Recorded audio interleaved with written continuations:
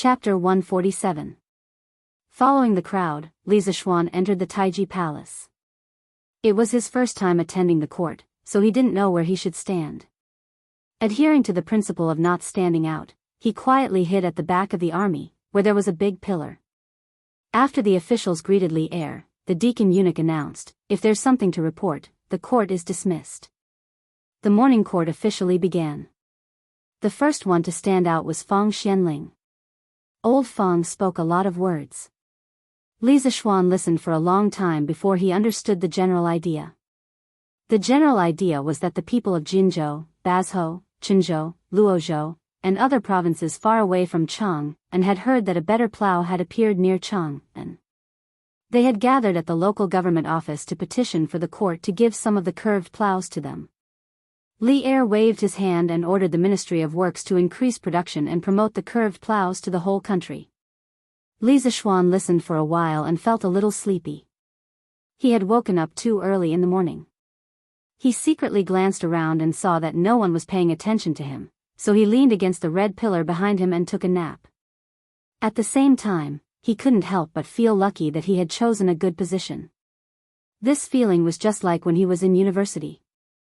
He always sat at the back, and the teacher didn't notice him.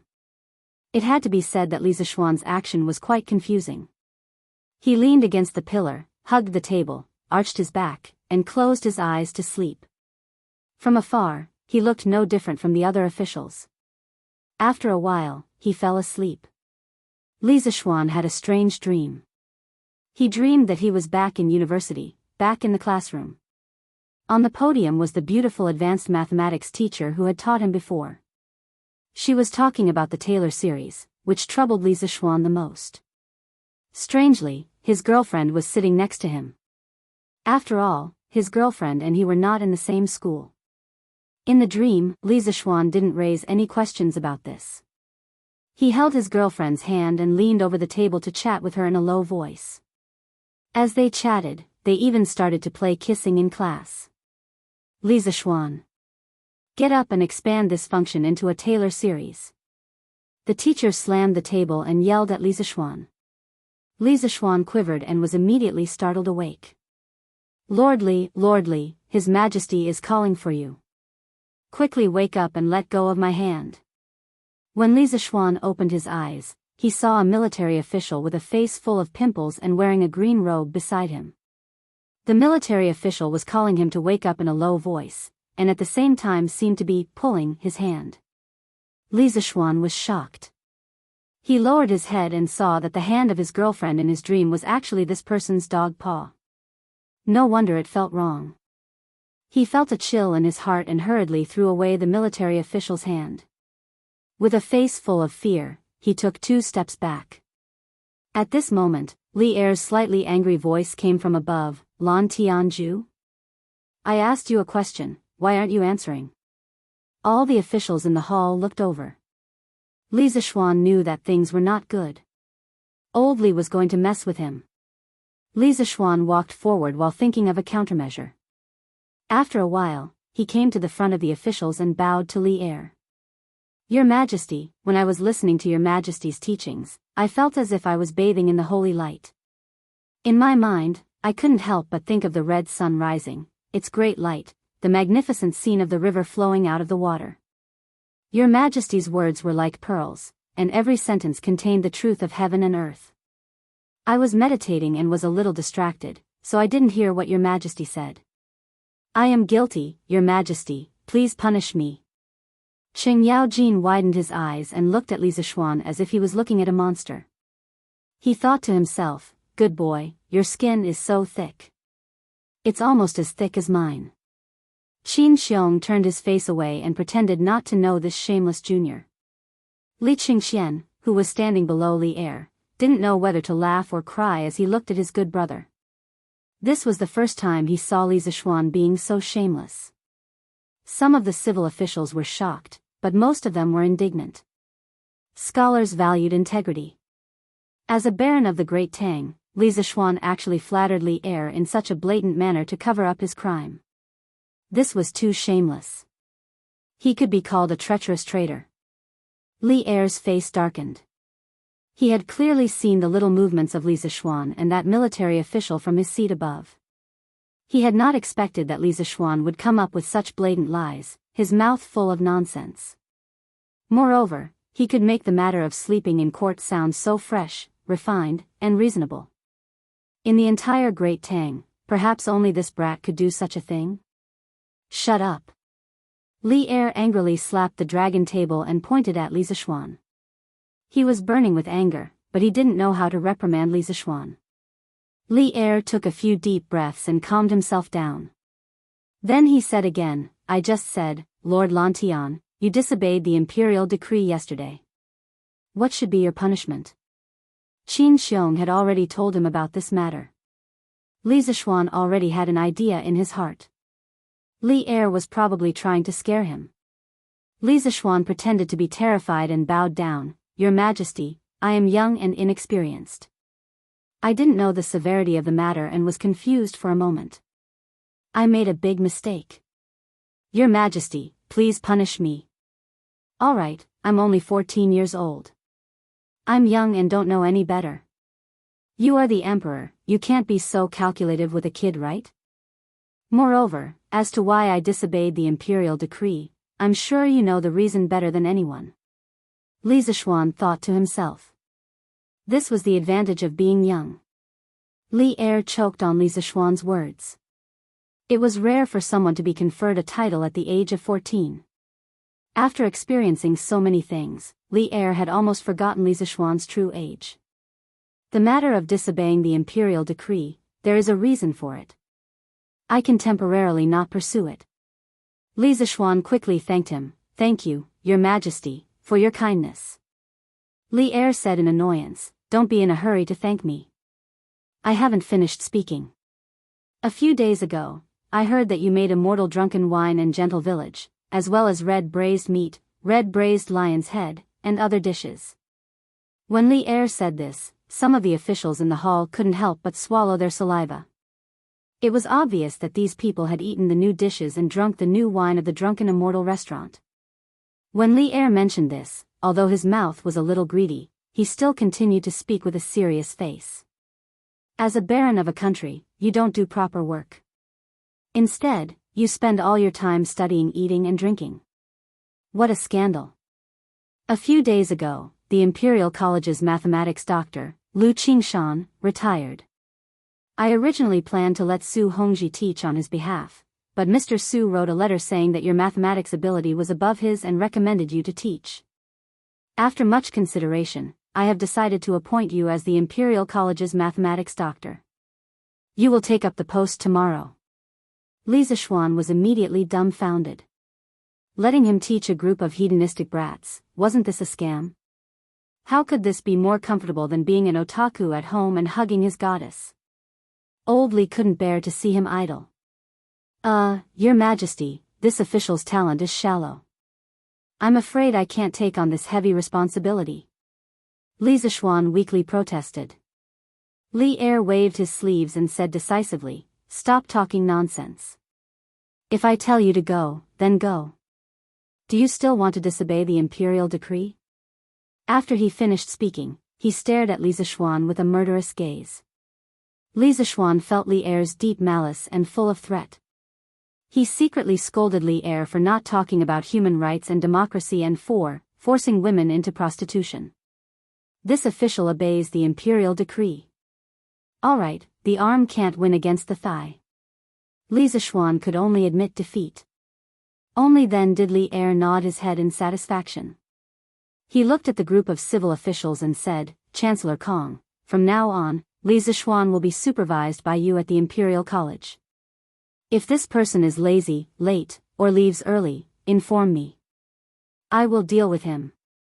An elegant white-haired old man walked out and bowed. This old official obeys the imperial decree. Li Zixuan secretly wiped the cold sweat from his forehead. Not only did old Li give him work, he even sent an old man to be his supervisor. The imperial court schemes are deep. I have to go back to the countryside. I can't live like this anymore. Chapter 148. Imperial Palace, Taiji Palace. Li Zishuan, who felt that there was no more joy in life, wanted to return to his original position but was interrupted by a cold snort from Li Er. He obediently walked to the position that Li Er pointed to, which was the 6th row of the civil officials. In front of him stood Chancellor Kong, who had previously stepped forward to answer. Li Zishuan guessed that this Chancellor Kong should be Kong Yingda. This little old man was quite famous in the Tang dynasty.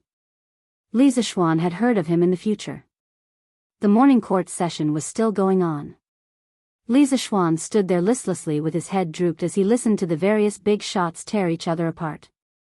Although the battle was intense, he was not interested in it at all. This kind of scheming imperial court really did not suit him. There was no table in front of him to lie down on and no pillar behind him to lean on. Standing in this awkward position, Li Zishuan could not fall asleep even if he wanted to. After waiting in a daze for nearly 2 hours, the morning court session finally ended. Li Zishuan could not help but want to look up to the sky and howl. It finally ended. After moving his sore thighs and rubbing his hungry stomach, Li Zishuan followed the civil and military officials out of the main hall and prepared to go home to eat. He saw that the person walking in front of him was Kong Yingda. He thought that in the future, he would be going to the Imperial College to teach. This old man was equivalent to the principal of the Imperial College. In order to ensure that he would not be bullied in the future, he had to pay his respects and build a good relationship with the leader. Chancellor Kong, please wait. When Kong Yingda heard someone calling him, he slowed down his footsteps. Li Zishuan quickly walked forward and cupped his hands. This little one greets Mr. Kong. Mr. Kong has abandoned the regional prejudice of the southern and northern schools. Mr. Kong is a famous scholar of the present age. This little one has admired Mr. Kong for a long time. This little one feels extremely honored to be able to work under Mr. Kong in the future. As the saying goes, flattery never fails. Li Zishuan came up and started to flatter Kong Yingda. However, Kong Yingda had experienced the vicissitudes of life and was indifferent to fame and fortune. Li Zishuan's flattery had no effect on him.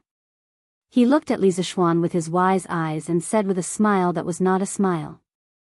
If this old man remembers correctly, Lan Tianjue should belong to the Daoist lineage, right? Why would he admire our Confucian culture? Li Zishuan almost choked to death in an instant. He secretly thought that this old man was not an easy character to get along with. He laughed dryly and said, "Master, I'm afraid that you are mistaken. So what if it's Confucianism or Taoism?" Back then, Kong Shi eliminated the views of the Confucian school of scripture and the Daoist school of thought and selected the best school of thought from the various schools of thought. Thus, he brought an end to the various disputes that had existed since the Western Han dynasty. Later on, he abandoned the prejudice of the northern and southern schools of thought and embraced the various schools of thought. He merged the northern and southern schools of thought together and preserved the results of the Western Han dynasty.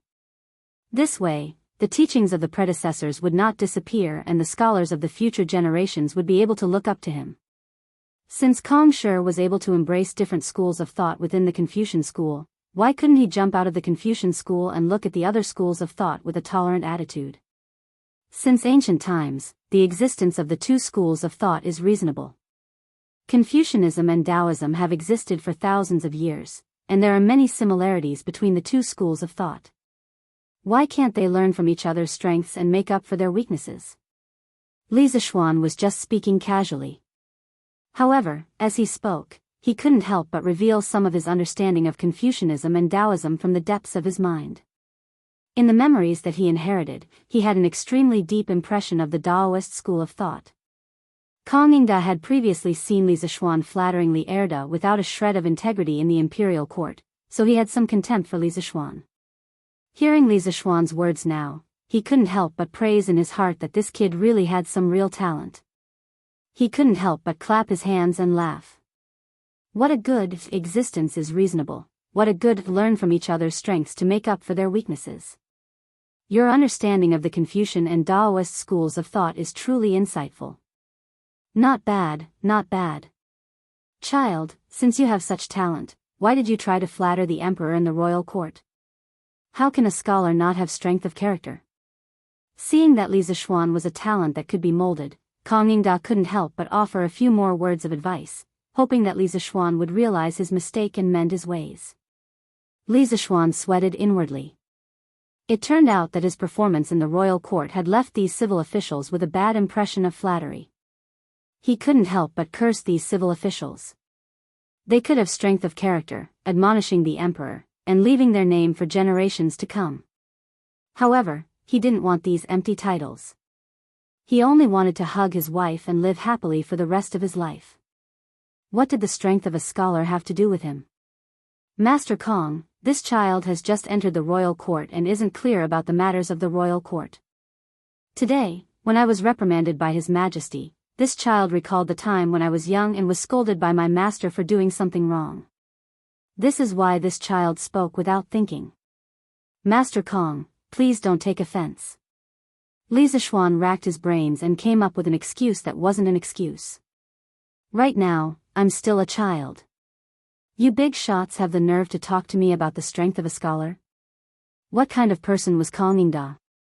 He immediately understood the meaning behind Li Zixuan's words. Only now did he remember Li Zixuan's age and couldn't help but feel a little embarrassed. He stroked his beard to alleviate the awkwardness. Cough, this old man naturally won't blame you. I just hope that when you take up a post in the Imperial College in the future, you will do your best to educate people. This old man believes that a person who can create a curved plow and bring prosperity to the people naturally has an excellent character. He finally managed to settle this new superior. It wasn't easy at all. Li Zixuan secretly let out a sigh of relief. He clasped his hands and said, "This child will remember Master Kong's teachings." Kang Yingda smiled and waved his hand, saying, "All right then. This old man will wait for Lan Tianju to take up his post at the Imperial College tomorrow." The two of them chatted for a while before parting ways. Li Zixuan wanted to chase after Qin Xiong and the others. Han Yushi was going to visit Madame Qin in the morning, so he could bring Han Yushi home while he was at it. Ever since he and Han Yushi revealed their feelings for each other, Li Zixuan always wanted to be by Han Yushi's side. Even if he didn't do anything, just looking at Han Yushi's beautiful face and feeling Han Yushi's gentle personality was also very good. However, Li Zixuan didn't allow him to be idle and always caused trouble for him. Thinking about how he was going to work at the Imperial College tomorrow, Li Zixuan couldn't help but let out a deep sigh. Just as he was about to leave the gate of heaven influence, he heard someone shout from behind, "Sir Li, please wait. His Majesty has something to say." Li Zixuan's face darkened. This was too much. This was too much. What was old Li trying to do? Could he still let him go home to eat? Li Zixuan silently drew countless small circles in his heart, cursing Li Zixuan for not being able to get it up at night. Then, he calmed himself down and turned around. When the servant ran over, Li Zixuan's expression had returned to normal. He asked, "May I ask why His Majesty is looking for me?" The servant took a few deep breaths and said, "Sir, I don't know. Please move, His Majesty is waiting." All right, all right. Damned feudalism. Evil imperial power is supreme. Then let's go. Chapter 149. Greetings, Your Majesty. Li Zixuan followed the eunuch to the inner hall behind Taiji Palace.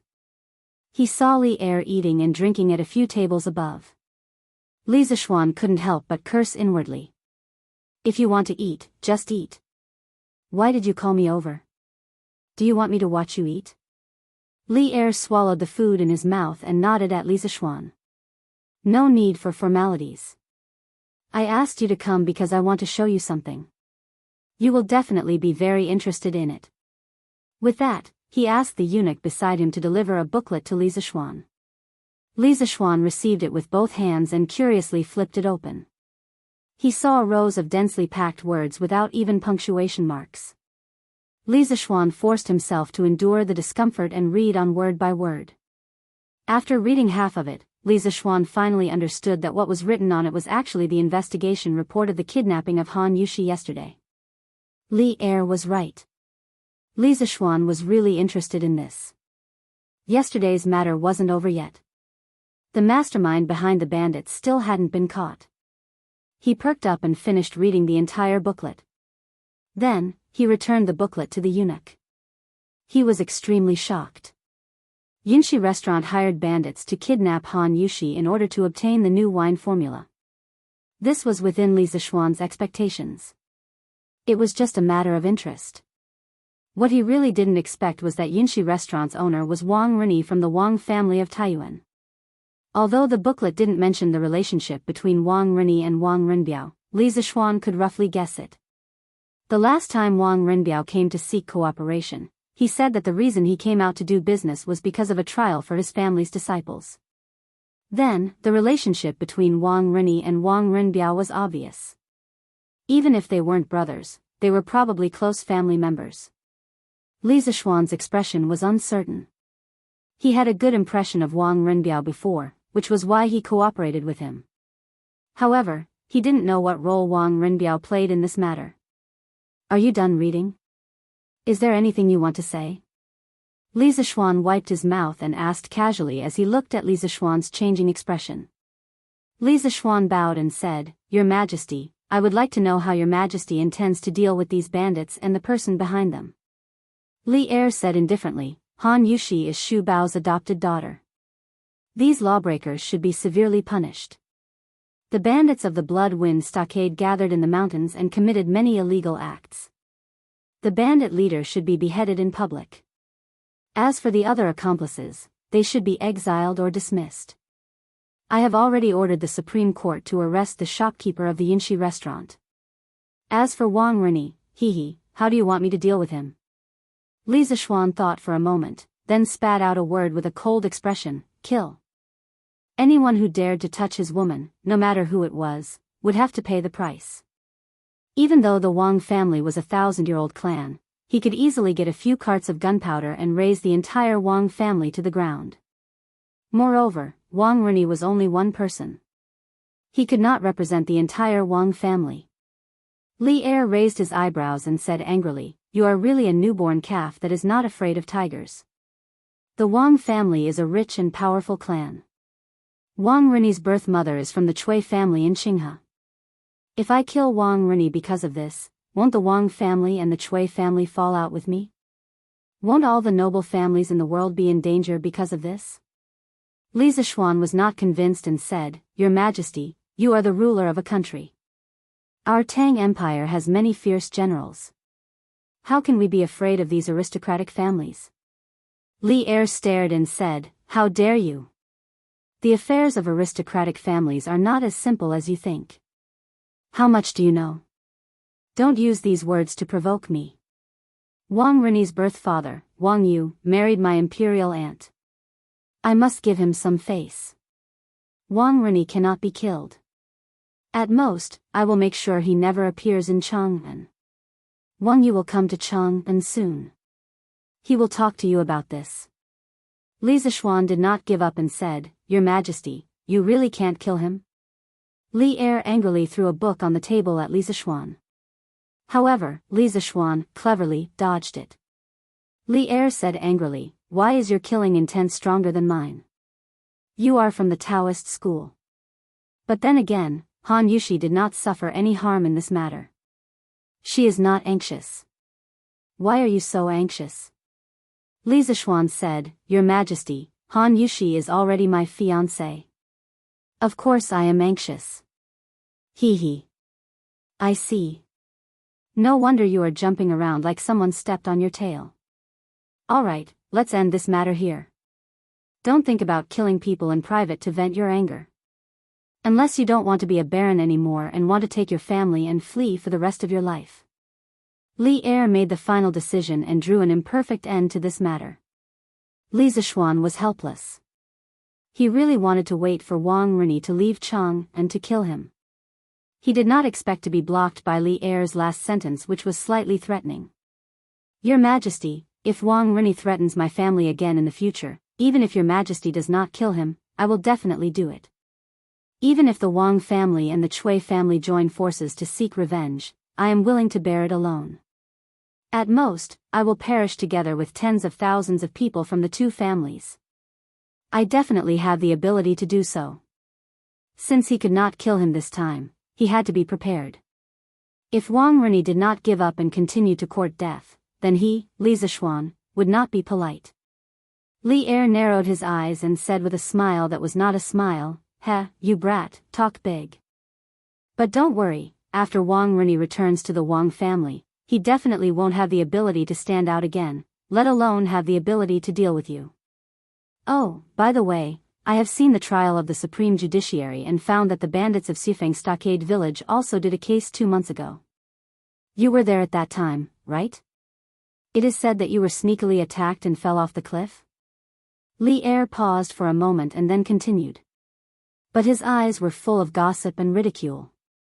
Li Zishuan was speechless. Li Er was so shameless and always exposed people's shortcomings. "Your Majesty, it was my first time to go down the mountain and I did not know how sinister people were. I was careless and was killed by a villain." Li Er laughed and said, "I did not expect that an immortal like you would almost be killed by a group of bandits, huh? Your Majesty, what happened to the girl in the end? Was she taken away by the bandits?" Li Zishuan's heart stirred as he changed the topic. "No." Later, the soldiers arrived and the bandits fled. The soldiers took advantage of the chaos and caught the second and third leaders of Sifeng Stockade Village. "Why? You saved the beauty. Did you take a fancy to her?" Li Er asked with a smile. Bah, Li Er is so shameless." Li Zishuan quickly shook his head and said, "Your Majesty, what are you talking about? When I see injustice on the road, I draw my sword to help. I did not even see the girl from the beginning to the end. How could I like her?" Li Er was surprised and said, "Haha, I did not expect you to be so chivalrous. A few days ago, I heard that you gave Shu Bao 2 bottles of medicinal wine. I saw that Shu Bao's complexion had greatly improved these 2 days. You did a good job." Li Zishuan hurriedly said, "Uncle Qin treats me like a nephew. This is what I should do." Li Er nodded with relief and said, "Okay, then you can leave." Li Zishuan suddenly thought of something and asked, "Well, Your Majesty, I want to ask if the doctor of the Imperial College needs to attend the morning court." Li Er thought that this kid was good, but now he almost spat out blood when he heard this. He really wanted to take him out and chop him up to feed the dogs. Li Er impatiently waved his hand and said, "No, get out." The doctor of the Imperial College belonged to the lower 5th rank. Only officials of the 5th rank and above were qualified to attend the morning court every day. Li Zishuan happened to be at the threshold. Hearing that he did not need to attend the morning court in the future, Li Zishuan did not mind Li Er's bad tone at all. He smiled and bowed to Li Er and said, "I will leave." Then, he retreated out of the room. Li Er looked at Li Zishuan's back. After a long time, he suddenly felt funny and shook his head and murmured, "This kid, I have nothing to do. Why should I bother with him?" Chapter 150. In the back hall of Taiji Palace.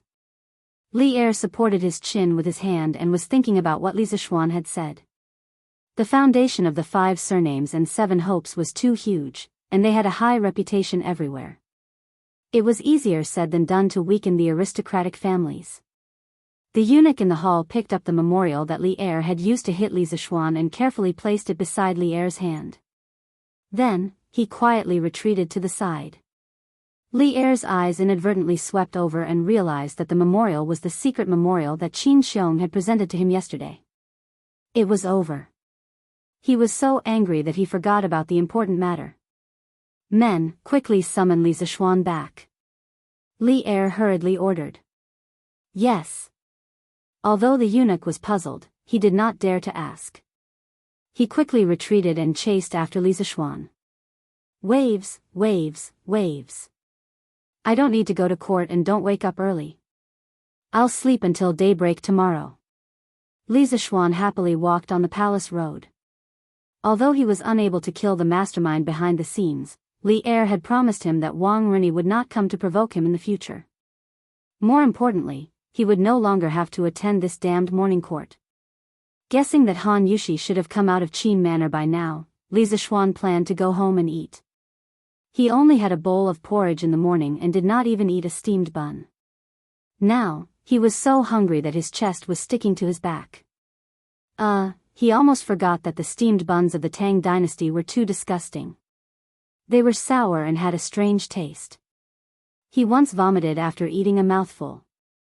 Lordly, wait, His Majesty summoned you back. It was the same voice, the same place. Li Zishuan really wanted to jump into the pond and drown. Greetings, Your Majesty. Li Zishuan bowed weakly. You dare not to come back when old Li asked you to? You could say that he was a coward, but if you transmigrated, why don't you try being a coward? Don't make trouble. I just forgot something.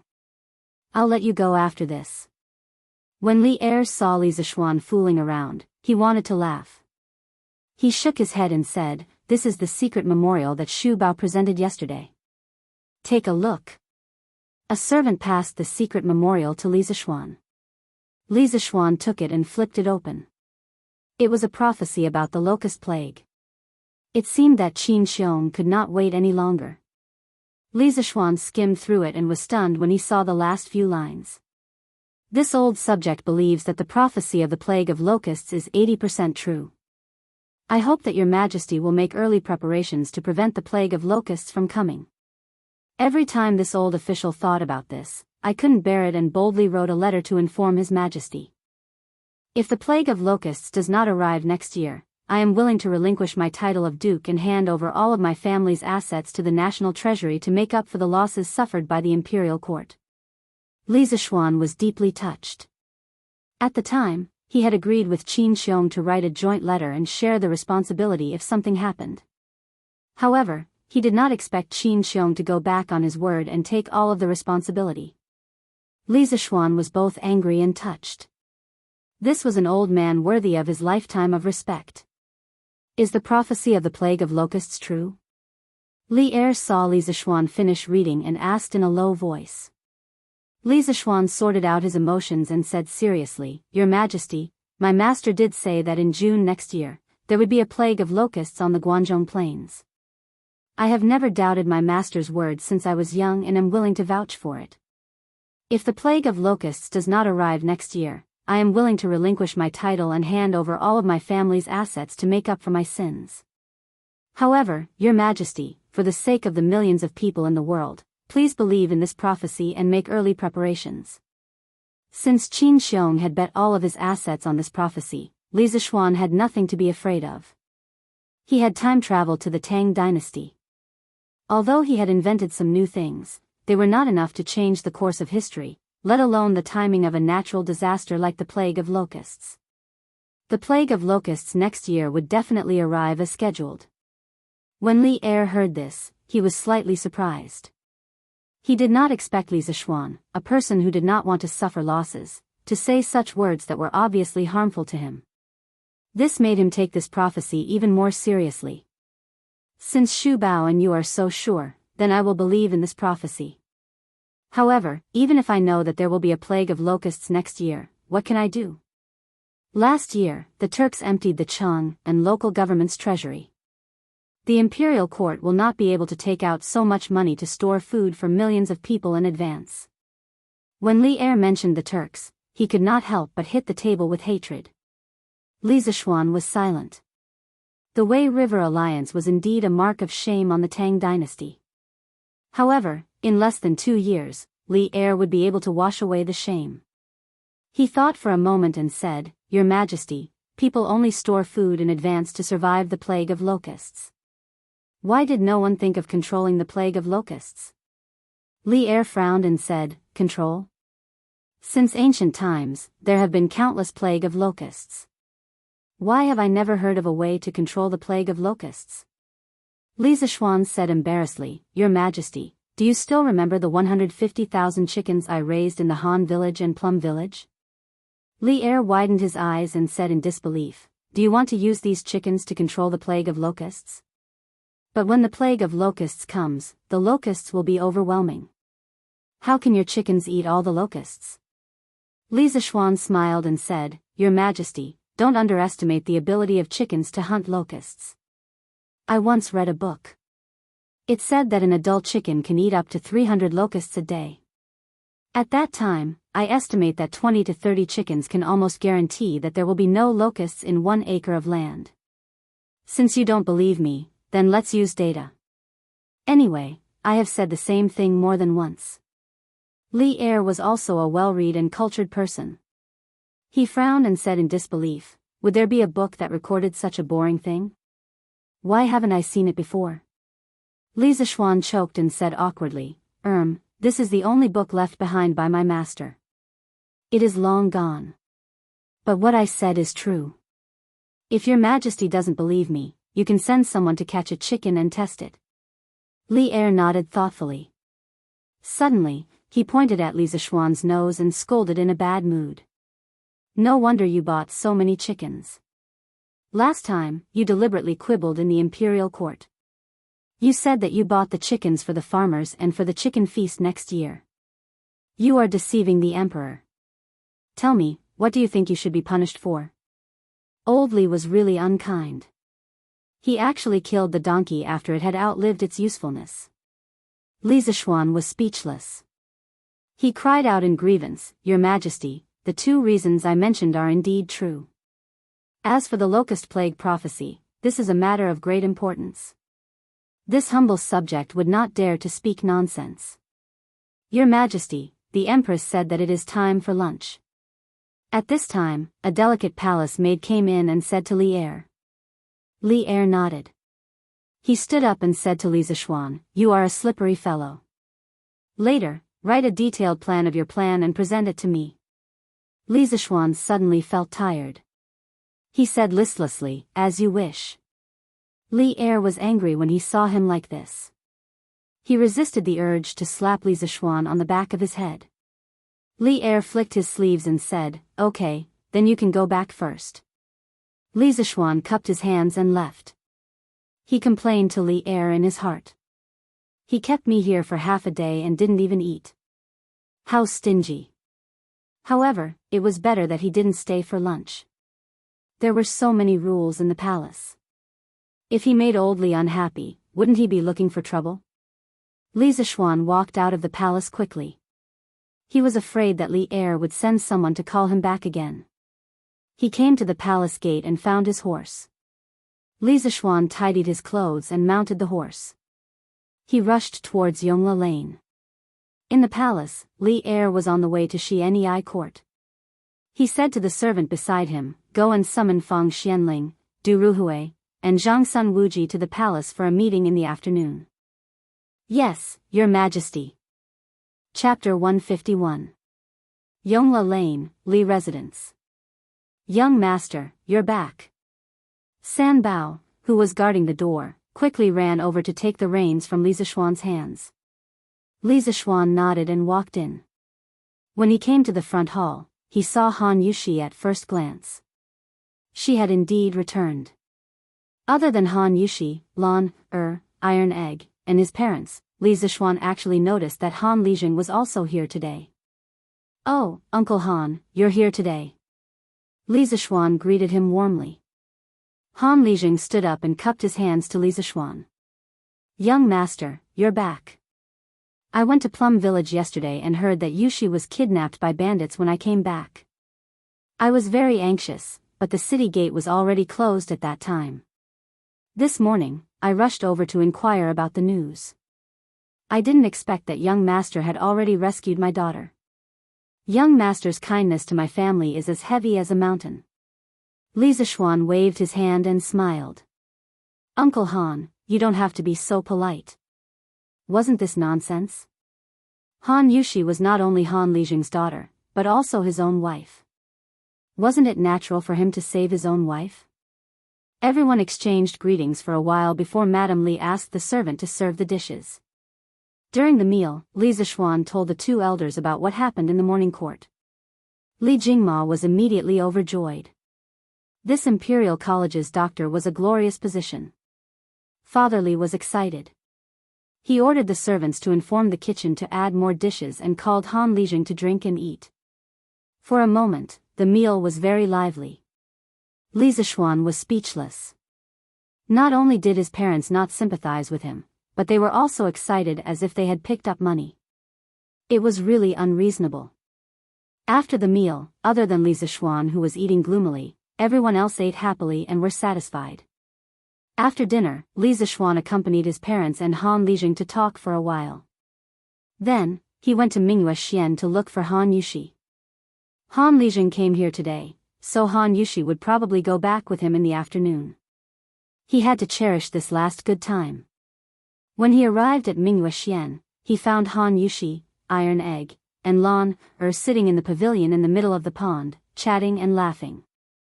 Sister Yushi, quickly tell me, how did my brother defeat that bandit leader?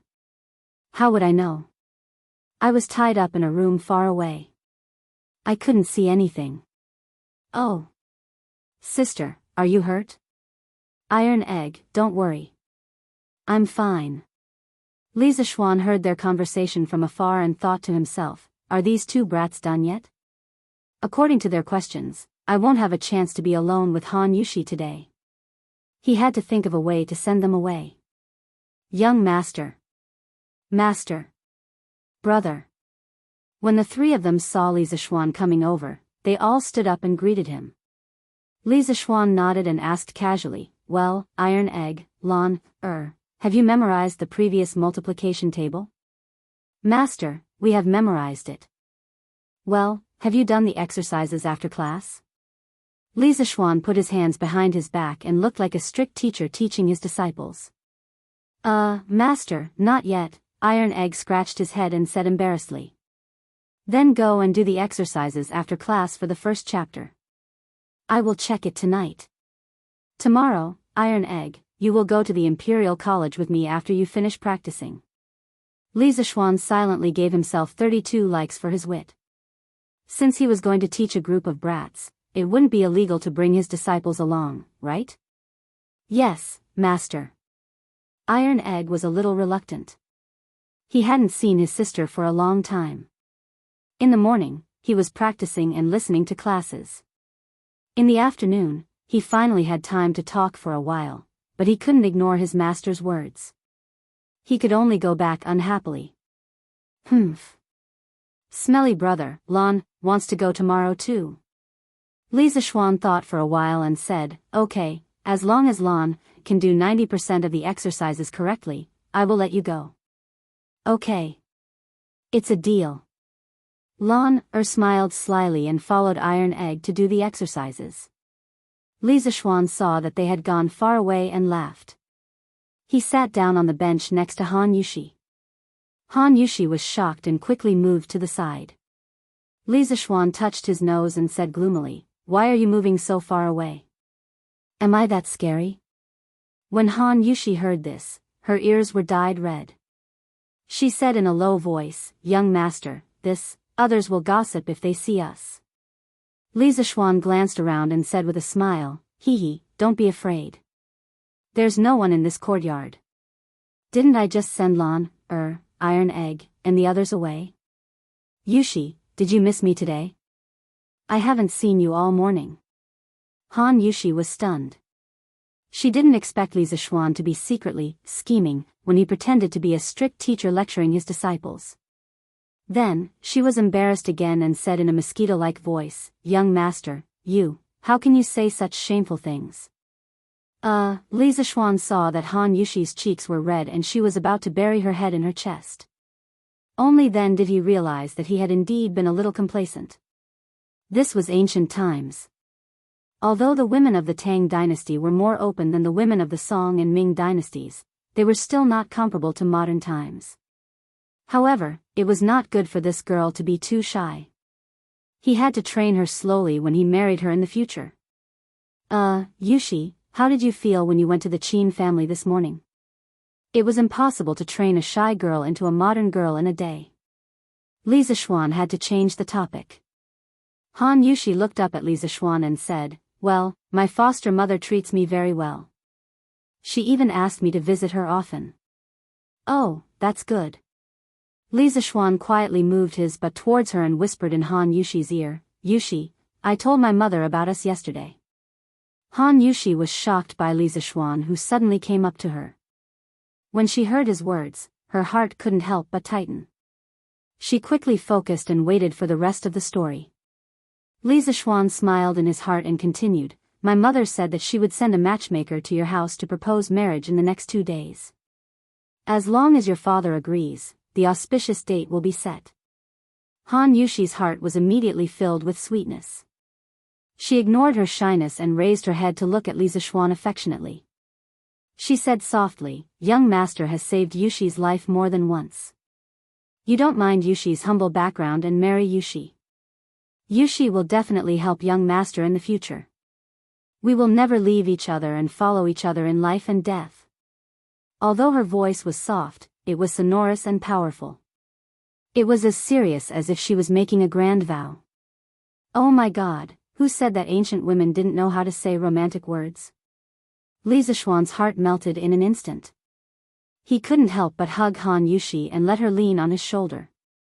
He sniffed the fragrance of her hair and said gently, "Silly girl, who dares to say that your status is humble? You are Uncle Qin's foster daughter now. Besides, even if you are just a commoner, I am still willing to marry you. I only like you as a person. I don't care about being well matched in terms of social status. When we are married, I don't want you to follow me in life and death. We will live well. I will take you to travel all over the world, eat all the delicacies in the world, and be a celestial couple for 100 years." Han Yushi was shocked by the future life that Li Zishuan described. She said longingly, "Young master, you are so good. But how can a person live for so long? Besides, after a few decades, Yushi will become an old woman. Will young master still like her? Won't I become an old man by then? Don't be afraid, I will be crazy for you for 1,000 years. You will be with me for 10,000 reincarnations." Li Zishuan was full of heroism and laughed loudly. "I will be crazy for you for 1,000 years. You will be with me for 10,000 reincarnations." Han Yushi muttered for a while. She couldn't hold it in anymore and burst into tears. "Young master, Yushi wants to marry you now." "Boo-hoo, Aya, good Yushi, don't cry." Li Zishuan hurriedly hugged Han Yushi and coaxed her anxiously. As for whether he was taking advantage of her, only he knew in his heart. Chapter 152. In the front hall. "Brother Han, I wonder if your Yushi has been betrothed to him?" Madame Li put down the teacup in her hand and asked with a smile. She should have discussed this matter with Han Yushi's mother, but Han Yushi's mother was no longer alive, so she could only talk to Han Lizheng. Li Zishuan also looked at Han Lizheng. Last night, Madame Li told him about Li Zishuan's thoughts. Han Lizheng's heart moved, and he replied, "My daughter has not been betrothed to him." Madame Li smiled, "That's good. My Xian wants to marry Yushi. I see that these two children are quite fated, so why don't our two families become in-laws? What do you think, Brother Han?" Han Lizheng was shocked. He did not expect Madame Li to take the initiative to mention this matter. He had been worried about his daughter's marriage. Young master has a high position and is proficient in both the pen and the sword. Naturally, he is a rare son-in-law. But my family is just a small family. I'm afraid we can't match him. Li Jingma smiled, "Brother Han, why do you say that? My Li family does not have any prejudice against family backgrounds. Moreover, Yushi is now the adopted daughter of Duke Yi. If we are talking about matchmaking, I'm afraid it's our Li family that is matchmaking, right?" Han Lizheng quickly stood up and cupped his hands. "What are you saying, old master? Our Han family is just a country family. What matchmaking? Since old master and madam do not mind, and my daughter and young master hit it off, then I have no reason to object." Madame Li slapped the table, "That's good. 2 days later, I will send the best matchmaker in Chang and to Brother Han's house to propose marriage." Han Lizheng was relieved. He cupped his hands and said, "I will definitely wait at home. What should go must go." After all, Han Yushi was not his wife yet. Around 3 p.m., Han Lizheng brought Han Yushi and left the Li family. Li Zishuan looked at Han Yushi's beautiful back and felt lost. Shaking his head, he returned to his courtyard and called Sanbao over. San Bao, have you gotten Faubert to make a blackboard and chalk for me? That day, when he taught iron, egg and lawn for the first time, he realized that he was not used to not having chalk and a blackboard. Thus, he wrote down the method of using chalk and blackboard and asked San Bao to send it to the workshop. He asked Faubert to make a batch first. San Bao replied, "Young master, it's all done. Yesterday, Manager Fu sent someone to send it over. At that time, I saw that young master was busy, so I put the blackboard and chalk in the storeroom."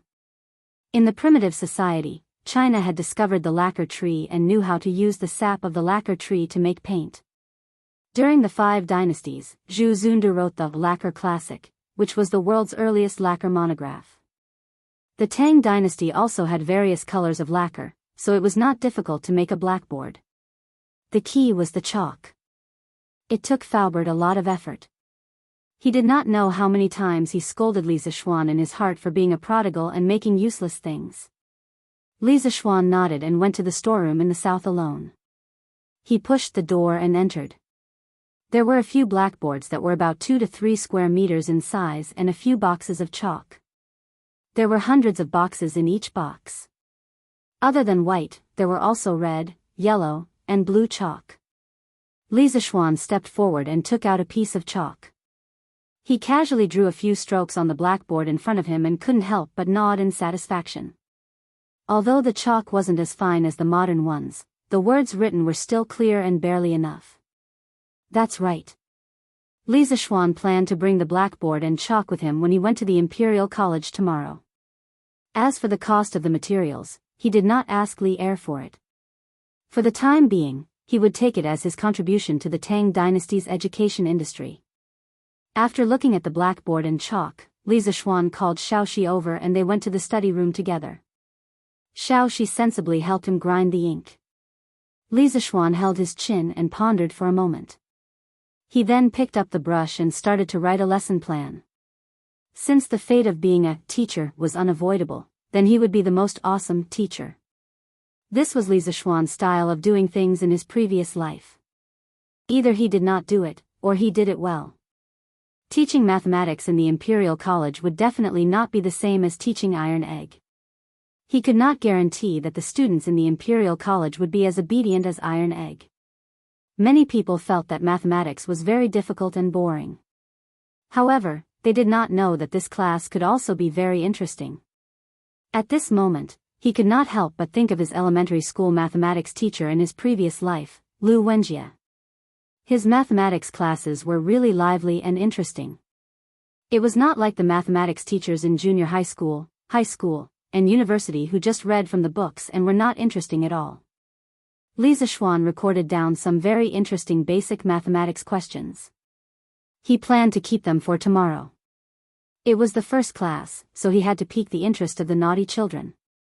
Otherwise, no one would listen to the rest of the class. Actually, Li Zishuan was thinking too much. In this era, the concept of respecting one's teachers was very important. As the saying goes, a teacher for a day, a father for life. In order to learn, one had to respect one's teacher. Basically, whatever the teacher told you to do, you had to do it. Otherwise, you would be labeled as a traitor and your reputation would be completely ruined. On the other hand, it was different from before the Sui dynasty where the government schools were exclusive to the children of the nobles. The Tang dynasty Imperial College would also make an exception and recruit a group of children from poor families. These children from poor families had a very strong thirst for knowledge. They did not care if what you said was interesting or not. As long as they could learn something from it, they would be willing to listen even if it was as plain as water. After half an hour, Li Zishuan finished writing all the interesting jokes that he could think of. He stood up and rubbed his sore wrist. Xiaoxi quickly poured a cup of water for him and passed it to him. "Young master, you have been tired for half a day. Drink some water." Li Zishuan smiled. He was really thirsty. He took the cup and drank a few mouthfuls before letting out a long breath. "Okay, I'm done. Xiaoxi, thank you for your hard work." Xiaoxi had been grinding beside him for as long as he had been writing. Grinding ink was also a very tiring job. After a long time, it was not as easy as writing. Xiaoxi smiled and said, young master is the one who has worked hard. Xiaoxi has not seen young master so serious in a long time. Li Zishuan sweated. Are you praising me or insulting me? Cough, cough. It's getting late. Let's go and see how Iron Egg and Lon Air's homework is going. Li Zishuan brought Xiaoxi to Iron Egg and Lon Air's classroom. He could hear them quarreling from afar. The answer to this question is 175. Iron Egg, you got it wrong. That's not right. Sister Lon Air, this question is definitely 125. Calculate it again. Really? But I'm so smart and cute. How could I calculate it wrong? Iron Egg, Li Zishuan was speechless. His sister was also as arrogant as him. Iron Egg, Lon Air, have you finished your homework? I'm going to check it. Li Zishuan pushed the door open with Xiaoxi and said to the two children in the room with a smile. No, brother, you should check Iron Egg's first, then check mine. Lon Air quickly covered her book and did not let Li Zishuan see it. She had just calculated it. She seemed to have calculated it wrong. That was why she wanted to let Li Zishuan check Iron Eggs first. She still had a chance to change it. This girl secretly matched her answers with Tai Dan. She hadn't even settled the score with her, but she actually went overboard. Forget it, who asked her to be her younger sister? Li Zishuan shook his head. He could not be bothered to argue with Lon Air. He took Iron Egg's homework and began to read it. After a while, Li Zishuan nodded and praised, everything is correct. Iron Egg, you did well. Iron Egg was instantly happy. Lon Air quickly changed the answers and passed the book to Li Zishuan. Brother, I've finished. Quickly check it. After saying that, she stood in front of Li Zishuan with her head held high. She looked as if she was waiting for praise. Li Zishuan was speechless. You've already matched the standard answers. What's there for me to check? No need. Lon Air, you've passed the test. Tomorrow, you'll go to the Imperial College with me. Iron Egg, you have to continue to work hard. As my direct disciple, you can't be beaten by the Imperial College's supervisors. Iron Egg immediately felt pressured. However, he still clasped his fist and said, Master, don't worry. Iron Egg will definitely not embarrass you. Li Zishuan nodded with satisfaction and left. Hey, stinky brother, you haven't praised me yet. I also got it all correct. Iron Egg covered his face. Li Zishuan staggered and almost fell to the ground. Chapter 153. The next day. Li Zishuan finally did not have to be dragged out of bed at 4 in the morning. The Imperial College was not as perverted as the morning court, where classes started so early. Xiaoxi came over to wake him up at 7:15 a.m., 7 a.m. in modern times. This was the time that Li Zishuan told her yesterday. Li Zishuan stretched out his arms and closed his eyes, allowing Xiaoxi to help him dress and wash up. After transmigrating for so long, he had gradually gotten used to the corrupt life of a rich second generation. When he came to the front yard, he met Iron Egg, who had just finished his training and running. Li Zishuan casually asked, Iron Egg, how is your training going? Did you find the chi? Iron Egg wiped the sweat off his face, scratched his head, and said dejectedly, Master, Iron Egg has not found the chi yet, but I can run faster. Li Zishuan smiled and shook his head. He went forward and patted Iron Egg's head, saying, Don't be discouraged. It's normal that you can't find the chi in such a short time. It doesn't matter if you have ordinary talent. As long as you are willing to work hard, you will definitely become an outstanding person in the future. Iron Egg felt warm in his heart. He raised his head and asked, Master, can someone like Iron Egg become as powerful as you? Yesterday, Iron Egg heard from his sister that Li Zishuan alone went deep into the stronghold of thousands of people. He fought against thousands of people alone and killed nearly 80 bandits, including a master. Just hearing this made his blood boil. He could not help but hate himself for being too slow in his training.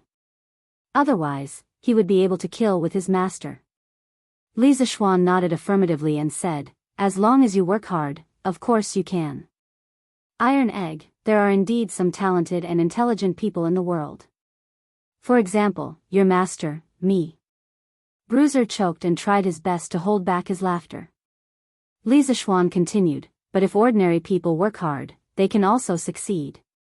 Master has heard of a story about an ordinary person who didn't give up and eventually crushed all the geniuses. It was said that in ancient times, there were immortals. At that time, many mortals could also cultivate immortality.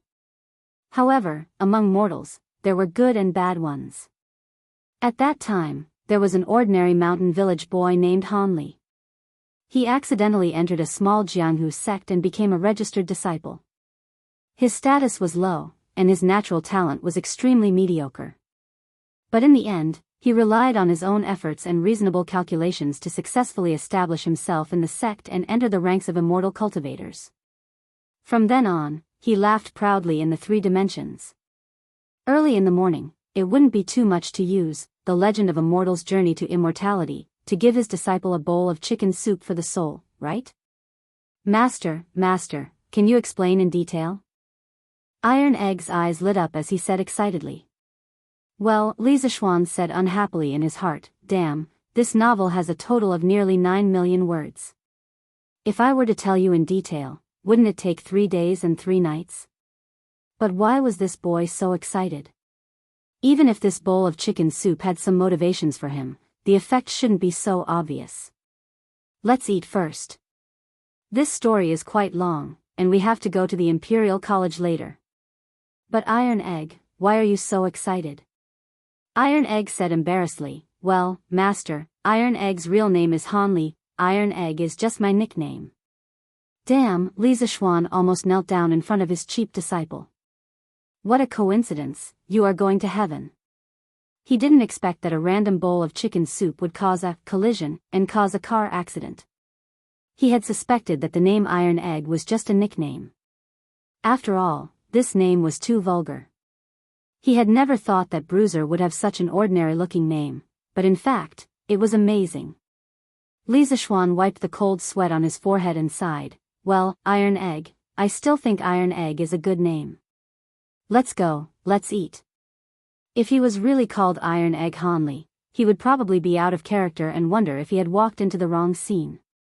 After breakfast, Li Zixuan took Iron Egg, and a few servants who were carrying chalk on the blackboard to the Imperial College.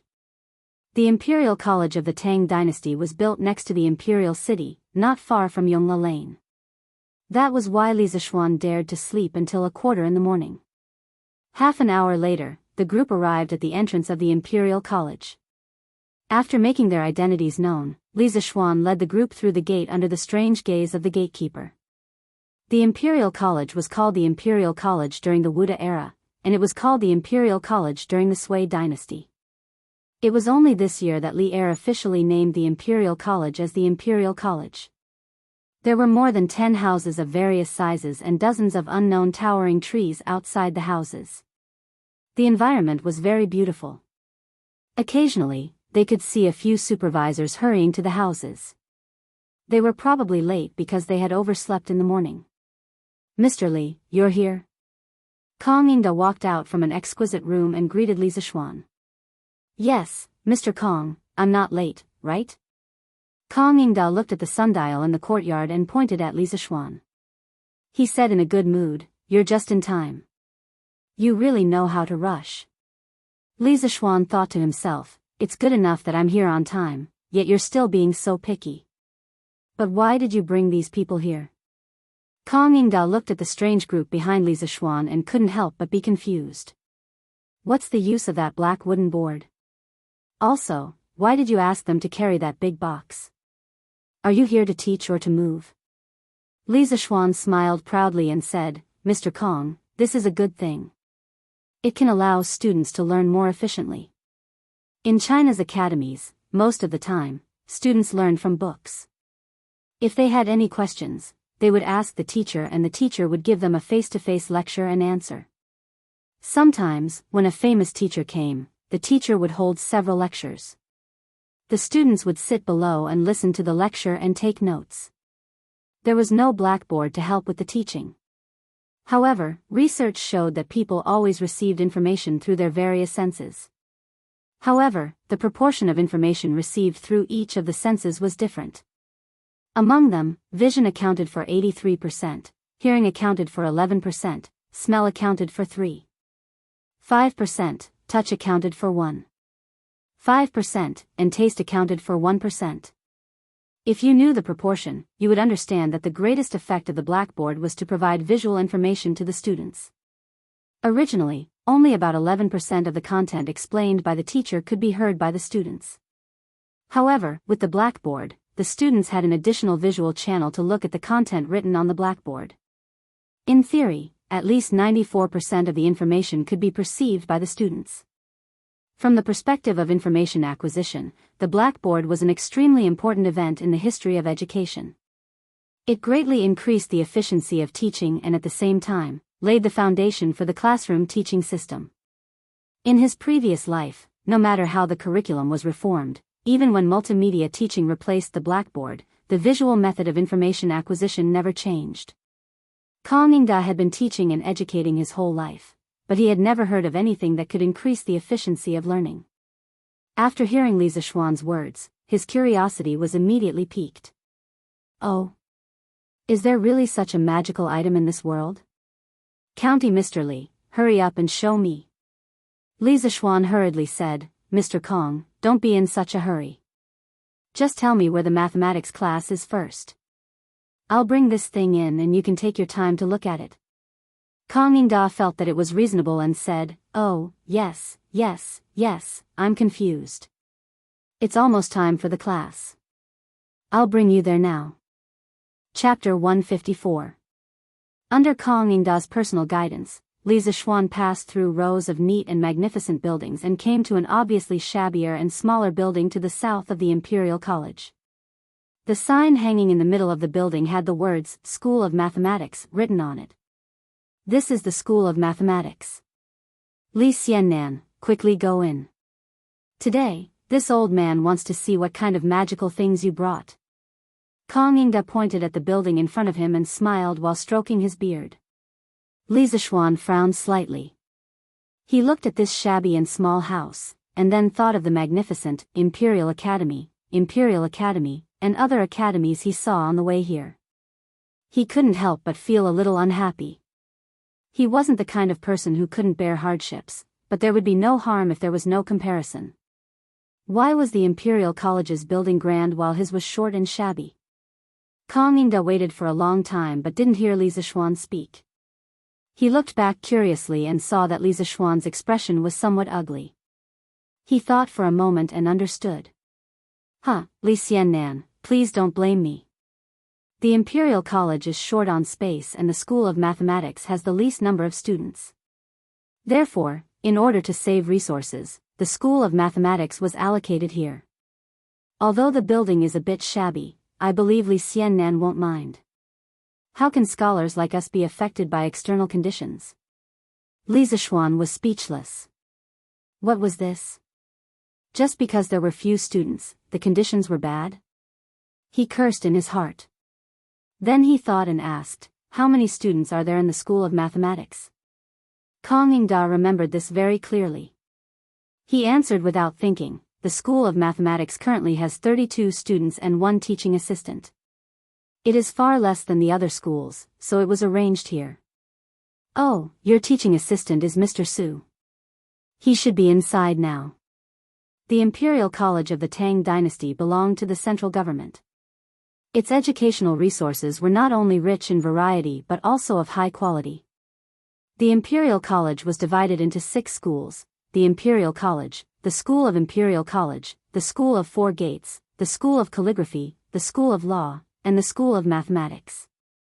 Students of different backgrounds were assigned to different academies. It was recorded in the history books, the Imperial College has 300 students. Most of them are civil and military 3rd rank or above descendants, 2nd rank or above great-grandsons, 2nd rank or above officials, 2nd rank or above county officials, and 4th rank or above officials in the capital. The Imperial College gave birth to 500 people. Most of them were descendants of fifth-rank officials or above, great-grandsons of officials who were close to fifth-rank officials or third-rank officials, and sons of officials who were titled third-rank officials or above. The 4 schools would produce 1,300 students. 500 of them would be military officials of third rank and above without a title, fourth rank and above with a title, and civil and military officials of seventh rank and above. 800 of them would be commoners.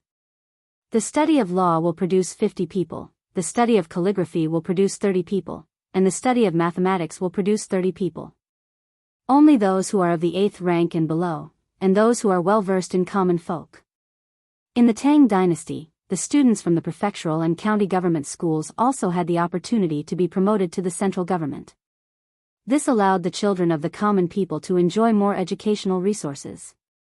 After passing the examinations, the children of the common people in the prefectural and county government schools would be promoted to the central government schools in mathematics, calligraphy, law, or the 4 schools. After that, if their results were outstanding, they could be promoted to the Imperial College. The students of the Imperial College could make up for the Imperial College. This kind of education policy not only made it possible for the children of the common people to obtain better educational resources through hard work, but it also made the Tang dynasty's official education expand the range of people and increase the number of people. This was something that had never happened in any of the previous dynasties. At this moment, a person walked out of the room. It was Su Hongji, whom Li Zishuan had seen 2 months ago at the ready-made clothing store. Su Hongji went forward and cupped his hands with a smile. "Chancellor Kong, Professor Li." Kong Yingda nodded his head. Li Zishuan hurriedly said, "Mr. Su, you are my father's best friend. You can just call me Little Xian." Although he had been tricked into teaching at the Imperial College by Su Hongji and Li Er, Su Hongji was still someone of the same generation as his father. He still had to give him the respect he deserved. Su Hongji chuckled and said, "Professor Li, your ability in mathematics is above mine. Furthermore, His Majesty has personally conferred you the title of Professor of Mathematics. As the saying goes, those who are accomplished are the teachers.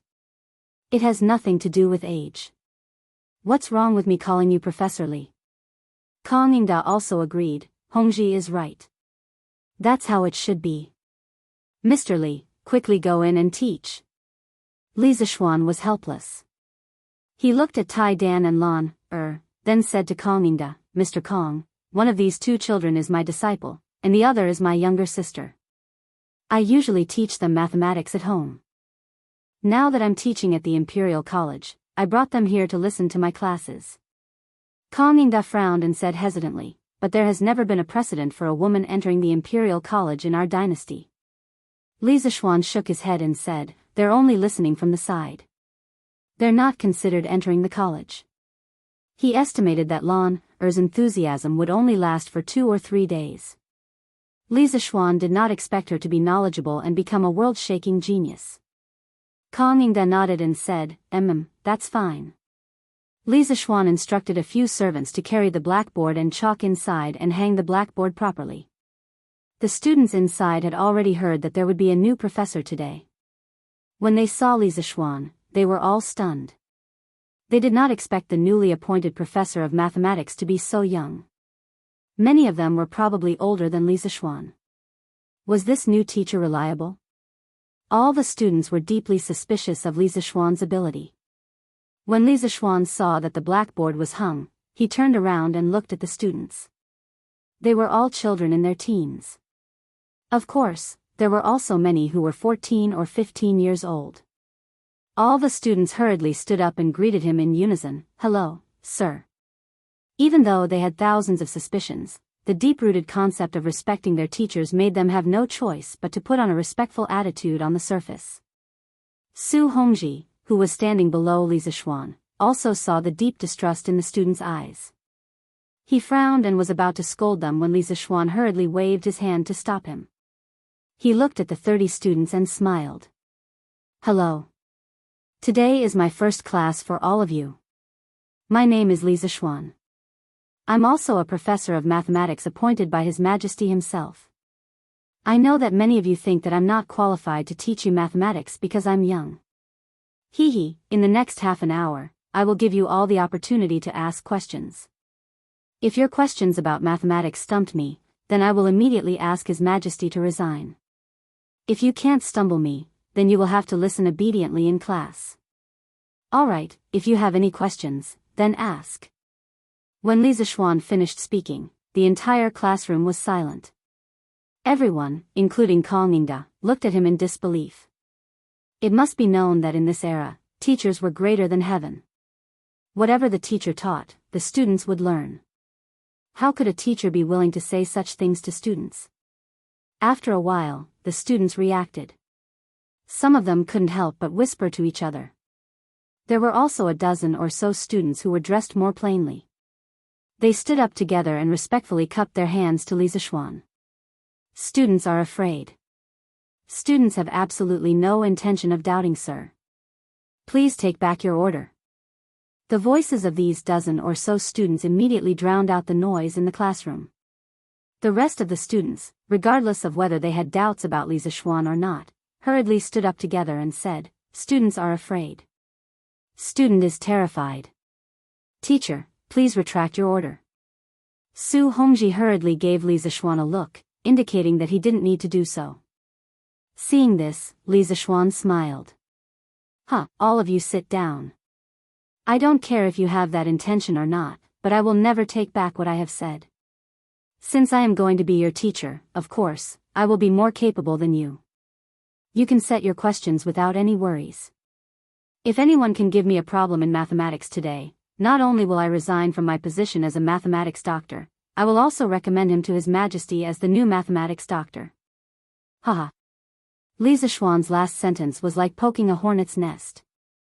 Many of the students in the Institute of Mathematics were poor children who had been selected from other provinces and counties to enter the directorate. Weren't they studying hard for the sake of a good future? If they could baffle Li Zixuan, then they would very likely have a meteoric rise. How could they not be tempted? Su Hongji was so anxious that his forehead was sweating. Kong Yingda, on the other hand, was relatively calm and thoughtful. Iron Egg and Lan, who were sitting at the back, were not worried at all. They were full of confidence in Li Zixuan. Student Kushirqing from Bazhou. May I be so bold as to ask for your guidance? The students below were noisy for a long time. Finally, one of them could not help but stand up and cup his hands to challenge Li Zixuan. It's Kushirqing. He has the best grades in our school. That's right, Dr. Lu even praised him for his outstanding talent before.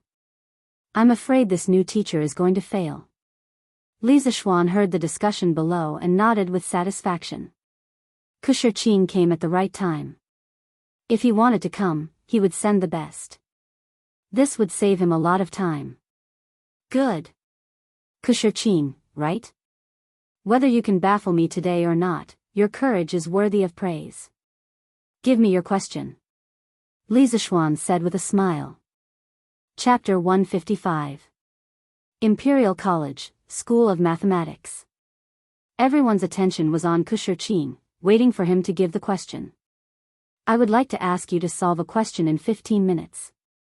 The question is 1352 multiplied by 2781. What is the result?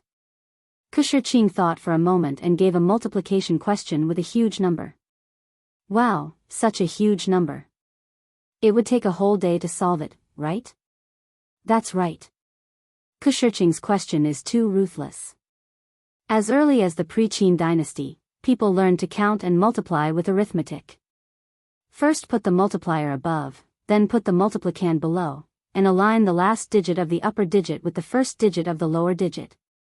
From left to right, use the first digit of the upper digit to multiply the lower digit, put the product in the middle of the two numbers, then remove the first digit of the upper digit, move the lower digit one to the right, multiply the second digit of the lower digit, add the product in the middle, and remove the second digit of the upper digit. Until the upper digit is used up, the middle digit is the result. If Kushirqing's question were to be solved with arithmetic, it might take a whole day. Kong Yingda and Su Hongji listened to the question with a dignified face and frowned. Li Zixuan smiled casually and said, it's not difficult. Kushirqing, you don't need me to solve this question. My eldest disciple can do it for you. Iron Egg, come up and solve this question on the blackboard. This was the multiplication of two 4-digit numbers. With Li Zishuan's strong spiritual power, he didn't need to do it at all. He could directly deduce the answer in his mind. It was not challenging at all. It was better to let Iron Egg practice. Yes, Master. Iron Egg walked from his seat to the blackboard, picked up a piece of chalk, and began to calculate with the elementary math knowledge Li Zishuan taught him. He and Lan found the chalk on the blackboard last night. He had been scribbling on it for a long time, so it was not difficult for him to write on the blackboard now. Wow, did I hear it wrong? Teacher said this question is easy. Can his disciple really do it? Too arrogant. Kushirqing also frowned and secretly thought that this new mister was really arrogant. At that moment, he stopped talking and focused on the Iron Egg to solve the problem. However, he was dumbfounded by what he saw. What is this black wooden board? Why was he able to write on it? Why was the handwriting so clear? He could see it from so far away. Also, that guy called Iron Egg, what kind of words did he write? Why does it look like scribbles? The rest of the people also noticed that something was wrong and started whispering to each other. This black board is so magical. It can actually be used to write. In this way, when teacher teaches in the future, won't we be able to listen to and read at the same time? Moreover, it will be more convenient to take notes. That's right. In the past, Sir spoke too fast and I couldn't remember everything. With this, I'll definitely be able to learn better. Now, I hope that you can defeat Kushirqing, so that you won't have to leave. Hey, look at what that kid wrote. How come I don't know him? I don't know either. Why does it look like scribbles? When Kong Yingda saw Bruiser scribbling on the blackboard, he instantly understood what Li Zishuan was talking about outside the classroom. He had been teaching for many years, so he could tell at a glance that teaching on the blackboard was much more effective than teaching in front of a book. Kong Yingda had been teaching for many years, so he could tell at a glance that teaching on the blackboard was much more effective than teaching in front of books. Kong Yingda was extremely excited. He thought to himself that such a good thing should be given to all the teaching rooms in the directorate. He had to ask Li Zishuan for a batch later. When he looked at Iron Egg's handwriting, he could not help but frown. He thought to himself, did Li Zishuan not teach this kid to write before? Why is his handwriting so crooked? I can't recognize it at all. Su Hongji had seen this kind of handwriting before, but he was still shocked at this moment. He did not expect Li Zishuan to be so confident that he could calculate such a huge multiplication problem with his strange handwriting. Time ticked by. After about 7 minutes, which was equivalent to 4 or 5 minutes in modern times, Bruiser left 7 lines of Arabic numerals on the blackboard. He had already calculated the result, but he was still a little worried. He checked it again and found that the result was the same. He then turned to Li Zishuan and said, Li Zishuan, Master, Iron Egg has calculated. The answer is 3,759,912. Li Zishuan nodded slightly. He had calculated it in his mind and it was indeed the answer. Gulp, the sound of saliva swallowing could be heard. Even though they did not know whether the result was correct or not, they were shocked by such a huge number. They really could not understand how Iron Egg could calculate such a huge number in such a short time. Well, Iron Egg, you can sit back down first. Kushirqing, what do you think? Is the answer correct? Li Zishuan smiled and looked at Kushirqing. Kushirqing was shocked and could not believe it since he heard Iron Egg's answer. When he heard Li Zishuan's question, he came back to his senses and bowed deeply to Li Zishuan seriously. Master, the answer to this question is indeed correct. But I really don't understand why Iron Egg could calculate it in half an hour when it took me a whole day to calculate it. Master, please teach me this efficient algorithm. I'm willing to pay any price. As soon as Kushirqing finished speaking, the hall was in an uproar. Wow! He got it right. It's incredible. He could calculate such a huge number in less than half an hour. Is our new master the reincarnation of an immortal? How can his disciple be so good? He must be the reincarnation of an immortal. That's great. I can listen to Master's lectures in the future and learn this magical algorithm. If I can learn this algorithm, I will definitely be able to enter the Four Gates Academy next year. Even the seniors in the Four Gates Academy are not this good. Kang Yingda and Su Hongji both opened their eyes wide and almost pulled their beards off. Li Zixuan pressed his hands in the air. Everyone immediately quieted down and looked at him. Shiqing, do you see these 7 lines on the blackboard? These strange small words are a simpler counting method that I invented. As for the calculation process, it is also very simple. I will explain it to you in the future. Now, do any of you have any questions? If you want to ask, hurry up. Li Zixuan took a branch, which he casually broke in the Imperial College before he came. He used the branch to point at the calculation marks left by the iron egg on the blackboard and explained it to Shiqing. The Arabic numerals were first invented by the ancient Indians. Later, after 700 AD, the Arabs conquered the Punjab region and captured a mathematician from northern India. The Arabs then learned the Indian numerals and mathematical symbols and spread them to Europe, where they were then modernized by the Europeans. During the Zhongguan period, there were no Arabic numerals in the world. Li Zixuan only thought of it later. Therefore, it was not wrong for him to say that he invented it. When Shiqing heard that he would have the opportunity to learn from Li Zixuan in the future, he could not help but be very excited. He respectfully bowed to Li Zixuan and said, "Thank you for your teaching, Mr. Li Zixuan. I have no more questions." Mr. Li Zixuan has opened up a new path and created his own school of mathematics. I can't catch up with you in the field of mathematics. Kang Yingda and Su Hongji looked at each other and saw a trace of horror in each other's eyes.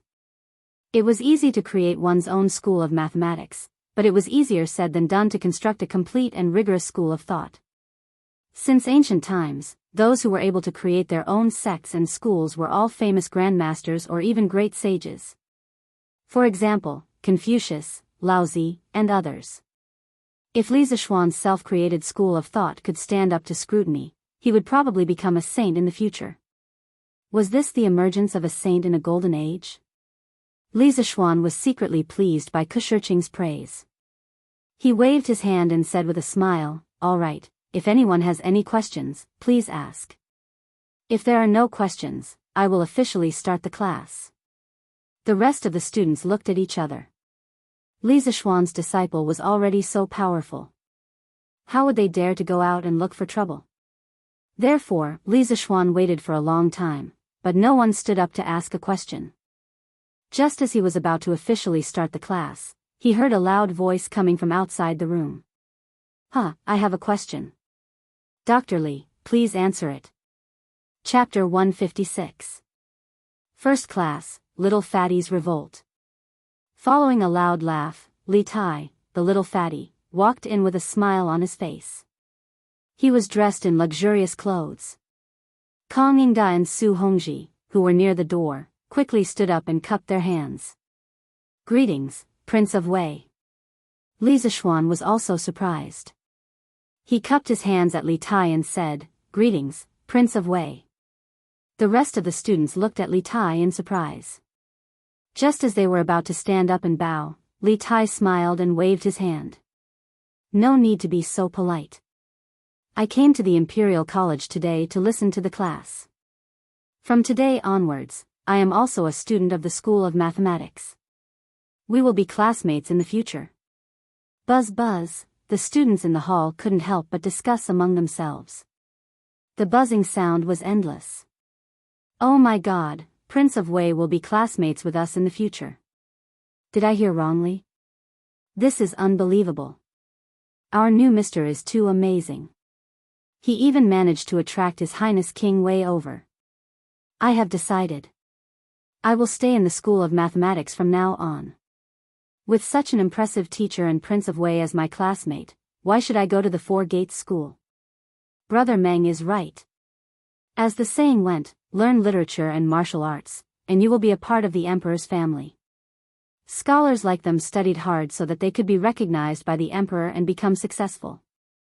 Now that Prince of Wei, who was the emperor's favorite, was in the school of mathematics. Why should they leave?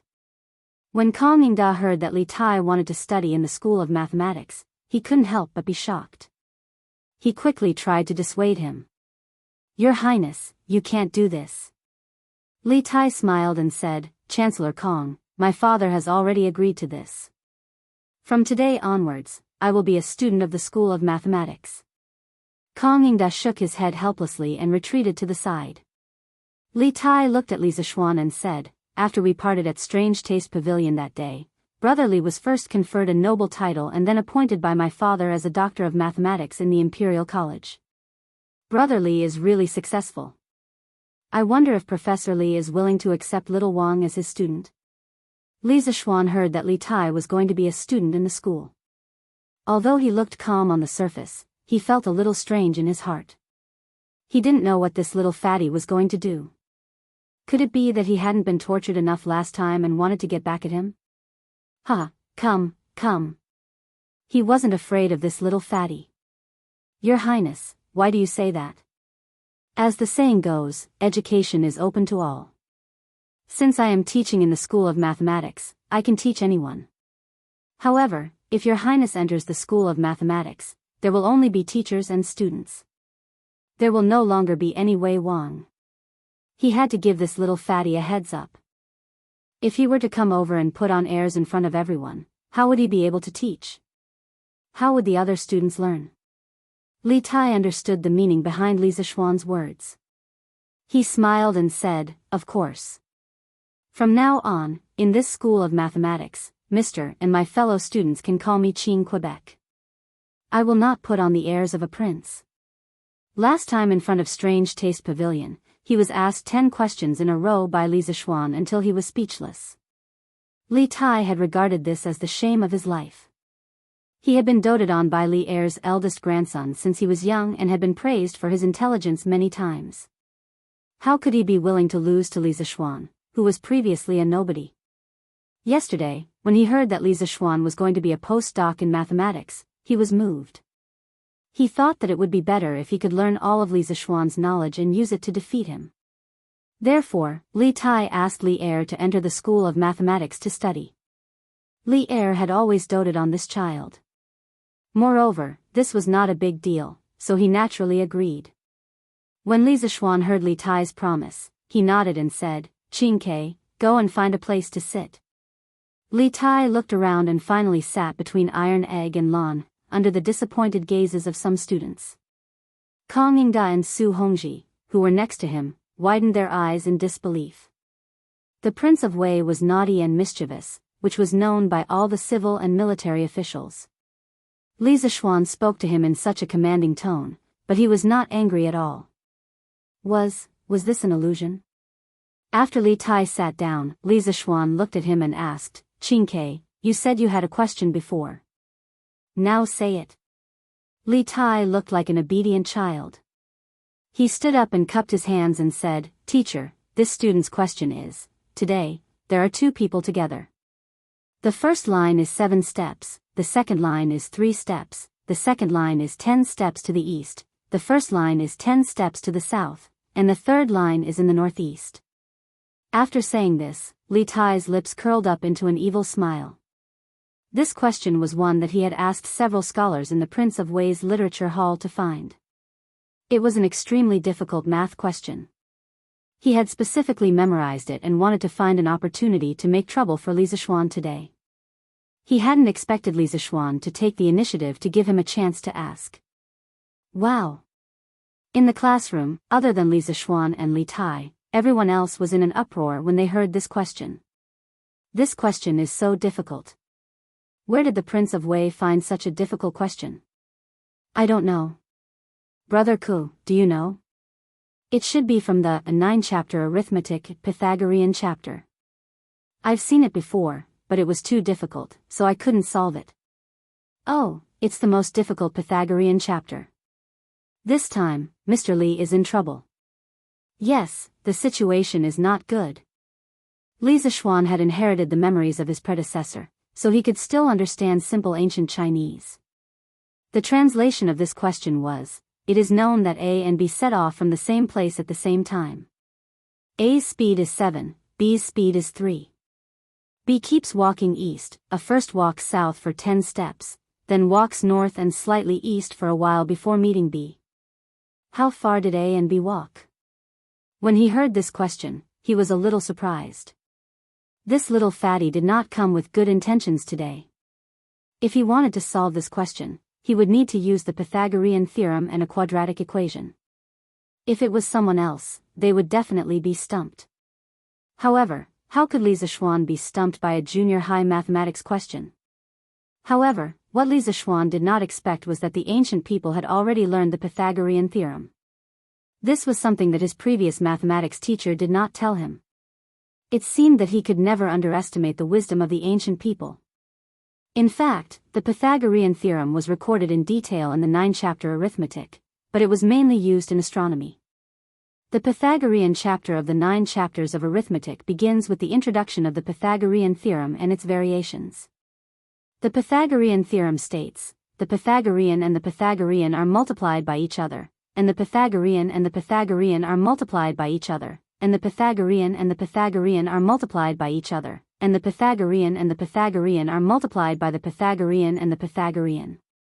Therefore, the Pythagorean technique can be understood as a method of deducing the third side of a known right triangle from both sides. Lisa Schwann quickly listed the equations in his mind and solved them. In a few breaths, he got the answer. This was the benefit of having a strong spiritual power. It allowed his brain to react as fast as a computer. Chinke, this question is very good. Some of you may think that this question is very difficult, but in fact, as long as you learn my new mathematics, this question can be solved in less than 10 minutes. After Lisa Schwann finished speaking, the rest of the students widened their eyes in disbelief and whispered to each other. Li Tai looked at him indifferently. In fact, he thought that Lisa Schwann must be bragging. Lisa Schwann smiled and said, the answer to this question is that A took 10.5 steps, and B took 24.5 steps. Am I right, Chinke? Li Tai could no longer stay calm. He opened his mouth and said, how is this possible?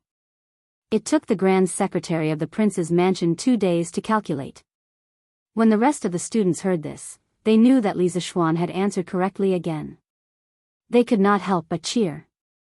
That's great, Mr. Li answered correctly. He doesn't have to leave the school anymore. That's amazing, Mr. Li is really amazing. It's great that we can learn such amazing mathematics in the future, haha. Li Tai was stunned for a long time and finally came to his senses. He cupped his hands and said to Lisa Schwann, Mr. Li is very talented and knowledgeable. I am sincerely convinced.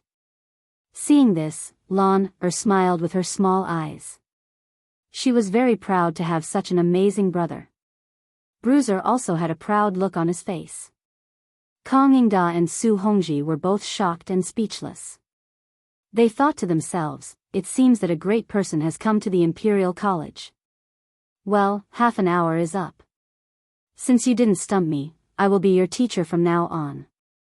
From today onwards, I will lead you to the real door of mathematics. At that time, you will find that you have come to a new world. Lisa Schwann looked at the time and said to the group of children in a clear voice. Chapter 157. Inside the School of Mathematics. The students sat up straight and listened attentively to Lisa Schwann's speech.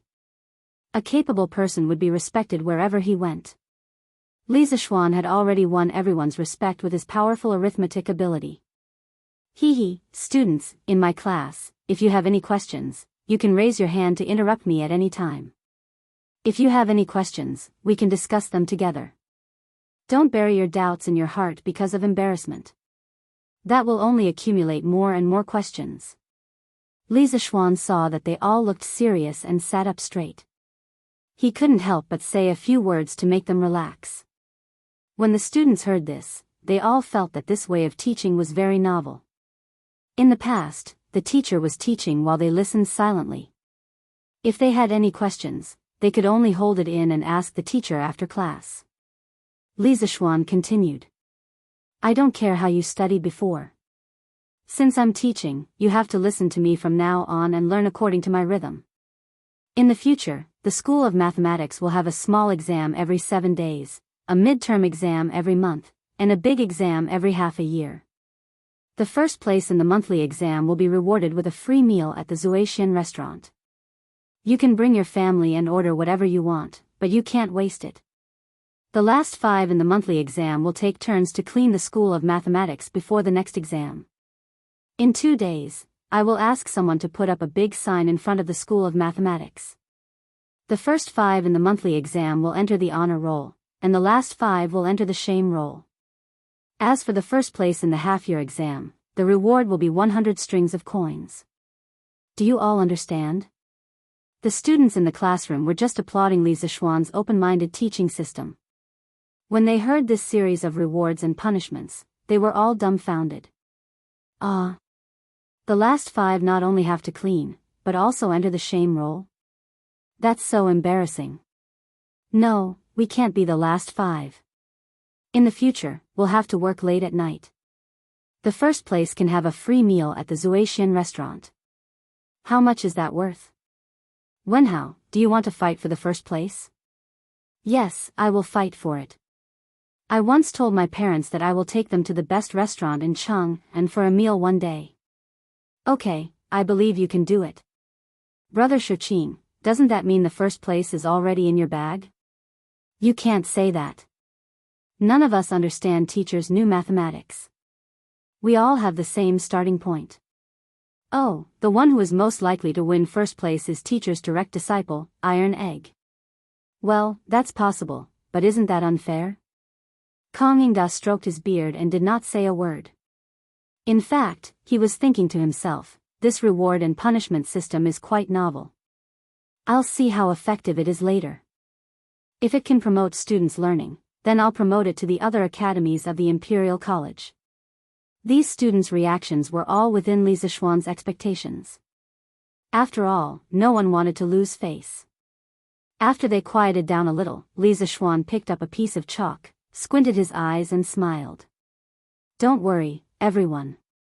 If Iron Egg is ranked first, then the reward for the first place of the month will be automatically extended to the second place. Well, I've explained the learning system of the mathematics school to you.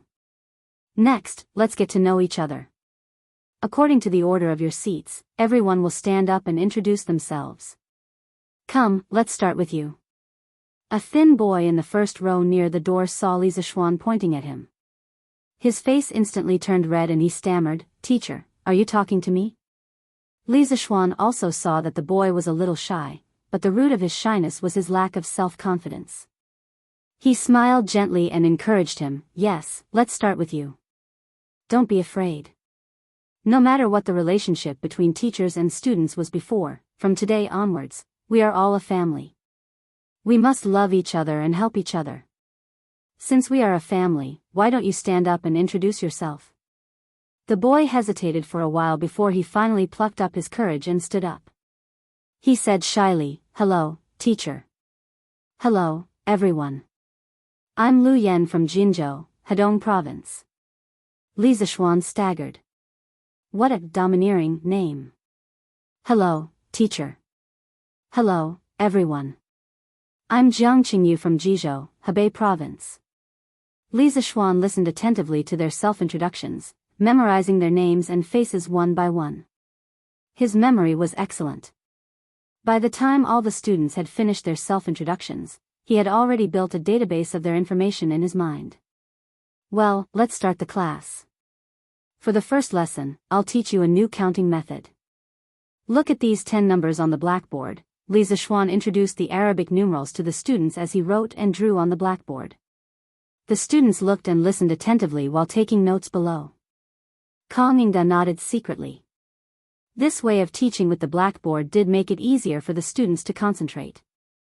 "Hey, Sister Lan, can you give me your teaching materials? I can buy them for 10 strings of cash." Look, our Prince of Wei is so generous, directly offering 10 strings of cash. He's not like that poor Li Qingxian from before, who had to grit his teeth and beg for half a day to buy a copy of Journey to the West, before he was willing to offer 5 strings of cash. It turned out that Li Tai saw that everyone else was taking notes from time to time, except for Lan, and Iron Egg. He glanced at their table and immediately discovered their secret. It turned out that they had teaching materials. So he rolled his eyes, leaned over to Lan, and whispered to her. Who was the Prince of Wei?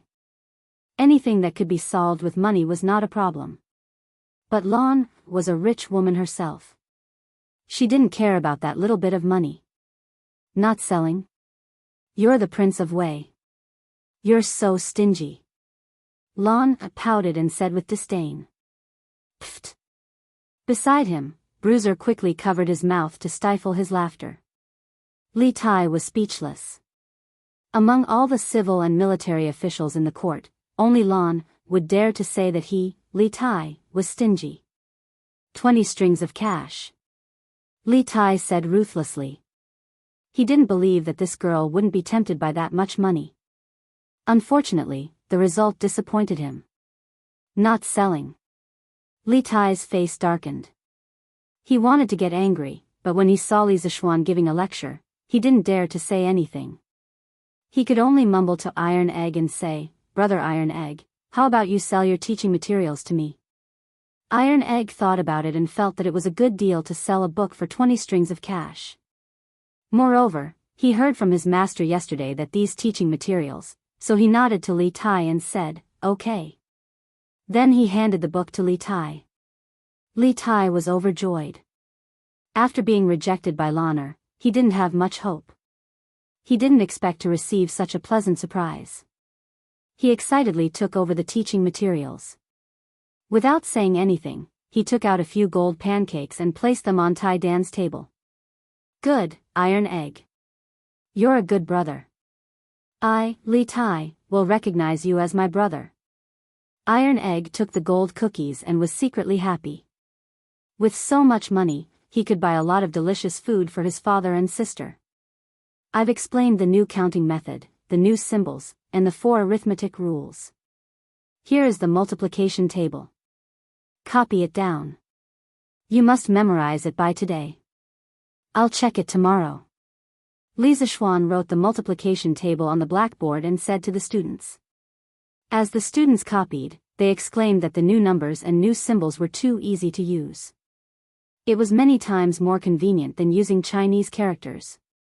Su Hongji, who was at the side, couldn't help but praise Kong Yingda, Chancellor Kong. The advantages of Professor Li's new counting method and new operation symbols are too obvious.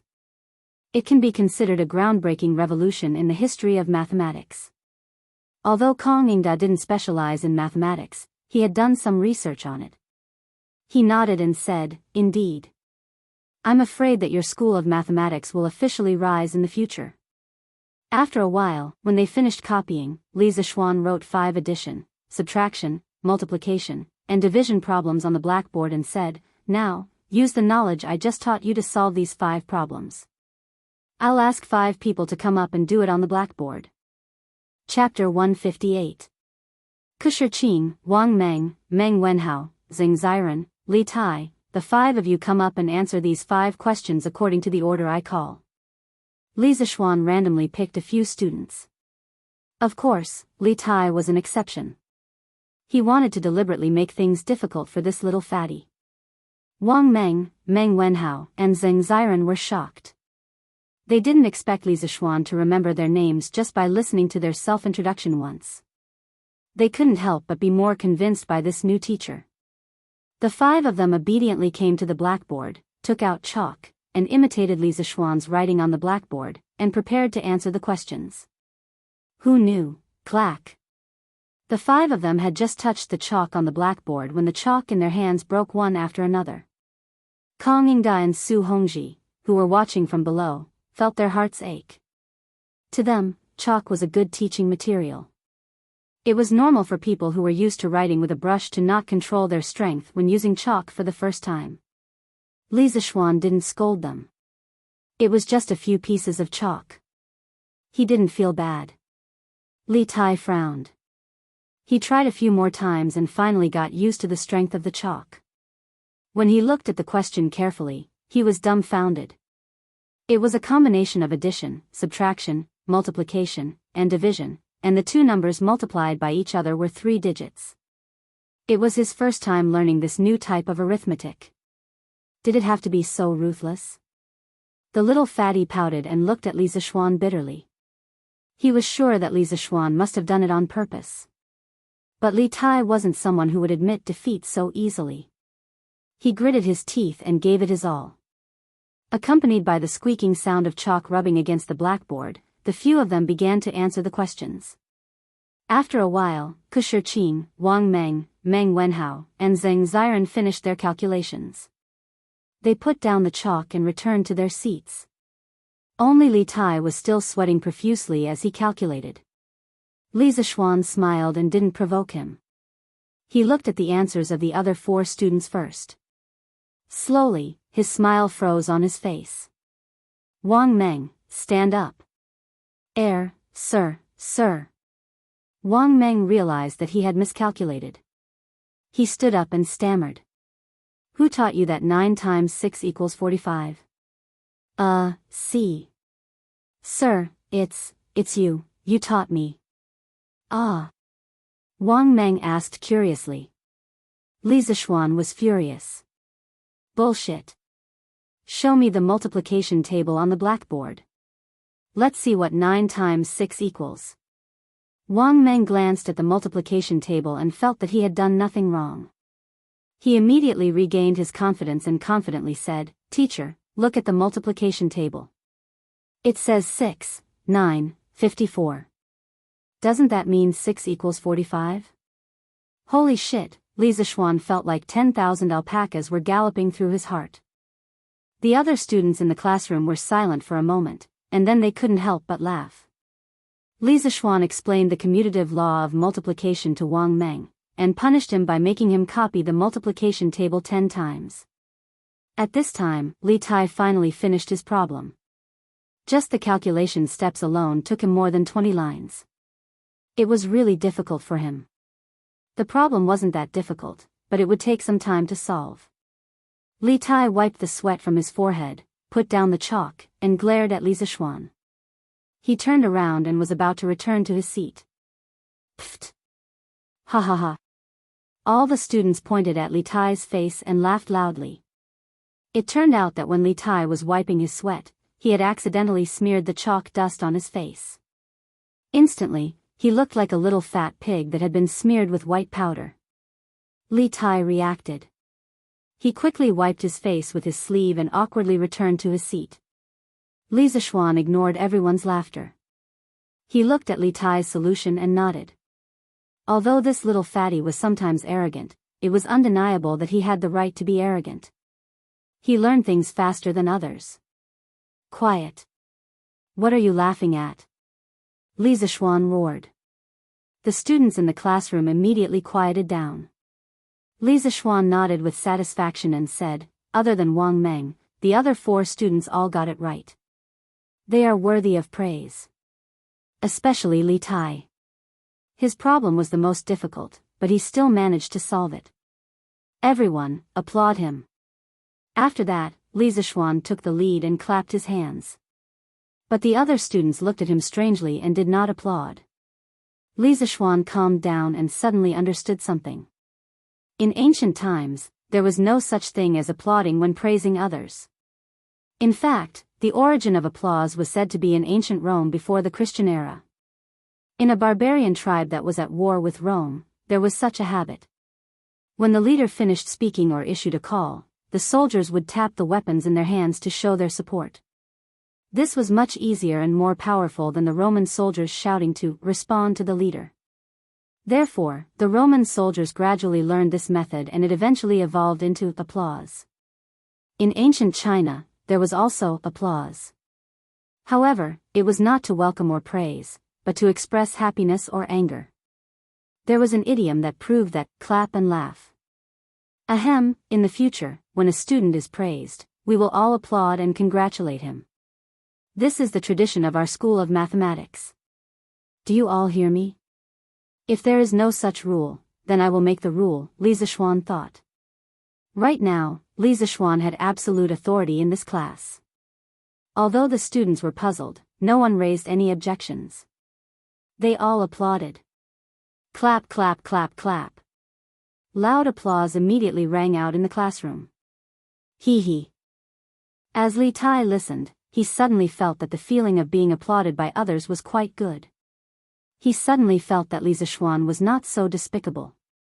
Then, he could not help but applaud for himself. Kang Yingda and Su Hongji shook their heads and smiled bitterly.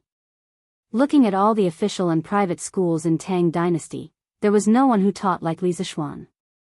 The entire classroom was in chaos. Li Zixuan saw that it was about time.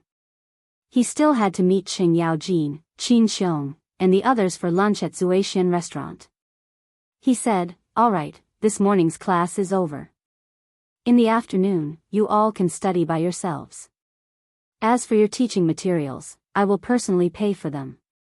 In the next 2 days, I will arrange for craftsmen to print them out for you. When the time comes, everyone will get one." "Thank you, teacher." "Thank you, teacher." All the students were grateful from the bottom of their hearts. Although this new teacher had some rules that were a bit ridiculous, he was knowledgeable and generous. Pfft. However, there was one person who did not think so. That person was Li Tai. When he heard Li Zixuan's words, he almost vomited blood.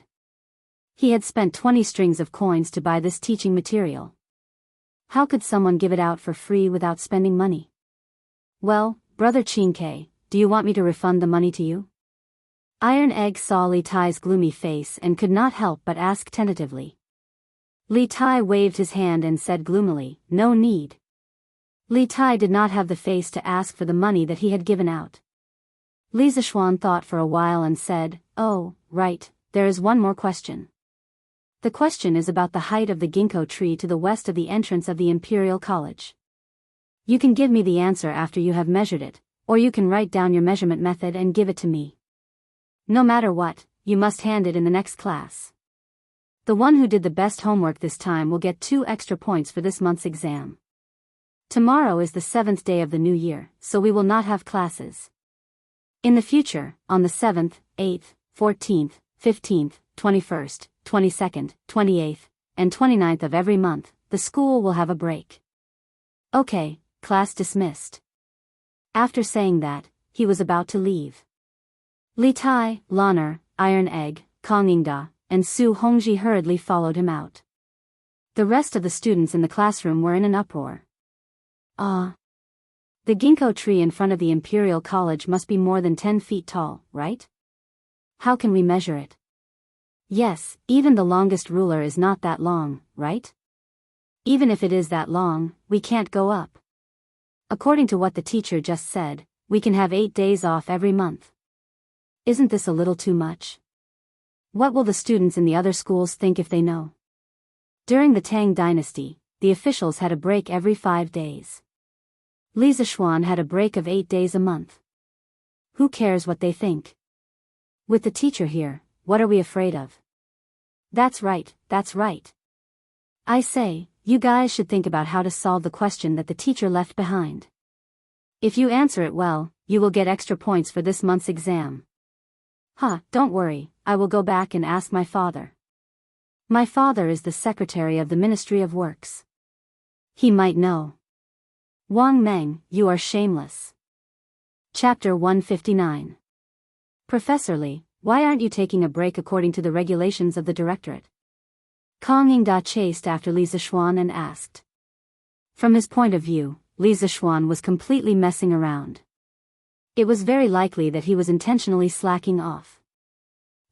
Chancellor Kang, mathematics is a very taxing subject and one must strike a balance between work and rest in order to ensure high efficiency. In the future, other than having 2 days off every 5 days, I plan to let the students go to class for 45 minutes and rest for 15 minutes every day. My master said that a person's attention can only last for about 5 to 6 minutes at most. After every 3 minutes, taking a quarter of an hour off can ensure that a person's efficiency in doing things will double in the following time. Therefore, it is very necessary for this kid to do this. Li Zixuan said with a serious expression. Even though he was indeed slacking off, shouldn't he find an honorable reason to slack off? Hearing this, Kang Yingda glanced suspiciously at Li Zixuan. Even though he didn't believe him, he couldn't find a loophole in Li Zixuan's words. Su Hongji held back his laughter and didn't say anything. He was certain that Li Zixuan was doing this to slack off. Cough cough, then let's not talk about this matter for now. Professor Li, I feel that your blackboard is quite beneficial for teaching. I wonder if you can provide a set of blackboards and chalks for writing on them for the other institutions of the directorate? Kang Yingda thought about it and didn't plan to pursue Li Zixuan's mistake of using the excuse of taking a break to slack off. After all, he had something to ask of Li Zixuan today. Mr. Kang, it's not easy to make these blackboards and chalks. The cost is rather high. If you want me to provide blackboards and chalks for all the institutions of the directorate and the directorate doesn't pay anything in return, I'm afraid it's a bit unreasonable, right? Li Zixuan said with a smile. Even though his family had a lot of money, it didn't come from nowhere. Kang Yingda's words were clearly trying to gain something without risking anything. How could this work? Kang Yingda understood the meaning behind Li Zixuan's words. He sighed in his heart, but said awkwardly, haha, of course I won't let Professor Li pay for it himself.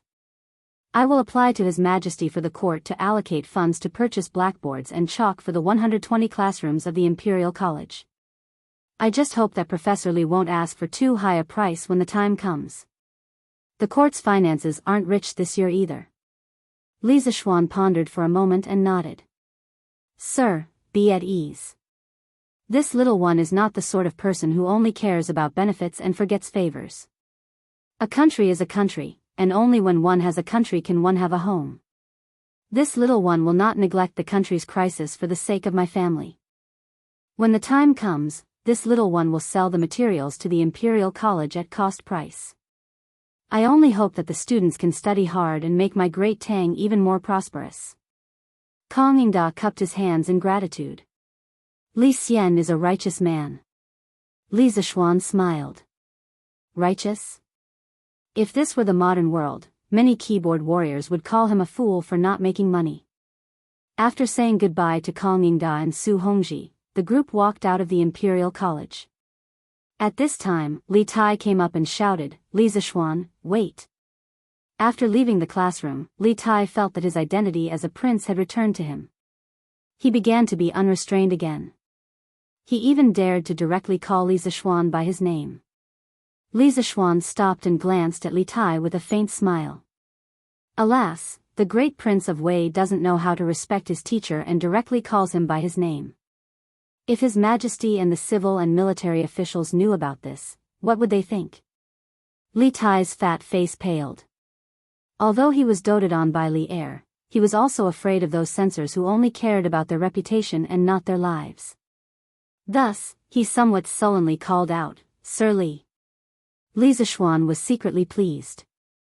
With his hands behind his back, he pretended to be pretentious and said, Qin Ke, why are you looking for me? Little Fatty's mouth twitched, but he was also somewhat helpless. He could only say, Sir, a few months ago, you said that you wanted to print and sell Journey to the West. I don't know why there is still no news after so long. Li Zixuan touched his nose and said awkwardly, cough, so it's about this matter. Qin Ke, you may not know, but there are many plots in Journey to the West that involve the struggle between Buddhism and Taoism. It's really not suitable to publicize it. This was something that Li Jingma had mentioned to him one day when he was talking to him.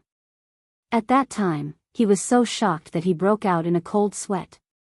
Journey to the West overall emphasized Buddhism and suppressed Taoism, but Li Er strongly advocated Taoism. If he took this book out to sell, wouldn't he be courting death? After listening to this, Li Tai suddenly understood and nodded. He said regretfully, Sir's worries are somewhat reasonable. It's just that Journey to the West is such a wonderful novel. It's really a pity that we can't share it with everyone. Li Zixuan said with a smile, I've been thinking for a long time recently and have decided to publish another novel called A Legend of a Mortal's Journey to Immortality. It will be narrated by me and written by Iron Egg.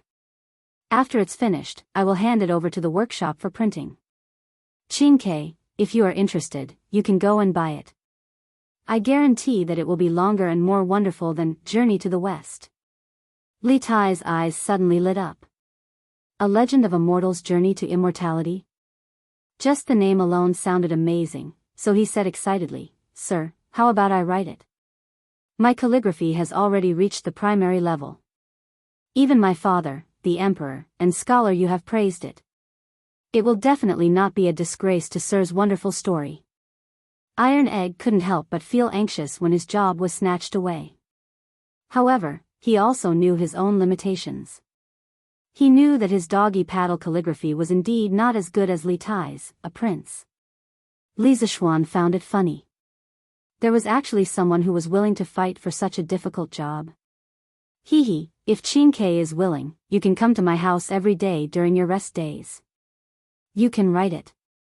When you're not around, Iron Egg will write it. Iron Egg felt relieved. It seemed that his master was still thinking about him. Li Tai said happily, Thank you very much, sir. Then this student will go to Sir's house tomorrow. With a straight face, Li Zishuan said, Qin Ke, you can't slack off on your studies because of this. Mathematics is the foundation of all learning other than Confucianism. You should first solve the problem that I left behind for you. Li Tai said gloomily, Yes, sir. After parting with Li Tai, Lan, and Iron Egg didn't want to join in the fun with Qing Yaojin and the others, so they went straight home. Li Zishuan asked San Bao and the others to protect Lan, and Iron Egg while he rode his horse to the Drunken Immortal Tavern. Hey, young master, you're here. Master and the other dukes are waiting for you upstairs. When he arrived at the Drunken Immortal Tavern, shopkeeper Lu welcomed him with a smile. Li Zishuan nodded. Today's banquet was mainly to thank Qing Yaojin, Qin Xiong, Yuqi Jingda, and Niu Jinda for their kindness in leading the family to the rescue that day. As the father, Li Jingma naturally had to personally accompany them to drink. Otherwise, wouldn't that be too disrespectful to the dukes? Li Zishuan handed the reins to the servant and went up to the 4th floor alone. From afar, he could hear Qing Yaojin's hearty laughter. Brother Jingma is right. No matter how I look at you, you don't look like a businessman at all. Instead, you look more like a group of rough soldiers like us, Paha. Chapter 160. Li Jingma had traveled extensively in the business world for more than 20 years. He had long since mastered the ability to talk to people and ghosts. Therefore, as long as he was willing, he could chat with anyone. Li Jingma knew that it was impossible to chat and drink with military heroes like Qing Yaojin and Qin Xiong. He had to be forthright. Back then, General Cheng was invincible on the battlefield, causing the enemy to tremble in fear. At that time, I was just a small peddler, but I could often hear stories about General Cheng in the marketplace. Li Jingma gave Qing Yaojin a little flattery. Old Hei Yuqi, how is it? I, Old Cheng, have a greater reputation among the people than you.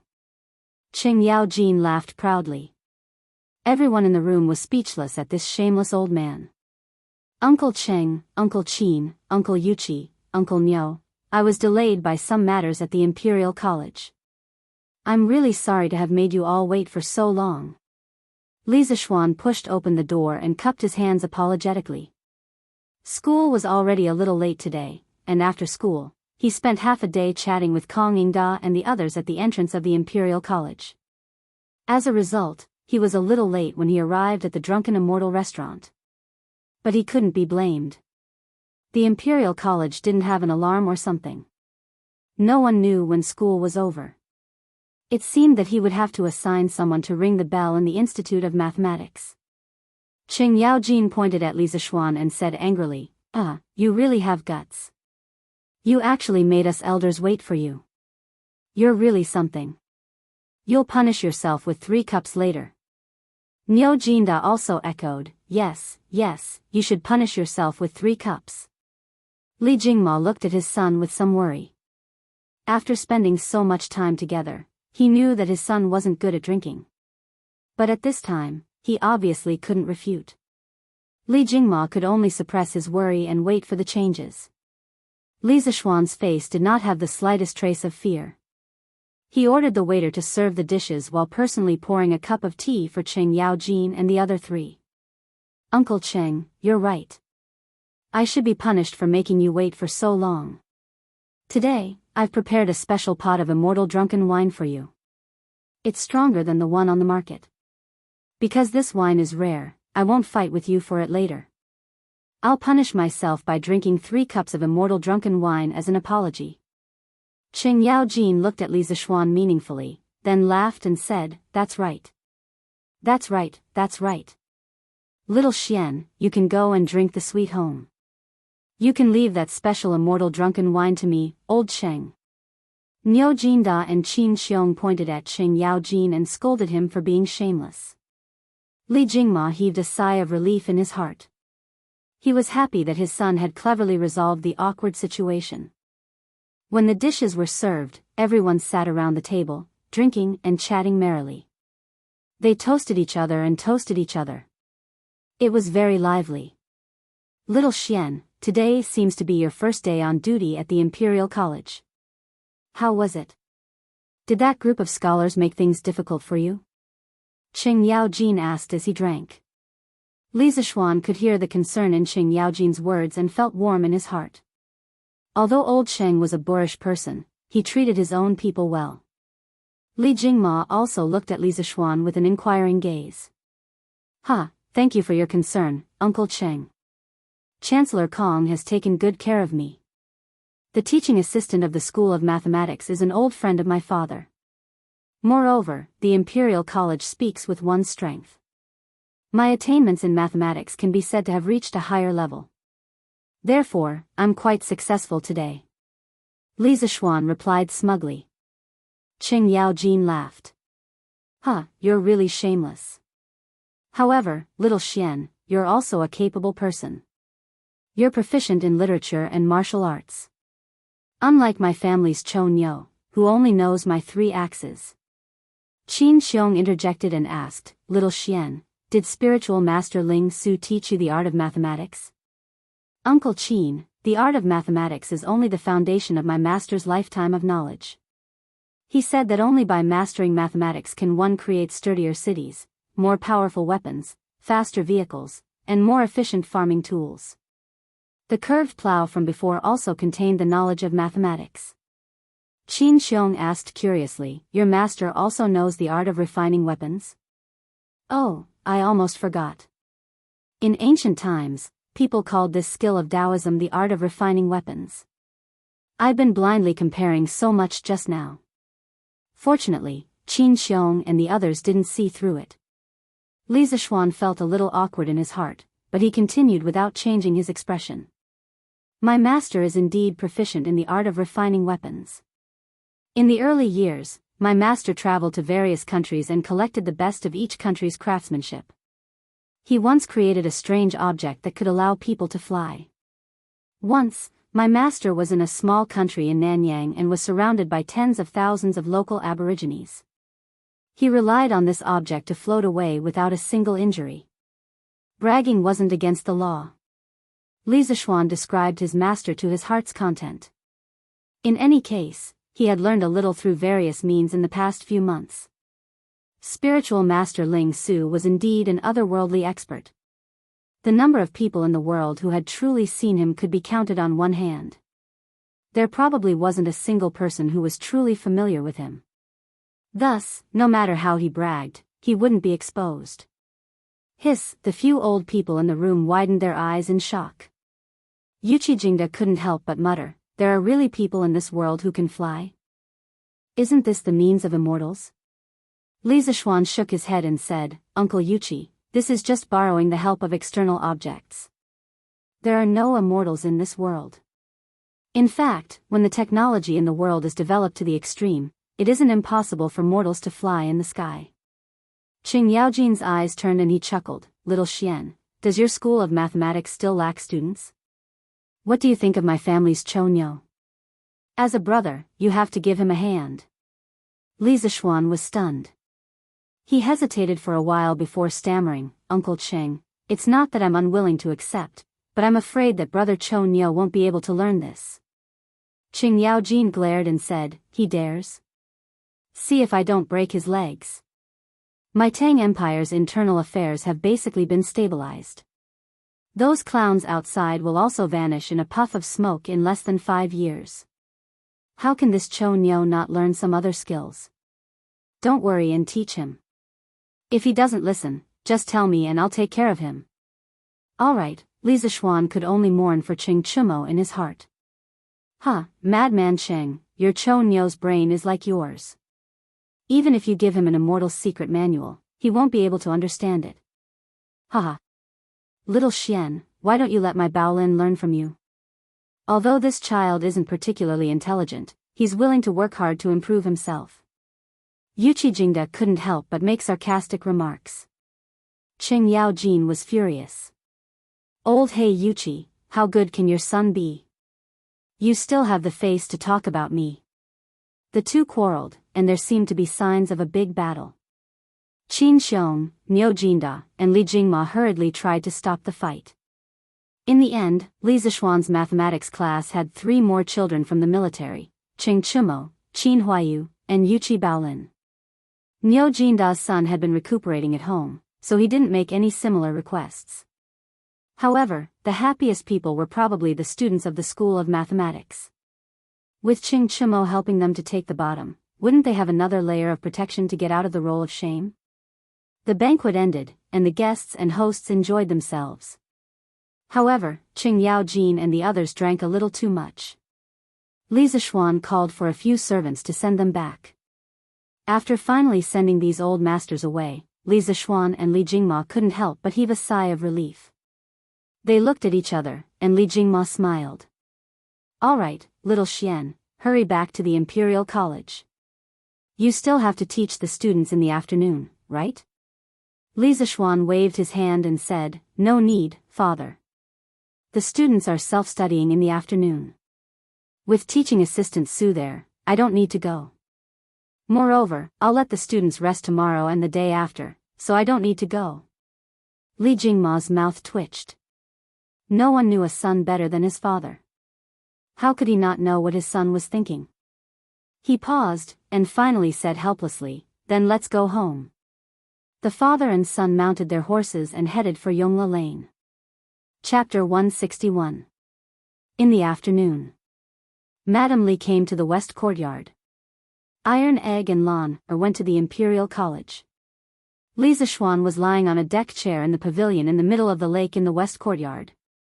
He opened his mouth and took the grapes that Xiaoxi fed him. Cough cough, grapes from the grape trellis. Madam. The 2 maids saw Madame Li come over and bowed. Li Zishuan also quickly sat up. Mother. Yes. Madame Li smiled and sat down on the bench next to her. Xiaohe cleverly poured a cup of tea and placed it on the stone table in front of Madame Li. Xian, are you doing well in the Imperial College? Mother, I'm doing well. With my skills, who can bully me? Madame Li rolled her eyes at her son and took a sip of tea. She smiled and said, You, Lan, is too much. She must go to the Imperial College to cause trouble for you. How can a girl get married in the future if she doesn't learn how to be a seamstress? Mother, there's nothing wrong with Lan, learning more. Why must she learn how to be a seamstress? She can just find a tailor to make clothes. Li Zishuan said indifferently. He didn't understand why girls in ancient times had to learn how to be a seamstress. Did she marry to make clothes for her husband's family? Madame Li said angrily, Nonsense. If a girl doesn't know how to be a seamstress, which family will want her? Yushi is not bad. I saw a few of her work before and it's better than mine. Hee, how can it be better than mother's? Mother's skills are naturally the best in Chang'an. This was clearly a trap. If Li Zishuan followed his mother's wishes and praised his wife, there was no guarantee that his mother wouldn't feel jealous. Thus, he shamelessly flattered her. Madame Li was happy when she heard this, but she said, You little sly, trying to make me happy. I've already discussed your marriage with Yushi with Han Lijing. Tomorrow, I'll send a matchmaker to the Han family to propose marriage. Li Zishuan was happy when he heard this. He quickly went forward and poured tea for his mother. Thank you, Mother. It just so happens that I have a day off tomorrow. Why don't we go together? A day without seeing her felt like 3 autumns. They had not seen each other for several days. Every night, when it was quiet, he really wanted to hug his wife. Mrs. Lisa Schwan pointed her finger at Lisa Schwan's forehead. You child, how can you be so ignorant of the rules? How can the groom personally propose marriage? Tomorrow, your father and matchmaker's song will bring people to the Han family to propose marriage. You just stay at home. You and Yushi are not allowed to meet before you get married. Ah. Lisa Schwan was dumbfounded. Mother, when will Yushi and I get married? Madame Li laughed and said, look at how anxious you are, this is just the beginning of the marriage proposal. Later on there is still the ceremony of receiving the bride, asking for the name of the bride, accepting the bride, and then the date of the invitation, setting an auspicious date, and finally the welcoming ceremony. You have to learn the wedding procedures properly. Don't make a fool of yourself when you get married. Lisa Schwan almost fainted as he listened. Did it have to be so troublesome? Couldn't they just have a flash marriage? Mother, then you should set the wedding date earlier. Otherwise, it won't be good if your daughter-in-law runs away. Lisa Schwan wiped the sweat off his forehead and hurriedly ran away after saying that. Madame Li looked at Lisa Schwan's back as he ran away. She shook her head and smiled dotingly. This child. Xiao He and Xiao Shi, who were at the side, couldn't help but cover their mouths and chuckle. Lisa Schwan went out of the mansion and went to the workshop to find Lu Yidao, Lu Dingyi. Ever since Lisa Schwan bought the original, Heavenly Craft Pavilion, and poached him, this old man had been idling in the Strange Interest Pavilion. After Yan Xiaoning gave his workshop to Lisa Schwan also transferred Lu Yidao to the workshop. This old man usually helped Faubert carve some ornaments on the skateboard in the workshop, so he was free and relaxed. Master Lu, you used to carve all kinds of strange objects. Do you know how to carve words? Lisa Schwan motioned Lu Yidao to sit down first and then asked. Lu Yidao smiled and said, young master, carving words is much easier than carving wood. Of course, I know how to do it. What kind of words do you want to carve? Lisa Schwan took out the mathematics book and said, I want to print about 30 copies of this book. I want to trouble you to carve a set of templates. Lu Yidao hesitated and said, young master, if you want to carve a block plate, it will take a lot of time and effort. It's better to ask a group of poor scholars to copy it. Lisa Schwan heard and suddenly understood. There was no movable type printing in the Tang dynasty. Master Lu, I don't want you to carve a block plate for each page. You can use the clay to make blanks of the same size. Carve a single word in reverse at one end. The height of the word protrusion is like the thickness of the edge of a copper coin. Burn it hard with fire and make it into a single movable type of clay. Then, print it according to the content of each page. Good, young master's method is good. In this way, all the books can be printed on a large scale in our workshop and passed down to the future generations. It's really a great merit. Faubert just walked in and heard Lisa Schwan's new printing method. He couldn't help but applaud loudly. Manager Fu. Lu Yidao stood up and greeted him. Faubert, you came at the right time. I plan to set up a printing department in the workshop. You can transfer some people to Master Lu. In the future, there will be a lot of books for the workshop to print. Lisa Schwan said to Faubert. Faubert sat down and said, yes, young master. Lisa Schwan nodded and said to Lu Yidao, Master Lu, set up the printing department as soon as possible. Help me print this book in 2 days. I need it urgently. Lu Yidao took the book from Lisa Schwan's hand and replied, yes, young master. Young master, what are these curved words on the book? And these circles and dots, what do they mean? Why haven't I seen them before? Lu Yidao opened it and was dumbfounded. These are my new arithmetic numbers, arithmetic symbols, and some punctuation marks. Master Lu, you can print according to them. Lisa Schwan explained. Oh. Lu Yidao scratched his head. Although he didn't understand, he still agreed. He didn't care what it meant. He just needed to print according to it. Faubert, how's my carriage? Lisa Schwan asked Faubert after Louis Dao went out. Faubert wiped the sweat on his forehead and said, "Young master, it's not done yet. This carriage is far more difficult than I thought. I think it will take a few more days." Lisa Schwan nodded and took out a drawing. He said with a smile, "Faubert, help me make something else." Faubert was a little dizzy when he saw Lisa Schwan take out the drawing. He didn't know what his young master was going to do. He took a look and couldn't help but be puzzled. "Young master, what are you going to do with this thing?"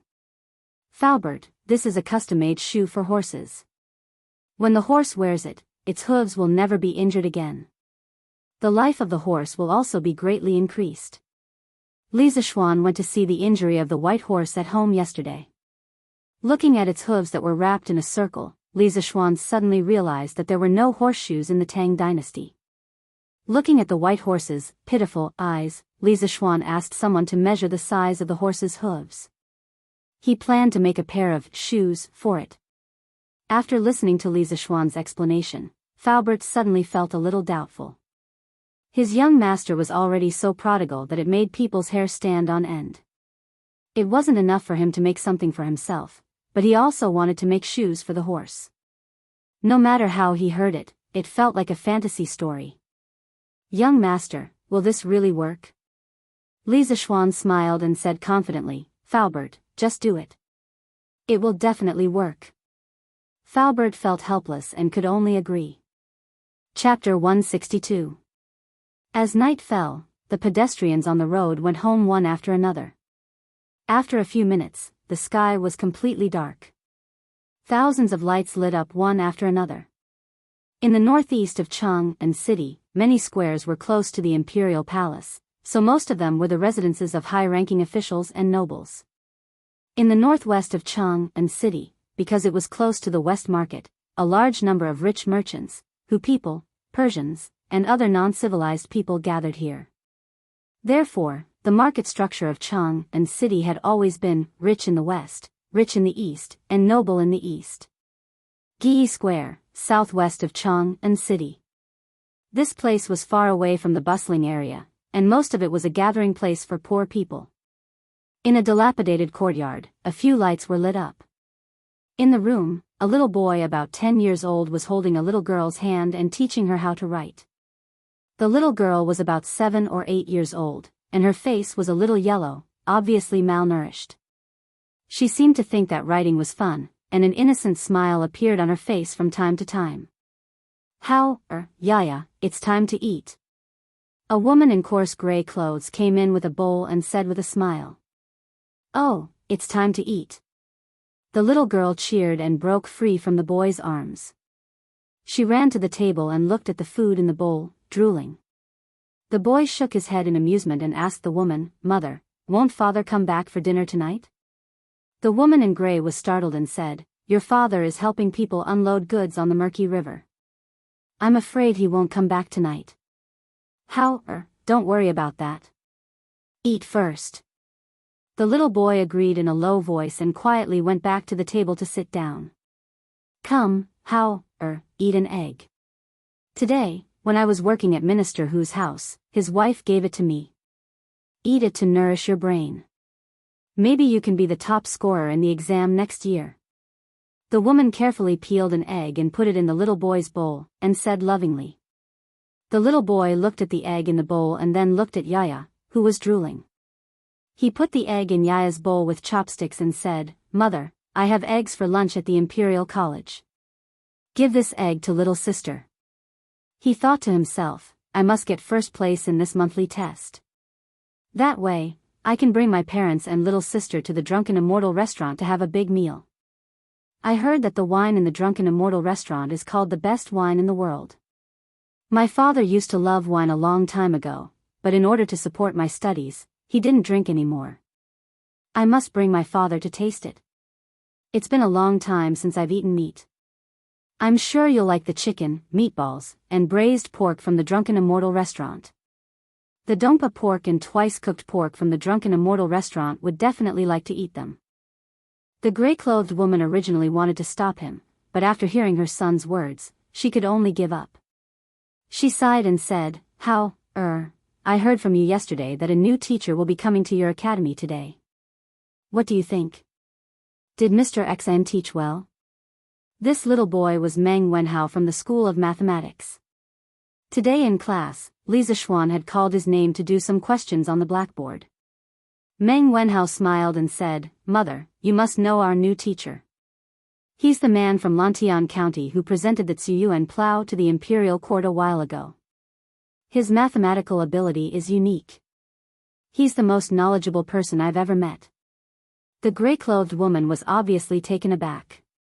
She said in astonishment, so it's Li Xiannan. This person is the great benefactor of our poor family. You have to learn well from Li Xiannan and live up to his teachings. Meng Wenhao's mouth twitched. He thought to himself, what would Mr. Xian think if he knew that someone called him Mr. Xian? The next day, the wind was gentle and the sun was bright. Mother, I'm going to the Imperial College. Meng Wenhao finished his breakfast and shouted to his mother who was cleaning up the dishes in the kitchen. The woman walked out and asked, didn't you say yesterday that you had a day off today? Why do you still want to go? Meng Wenhao turned around and said, Mother, Mr. Xian left a question yesterday. I'm going to the Imperial College to solve it today. After saying that, he turned around and ran away. The woman was puzzled. She wanted to ask, but her son had already gone far.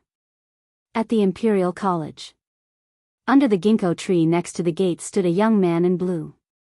The young man did not move. He raised his head and stared at the top of the ginkgo tree without blinking. Among the students of the Imperial College, the young man was like a lone wolf with his head held high. He stood alone between heaven and earth, looking very different. The passing crowd quickly noticed him. Hey, look, there's a fool over there. He's standing there motionless. It's true. Why is there a fool in our Imperial College? He's not a fool. I know this person. He's Meng Wenhao from the School of Mathematics. His results have always been among the best in the school. Isn't the School of Mathematics closed today? Why is he here? Who knows? Instead of sleeping at home early in the morning, he's here in a daze. He must be crazy. It's said that the School of Mathematics has 8 days off every month. They're so lucky. Yeah, why can they have 8 days off every month? I'm going to protest to the teacher of our school. We have to take 8 days off every month too. Yes, we're going to protest. Why aren't you leaving? You're going to be late. If you're late, the teacher might slap you. Let's go. The surrounding students immediately dispersed, and the gate of the Imperial College returned to its original quiet state. Meng Wenhao remained motionless. He was not affected by the noise outside at all. If he could answer the question well, he could get 2 extra points in the monthly exam. If he could get these 2 points, he would have a much better chance of getting first place in the monthly exam. Many ideas flashed through his mind, but he rejected them all. No, this won't work either. This is definitely not the best plan. There must be a better one. Meng Wenhao was in a trance. He did not feel the passage of time at all. Kang Yingda passed by him and looked at him. He shook his head and sighed. Stubborn child, I hope you can get over it soon. After saying that, he didn't bother Meng Wenhao and walked away. Time passed. It was noon in the blink of an eye. Wow, why is Meng Wenhao still standing here? Yeah, he didn't even move his feet. Don't make a mistake while standing. I think there's something wrong with his brain. Let's go. Let's not care about him. Let's eat. Yes, yes, yes. Let's eat. The surroundings fell into silence again. Meng Wenhao's lips were dry and cracked. His body was a little shaky, but he had no intention of moving. He was still in deep thought. Since the morning, he had thought of hundreds of methods in his mind, such as building a ladder, measuring the trunk section by section, tying a rope to the top of the tree, measuring the length of the rope, etc. However, he rejected them all. His intuition told him that these were not the best methods. There must be a simpler way. There must be. I can think of something. Meng Wenhao thought firmly. Chapter 163. Yongla Lane. At the Li residence, the marriage proposal team was assembled early in the morning. The leader was a middle-aged woman in her 30s or 40s. She had heavy makeup on and her laughter was mesmerizing. Li Zishuan's eyes were red and he hurriedly returned to the west courtyard. Xiao Shi, you're going too? Li Zishuan asked curiously when he bumped into Xiao Shi, who was in a hurry. Yes, young master. Madam asked Xiao Shi to deliver something to young mistress. Xiao Shi replied with a smile. Li Zishuan laughed and joked, little girl, you're calling her young mistress so soon? Xiao Shi, wait a moment. Help me deliver something to Yushi too. Yes, young master. Li Zishuan smiled and returned to his room. He spread out a piece of paper and began to write, I'm willing to win the heart of my beloved. When your hair is white and you're past your prime, I'll still hold your hands and give you the gentleness of the world. Be good, Yushi. Stay at home and wait for me to marry you. After he finished writing, he suddenly had an idea. He folded the letter into a paper crane and pressed it flat into an envelope. He sealed it and walked out. Young master, you're going to deliver a letter to young mistress? Xiao He was carrying a bag and came to the entrance of the courtyard. She was probably going to follow the marriage proposal team to the Han residence. Li Zishuan passed the letter to Xiao Shi and said to Xiao He, little girl, don't peek on the way. Xiao Shi was the timid type while Xiao He was more lively. It was just that her chest was a little small. Ahem, what was he thinking? Xiao He pouted and said, Xiao He won't peek. Young master must have written some mushy words of love to young mistress. Xiao He will die of jealousy if I read it. You little brat. Li Zishuan's face turned black and he pretended to knock her head. Xiao He screamed and ran away with Xiao Shi. Tai Chi Palace, Sweet Du Hall. This was where Li Er would read and deal with government affairs after the morning court. At this moment, Li Zishuan was sitting at the top with a book in his hand. He frowned as he read, Zhao Song, is this Li Zishuan's new mathematics? Why have I never seen these strange words before? Zhao Song stepped forward cautiously and said, Your Majesty, this is indeed a new type of mathematics that Li Xiannan invented. It is said that this book was compiled by him personally. As for the strange words in the book, I don't understand them either. However, I'm sure that Your Highness, Prince of Wei, will be able to understand them. After Prince of Wei finished listening to the lecture yesterday, he even solved a very difficult question that Li Xiannan set. Li Er smiled happily. Great. My Qin-Ke is indeed talented and learns everything quickly. Haha. Zhao Song smiled and said, It's all thanks to His Majesty's teachings. Li Er laughed heartily, accepting the flattery. Your Majesty, the male student from Li County left a question after class yesterday. He said that he wanted the students to figure out a way to measure the height of the 1,000-year-old ginkgo tree in front of the Imperial College. He also said that the student with the best method would get 2 extra points in this month's exam. Zhao Song saw that Li Er was very interested in the matter between Li Zishuan and Li Tai, so he continued. Li Er was stunned and asked, Monthly exam? What monthly exam? Zhao Song explained, Your Majesty, this is the examination system that Li Xiannan set for the School of Mathematics. It is said that the School of Mathematics has a small exam every 7 days, a midterm exam every month, and a major exam every half a year. The top student in the monthly exam will be treated to a meal at the Drunken Immortal restaurant with Li Xiannan's personal funds. He can even bring his family along. The top 5 students in the monthly exam will have a roll of honor, while the bottom 5 will have a roll of shame. They will also be responsible for cleaning the teaching hall. The top student in the half-year exam will be rewarded with 100 strings of cash. Li Er was surprised for a moment, then smiled and said, This kid is really rich and overbearing. He is even more generous than I am and has a lot of ideas. The students in the Imperial College are going to have a headache. I hope that Li Zishuan can take the lead in guiding the culture of the Imperial College. In recent years, the Imperial College has become a gathering place for rich playboys. Zhao Song said respectfully, Your Majesty is farsighted and wise. Li Er waved his hand and pondered for a moment, then said, But this kid really knows how to make things difficult for others. The ginkgo tree at the entrance of the Imperial College is probably more than 100 feet tall, right? How are the students going to measure it? Zhao Song, can you fly that high with your lightness ability? Zhao Song broke out in sweat and quickly said, Your Majesty, this great grandmaster can't fly that high, right?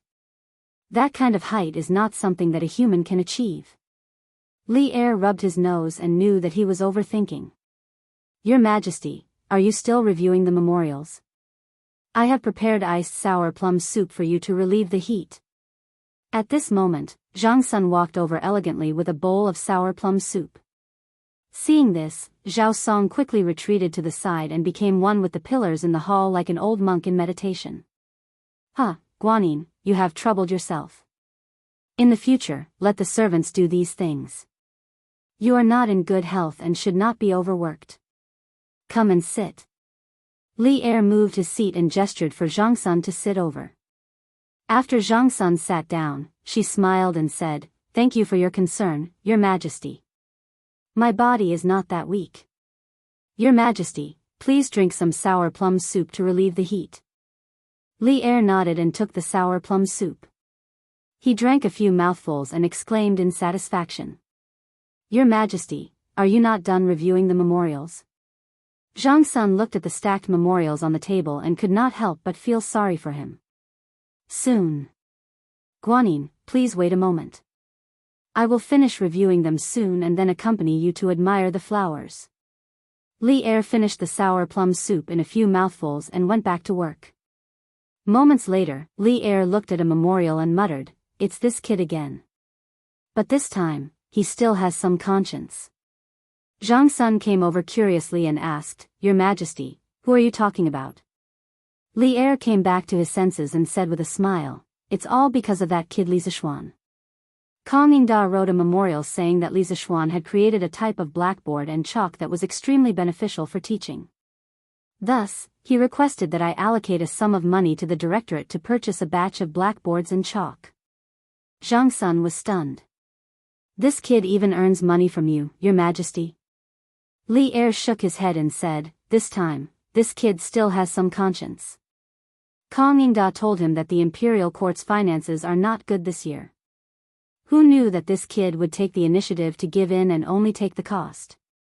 How rare. Zhang Sun smiled and said, If that's the case, this kid is quite righteous. Your Majesty, why do you still seem a little unhappy? Li Er looked up and sighed. He said in a deep voice, In the end, it's because the Imperial Court has no money. They actually let a kid take the initiative to give in. Zhang Sun saw Li Er's gloomy face and knew that he was thinking about the Turkic Khaganate south last year. The Tang Empire emptied Chang'an's treasury to sign the Wei River Treaty. She comforted him gently and said, These 2 years have been hard for Your Majesty. It's a pity that I, as a woman, can't come out to share Your Majesty's burden. Li Er put his arm around Zhang Sun's waist and said with a smile, Maid Guanyin has helped me a lot. Of course, these world affairs should be shouldered by me. The Turkic Khaganate is just a clown. When the Tang Empire reinvigorates, we will definitely hunt the grassland. Zhang Sun leaned her head on Li Er's shoulder and suddenly thought of something. She looked up and said, Your Majesty, Li Zishuan said that his master predicted that there would be a locust plague next year. Your Majesty, how do you plan to deal with it? Li Er's lofty sentiments and lofty aspirations immediately vanished. He said with a solemn expression, Shu Bao personally vouched for this kid, and this kid said it with certainty. I have to believe him. Otherwise, the consequences will be unimaginable. I'm discussing this with Fang Xianling, Du Ruhui, and the others. I think there will be a solution in a few days. Zhang Sun wondered, Your Majesty, why don't you directly adopt the kid's strategy of raising chickens? Li Er stroked Jiang Xuan's long hair and sighed, that kid's method may only be able to take care of his family's farmers. What I want to take care of is the people in the world. The imperial court doesn't have the money to raise so many chickens. For this matter, there must be a detailed plan for the specific areas. Jiang Sun nodded thoughtfully. Chapter 164. Afternoon. I, who can't hold on to love, always watch it slip away. There are so many happy people in the world, why can't you count me in? Love must be courageous with every setback. Love must be firm and persistent. Every single person has to see through it. If you want to love, don't be afraid of pain. Find someone you love the most, someone you love deeply, someone you want to love, to say goodbye to being single. Someone who is passionate, infatuated, heartless, and ruthless. To scar me, he was afraid that he wouldn't be able to see his wife for the next 2 months. Most importantly, his 2 personal maidservants had left today. He didn't even have a girl to flirt with. Li Zishuan was lying alone on a deck chair in the pavilion of the west courtyard, singing the single love song, in solitude to comfort himself, a pitiful single dog. As he sang, Li Zishuan felt like he was letting go of himself. His singing became louder and louder. The servants watched from afar as their young master went crazy. They were hesitating whether or not they should tell the madam. *CK, stop, stop, stop. Stop singing. Suddenly, he heard an angry roar. Li Zishuan subconsciously stopped singing. He opened his eyes and looked to the side. It was Li Tai. The little fatty covered his ears and looked at him with a strange expression. Li Zishuan was speechless. His singing wasn't bad, okay? Why did this fatty look so disgusted? Moreover, this is my house. It's bad enough that you didn't greet me when you came in, but you still have the cheek to look down on me? What? Could it be that Qin K's ears had become pregnant after hearing your master's singing?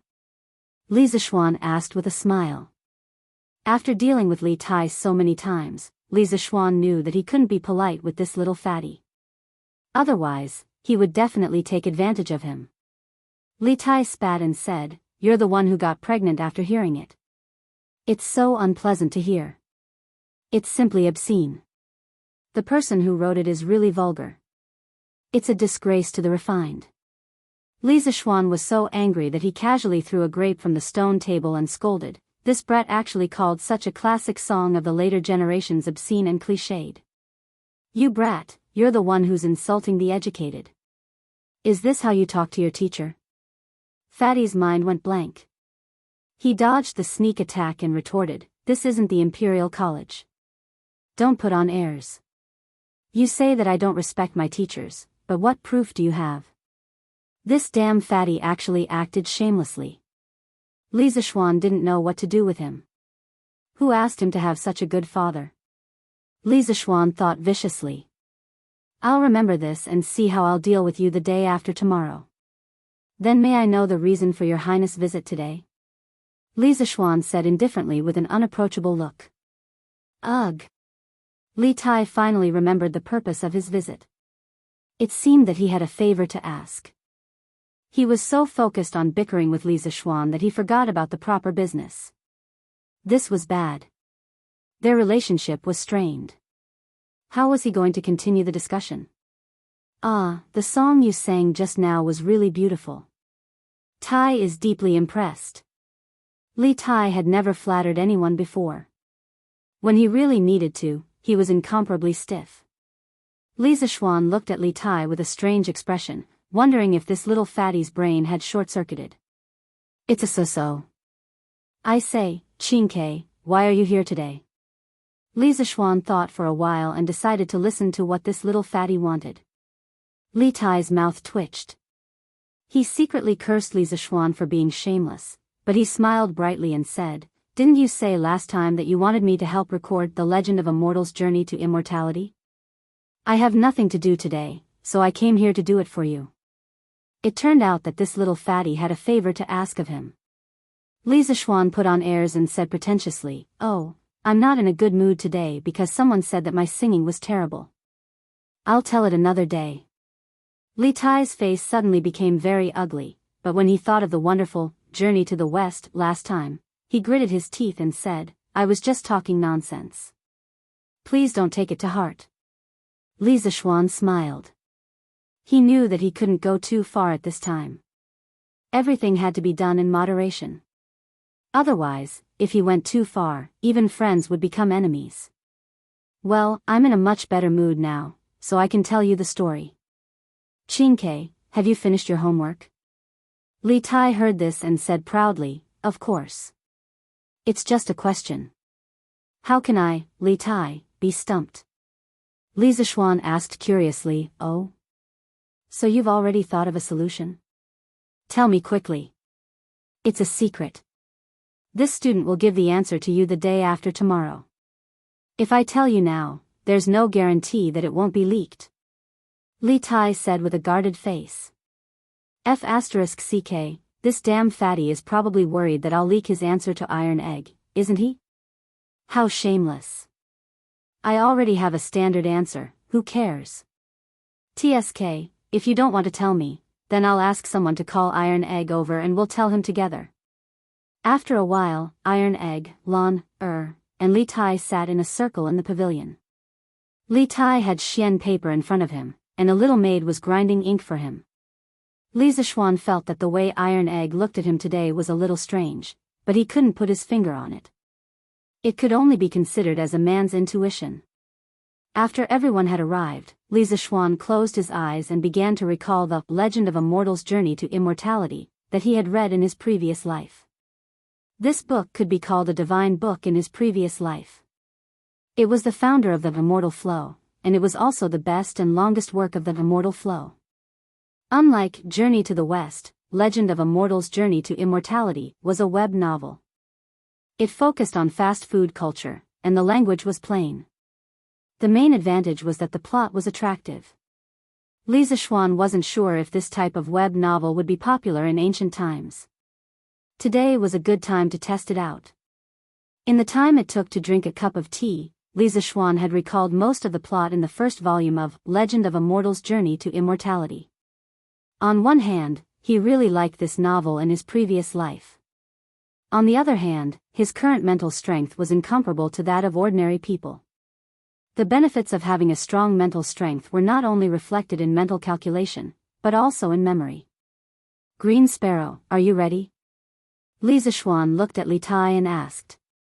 Li Tai squeezed the brush in his hand and said excitedly, I'm ready, I'm ready. Li Zishuan nodded and began to narrate, the first time we returned to the village at the edge of the mountain. Dumbo's eyes widened as it stared straight at the black roof made of straw and mud. The old quilt covering its body was now a dark yellow, and its original appearance was unrecognizable, with a faint moldy smell wafting from it. The person next to him was his second brother, Hanju. He was sleeping soundly, and there were intermittent sounds of snoring coming from his body. Li Tai frowned as he listened and jotted down notes. This beginning is too plain. It's not as exciting as Journey to the West at all. Although that was what he thought, Li Tai didn't interrupt him. The excellent education from the royal family urged him to continue listening patiently. Chapter 165. Under the Pavilion. From time to time, Li Tai would frown slightly. Naturally, Li Zishuan would notice this. He could understand this. The beginning of A Mortal's Journey to Immortality was indeed not outstanding. This could be seen from its early results. But there's a saying that goes, if you can endure loneliness, you can hold on to prosperity. Although the system of Mortal was based on Xiao Qian's masterpiece, Misty Journey, in the novels before Mortal, the cultivation system was only the background of the story. The main characters all leveled up very quickly, and the story still relied on other contradictions to progress. Just like World of Warcraft, leveling up was only a small part of the story. However, in Mortal, leveling up was the main content. Every small improvement was incomparably difficult, but it could also make the reader deeply immersed in it, unable to extricate themselves. The entire story revolved around how to take every step to level up. Through accumulation step by step, the legend of Mortal was finally created. As the story went deeper and deeper, Li Tai also discovered the strengths of Immortal. Unlike Journey to the West, which was unconstrained and passionate, the main plot of Immortal only revolved around Han Li's cultivation and leveling up. Every step was filled with setbacks. As Li Tai listened, he could not help but put himself in the shoes of the character. The Seven Mysteries sect, the eternal spring arts that seemed ordinary on the surface, but contained profound mysteries, and the small mysterious bottle that Li Zishuan had accidentally picked up. All of these tempted Li Tai to continue listening. Li Tai's fat right hand held the brush as it danced on the paper. He didn't feel the slightest bit tired. His heart was completely immersed in another world as he listened to Li Zishuan. Even Li Tai was like this, not to mention Iron Egg. The main character of Immortal had the same name as him. Moreover, their family circumstances were very similar. Thus, after listening to the story twice, Iron Egg was already completely immersed. It was as if he was Han Li in the novel, following the ups and downs of the plot, with twists and turns. Lan on the other hand, had no interest in this story. After listening to it for a while, she felt that Han Li wasn't as interesting as Sun Wukong. After bidding farewell to Li Zishuan, she returned to the backyard. Li Zishuan also breathed a sigh of relief. Previously, he had only asked Iron Egg to come over. He did not expect Lan to come over as well. Many of the later parts of the novel were not suitable for her to read. It was good that the little girl had left. Han Li dripped a drop of green liquid on a green three-crow grass, turning it into a yellow three-crow grass with a 100-year medicinal effect. A few days later, he dripped another drop of green liquid on it, and it actually became another 100 years old. Seeing that this method was indeed effective, Han Li repeated the same method for the next 2 months. Every time a new green liquid was produced from the small bottle, he would drip it on the three-crow grass. And the three-crow grass lived up to his expectations. Its leaves gradually turned from yellow to yellow-black, and then from yellow-black to black. Finally, when its leaves were completely black and shiny, it became a rare 1,000-year-old three-crow grass in the world. Li Tai's eyes widened, and he was shocked in his heart. So this mysterious bottle can infinitely accelerate the maturity of spiritual herbs. This is really amazing. Han Li will definitely be able to completely turn the tables this time. Iron Egg's breathing quickened as he listened. He was as excited as he was when he obtained the mysterious bottle. Okay, that's all for today. Li Zishuan clapped his hands and did not want to continue. He had been talking for almost an entire afternoon, and his throat was smoking. You're done so soon. Li Tai was dumbfounded. He had just gotten into the role, and now it was over. What was this? Iron Egg's face was also full of regret, but he did not raise any objections. Li Zishuan said angrily, "It's already so late. What are you still talking about? Qingke, go back quickly. Be careful, the market will be closed soon." Li Tai waved his hand indifferently and said, "It doesn't matter. If worst comes to worst, I'll just stay at Mr. Li's house tonight. Sir, please tell me 2 more times, or I won't be able to sleep tonight." A large part of the reason why he chose to go to Li Zishuan's class in the School of Mathematics was that it was convenient for him to listen to Li Zishuan's story. After reading Journey to the West, he had been out of books for a long time. Today, he had finally fulfilled his wish. He had just satisfied his craving, but now it was abruptly stopped. How could he stand it? At this time, not to mention that the market was closed, even if it was raining blades, he would not be willing to leave. Li Zishuan's face darkened when he heard this. He roared in his heart, "What the f***ck, if worst comes to worst, you'll just stay at my house tonight? This damn fatty is really thick-skinned. No, I'm tired today. I definitely won't teach anymore." Li Zishuan refused in a muffled voice. Li Tai saw that he was determined and knew that there was no room for negotiation. He thought for a while and said, "Okay, I'll come back tomorrow." "I won't teach tomorrow either. I have something to do tomorrow," Li Zishuan said quickly. Tomorrow, he would go to the workshop to see how the preparation of the printing department was going. The students were still waiting for the textbooks the day after tomorrow. Li Tai suddenly became angry. He wanted to curse on the spot, but when he thought of the consequences, he shrank his neck and said sullenly, "What can you do? Are you lying to me again?" "Believe it or not." Li Zishuan was too lazy to explain. He got up and was about to take the manuscript of Ordinary Man that Li Tai had transcribed. "Then I'll go with you tomorrow." Hey, this is what I wrote. Why are you taking it away?" "I plan to sell this story in the future. You can only listen to it. You're not allowed to take it away, so as not to leak the secret," Li Zishuan said with a smile. F***ck. Li Tai was sure that Li Zishuan was doing this on purpose. He was taking revenge on him for not handing in his homework in advance. In his opinion, although the novel was interesting, how much could it be sold for? Li Tai gritted his teeth and turned to leave. TSK, this little fatty's handwriting is not bad. Li Tai was speechless. At this moment, he really wanted to turn around and fight Li Zishuan to the death. Here, Li Tai was addicted to Ordinary Man. Over at the Imperial College, Meng Wenhao was lost in thought, unable to extricate himself. The sun was already setting in the west, but Meng Wenhao was still standing under the ginkgo tree stubbornly, looking up at the treetops. Because he had been in this position for a long time and hadn't stopped drinking, his thin and weak body seemed to be on the verge of collapsing. The drums of the Imperial College sounded, and the students rushed out of the classroom. When they arrived at the entrance of the Imperial College, they found that Meng Wenhao was still standing there.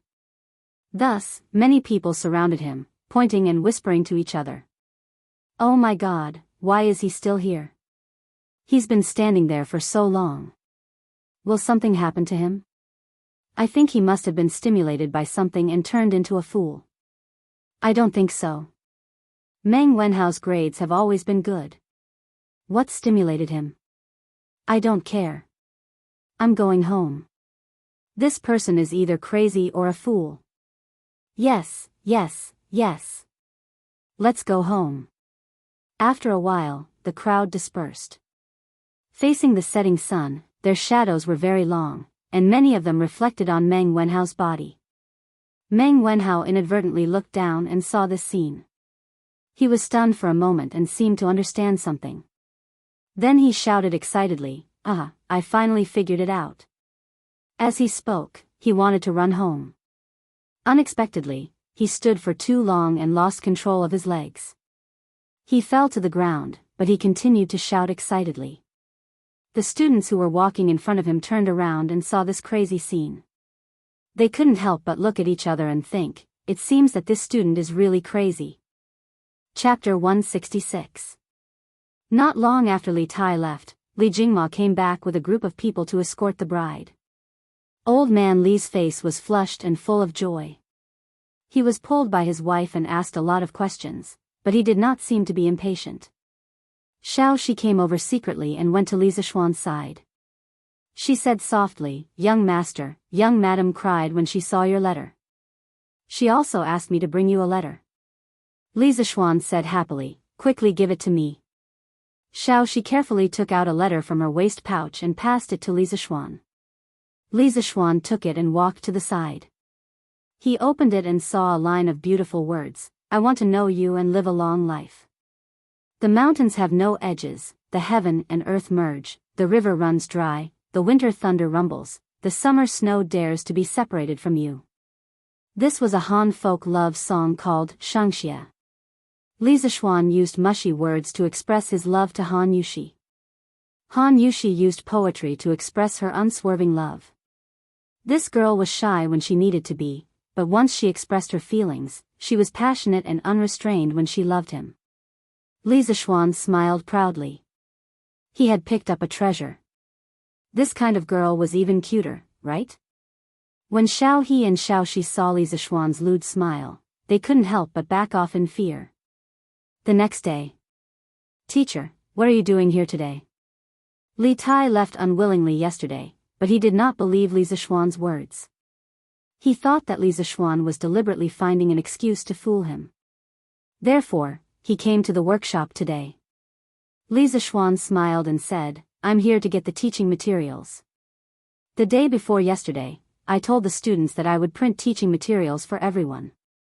I can't go back on my words, right? Teaching materials, damn teaching materials. Hearing these two words, Li Tai suddenly remembered his foolish act of buying teaching materials at a high price. Thus, he silently followed behind and didn't want to speak anymore. Li Zishuan looked at him and knew what he was thinking. Iron Egg had told him the day before yesterday. Li Zishuan neither agreed nor objected to this kind of thing. Anyway, one was willing to take the hit and the other was willing to take the hit. His disciple didn't suffer any losses, and Li Tai didn't lack the money. When he arrived at the workshop, he was greeted by the sight of countless busy craftsmen. Compared to the beginning, the number of craftsmen working in the workshop had increased by more than 3 times. The main reason was that the supply of scooters and skateboards could not meet the demand. These 2 items were already hard to find in Chang'an. Last month, he had negotiated a cooperation with Wang Renbiao, and he had to give him 50% of the supply every month. The Chitsu Pavilion workshop, which was already short of supply, was even more strained. Seeing that Li Zishuan had arrived, the craftsmen didn't stop working. They only raised their heads and greeted him with a smile when Li Zishuan walked to their side. This was what Li Zishuan had told them before. He didn't like formalism. For him, efficiency was the way to go. The craftsmen were now full of a sense of belonging to the workshop. Not only was the treatment good, but there were also no officials who would scold them for no reason. They could obtain the most basic respect here. Therefore, when they worked, it was a race against time. When Li Tai saw that Li Zishuan had arrived and that the craftsmen were still at their original positions, each carrying out their duties, he couldn't help but click his tongue in wonder. It wasn't that he hadn't been to the imperial family's workshop before, but every time he went, all of the officials and craftsmen would swarm out, fighting to prostrate themselves before him. Li Tai didn't find this annoying. Now that he saw the orderly scene of the Strange Interest Pavilion workshop, Li Tai couldn't help but think, this is what a workshop should be like. Led by a shop assistant, Li Zishuan came to a spacious independent courtyard. Inside, dozens of craftsmen were neatly arranging the dried clay molds in a certain order in a frame made in advance. When a frame was filled, it would become a page. Then, the ink was brushed, the paper was covered, and the press was done in one go. A page of the book was printed just like that.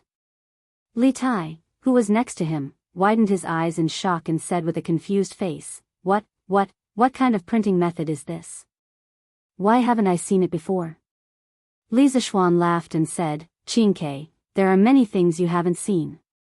Learn from me. Haha.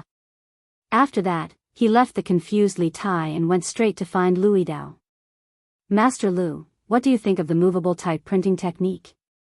Li Zishuan asked with a smile when he saw Lui Dao fiddling with a few newly dried clay movable characters.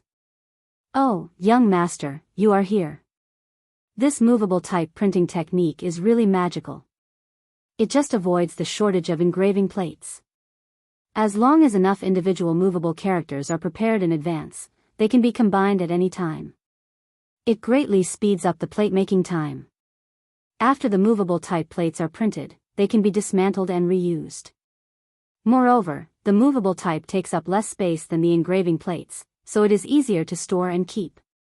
If we only print more than 30 teaching materials, it is certainly not as cost-effective as hiring someone to copy them. However, these movable characters can be kept as a backup. If we want to print any books in the future, the cost is too low. Lui Dao saw Li Zishuan come in and quickly stood up and said excitedly. When Li Zishuan was about to answer, he heard Li Tai, who had just entered the door, shout, this method is really wonderful. Li Zishuan, you are really a genius. Li Tai was so excited that he didn't even call him Mr. Li. He directly called Li Zishuan by his name. Seeing that Li Tai was praising him, Li Zishuan decided not to argue with him about this. Young master, who is this? Lui Dao was old and shrewd, but he also had good eyesight. He saw Li Tai's noble aura and knew that he was definitely not an ordinary person, so he asked aloud.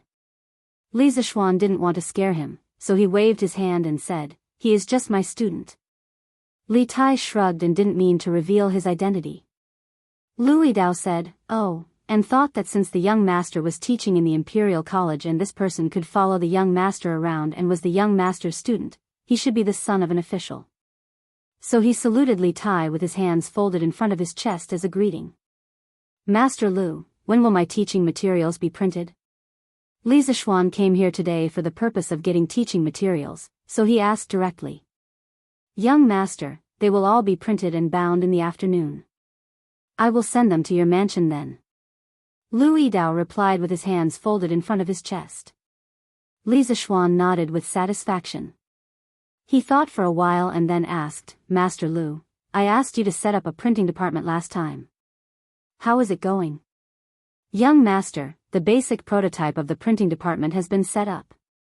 At present, there is one supervisor, 20 craftsmen in charge of carving, more than 40 craftsmen in charge of typesetting and printing, and a scholar in charge of text proofreading. Li Zishuan said curiously, oh? There are scholars who are willing to come here? In Li Zishuan's impression, there was a clear division between the classes of scholars, farmers, workers, and merchants in ancient times. Scholars were all arrogant. How could they be engaged in the so-called lowly industry? Lu Yidao stroked his beard and said with a smile, Young master, not all scholars can pass the exam. After all, the majority of people fail the exam. They also need to earn money to make a living. Chapter 167. In the workshop of Strange Interest Pavilion. Master Lu, where is the scholar now? Take me to see him. Li Zishuan was suddenly very interested in this down-and-out scholar. How miserable was this person? He actually came to work in the workshop. Li Tai curled his lips and secretly thought that Li Zishuan was really inexperienced. Li Tai had seen this kind of thing many times. Thinking about it, Li Tai could not help but feel a sense of superiority in his heart. Cough, cough. Young master, this person is probably reading in the back hall. He is a scholar after all. How can I let him mingle with us bumpkins? Thus, I arranged a separate place for him to work. Lu Yidao wiped the sweat on his forehead and said with a little guilty conscience. After all, he had made a decision on this matter. If Li Zishuan blamed him, he had nothing to say. Li Zishuan smiled and said, Master Lu, take me to see him. Li Zishuan did not blame Lu Yidao for making a decision on his own. In fact, if this person was really capable, it was okay to give him some preferential treatment. After all, if there was no scholar in the printing department, it was obviously impossible. But if this person was just a good-for-nothing who used the name of a scholar to cheat for food and drink, Li Zishuan would let him go back to where he came from. Young master, here it is. Following Lu Yidao to the back hall in the southernmost part of the workshop, Li Zishuan looked around. The environment was quiet, birds were singing, and flowers were fragrant. It was really a good place to read. Okay. Li Zishuan nodded. Lu Yidao quickly stepped forward and led Li Zishuan and Li Tai into the door. Oh, Steward Lu, you are here. In the room, a middle-aged man with unkempt hair and a dirty face greeted Lu Yidao enthusiastically after seeing him come in. Li Zishuan frowned. No matter how he looked at this person, he looked like a beggar. He didn't look like a scholar at all. Could it be that he really came to the workshop to cheat food and drinks? Mr. Ma, this is our boss. Lu Yidao hurriedly stepped aside and told the middle-aged man who was the master. The sloppy middle-aged scholar was obviously stunned. After a moment, he cupped his hands and said to Li Zishuan in a serious manner, I am Ma Zhou from Feiping County in Guizhou. Nice to meet you, Mr. Li. Li Zishuan, who had originally wanted to test this person's talent, suddenly widened his eyes in shock when he heard the person's self-introduction. In his heart, he roared 3 times, F***CK. This person was actually the future Prime Minister of the Great Tang, and this formidable individual was actually working for him? Li Zishuan felt a little dizzy. The world was changing too fast. A man from Li County? A man from Li County? Ma Zhou saw that Li Zishuan was standing there in shock and didn't speak for a long time. He was a little worried and called him twice. He was worried in his heart. Could it be that the fact that he was a teaching assistant in Buzhou, drank all day and was scolded by the provincial governor for not doing any work had already reached the ears of this man from Li County? Ma Zhou lost his parents when he was young and had no one to rely on. Fortunately, he was diligent and didn't give up on himself. However, the years of poverty made him somewhat angry. His behavior was undisciplined and he drank wantonly. He was often drunk. During the reign of Wuda, the provincial governor of Buzhou, de Shishu, heard that Ma Zhou was proficient in classics and history. He was knowledgeable and talented, so he hired him to be a teaching assistant in Buzhou. However, this fellow's work ethic was obviously problematic. He drank all day and didn't take teaching as his job. He was paid but didn't do any work. He only knew how to drink and looked drunk all day. De Shishu reprimanded him a few times, but Ma Zhou didn't change. He still did things his own way. Finally, one day, Ma Zhou drank and messed things up again. De Shishu couldn't take it anymore and heavily reprimanded him. This time, the reprimand was very heavy. Ma Zhou lost face on the spot.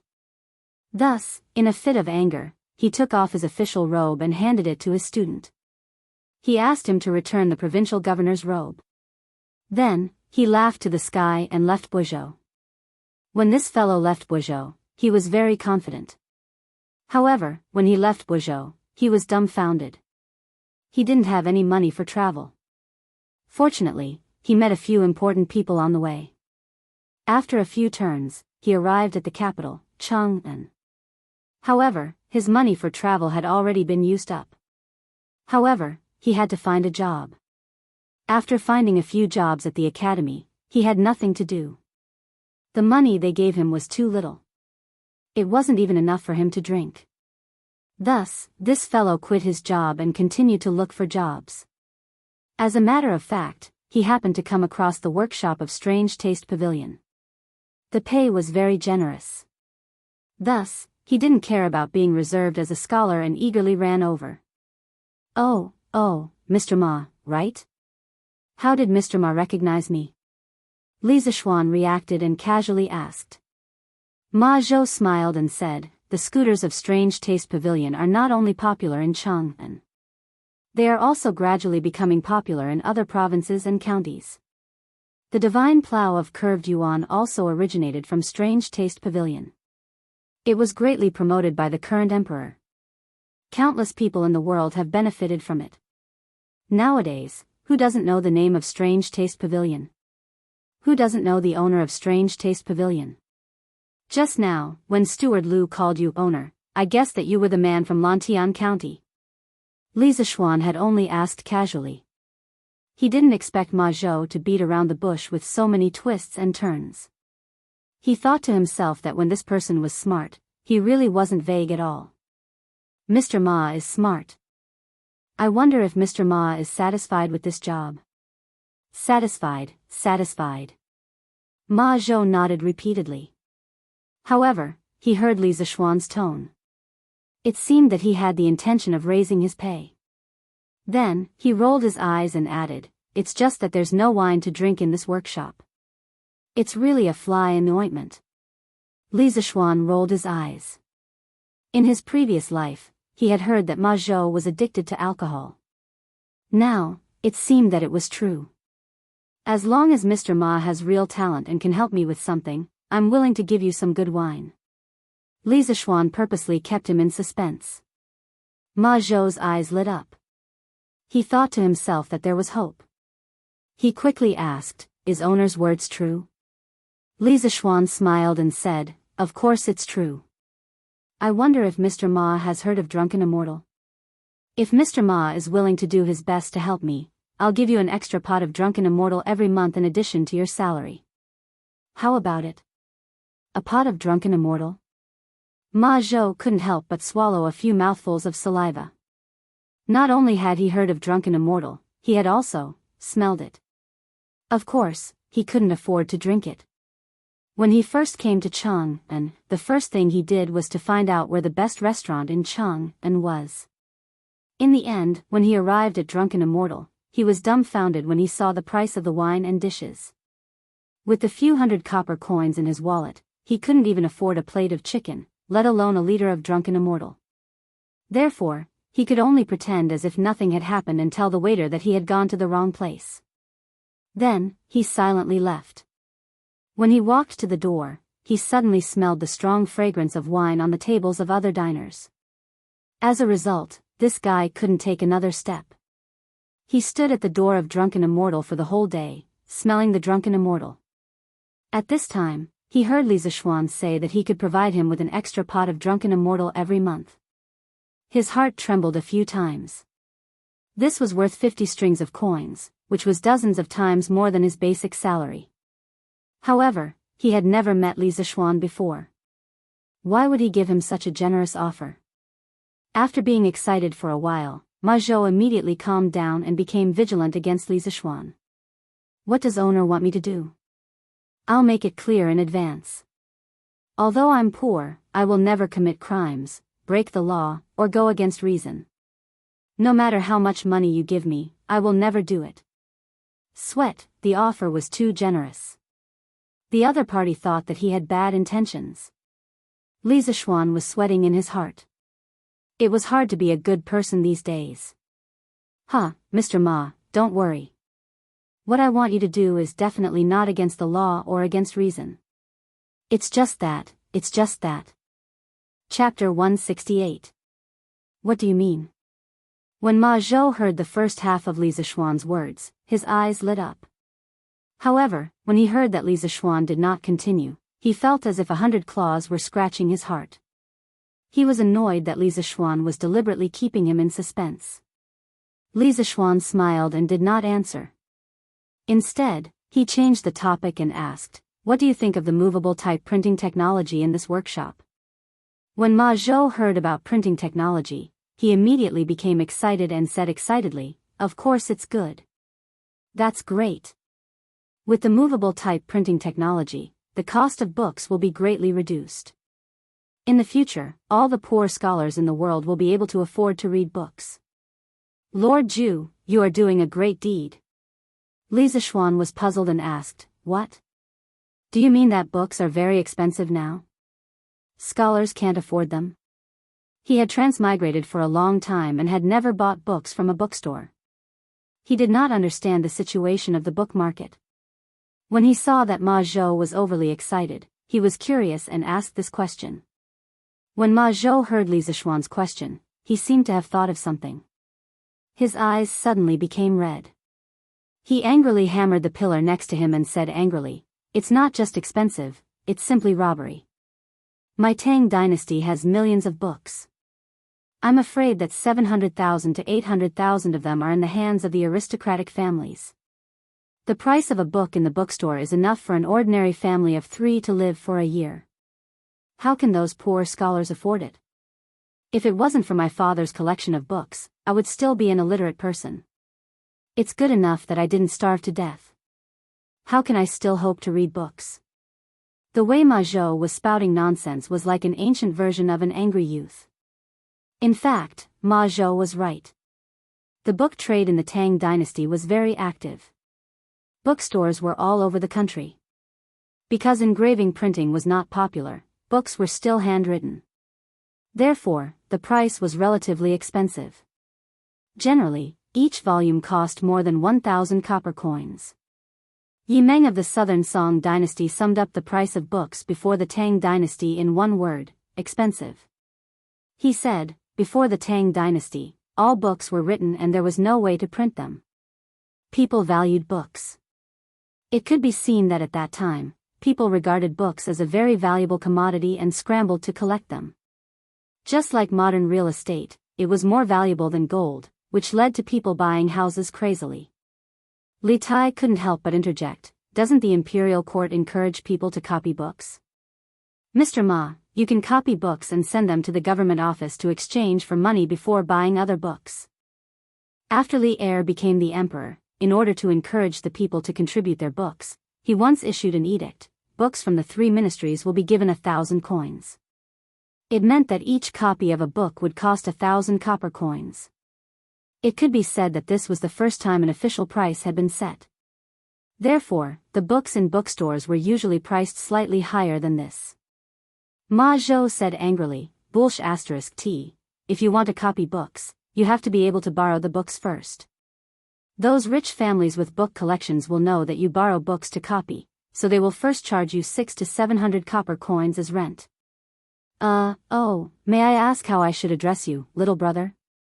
Ma Zhou scolded for a while, then remembered that he didn't know who this little fatty was.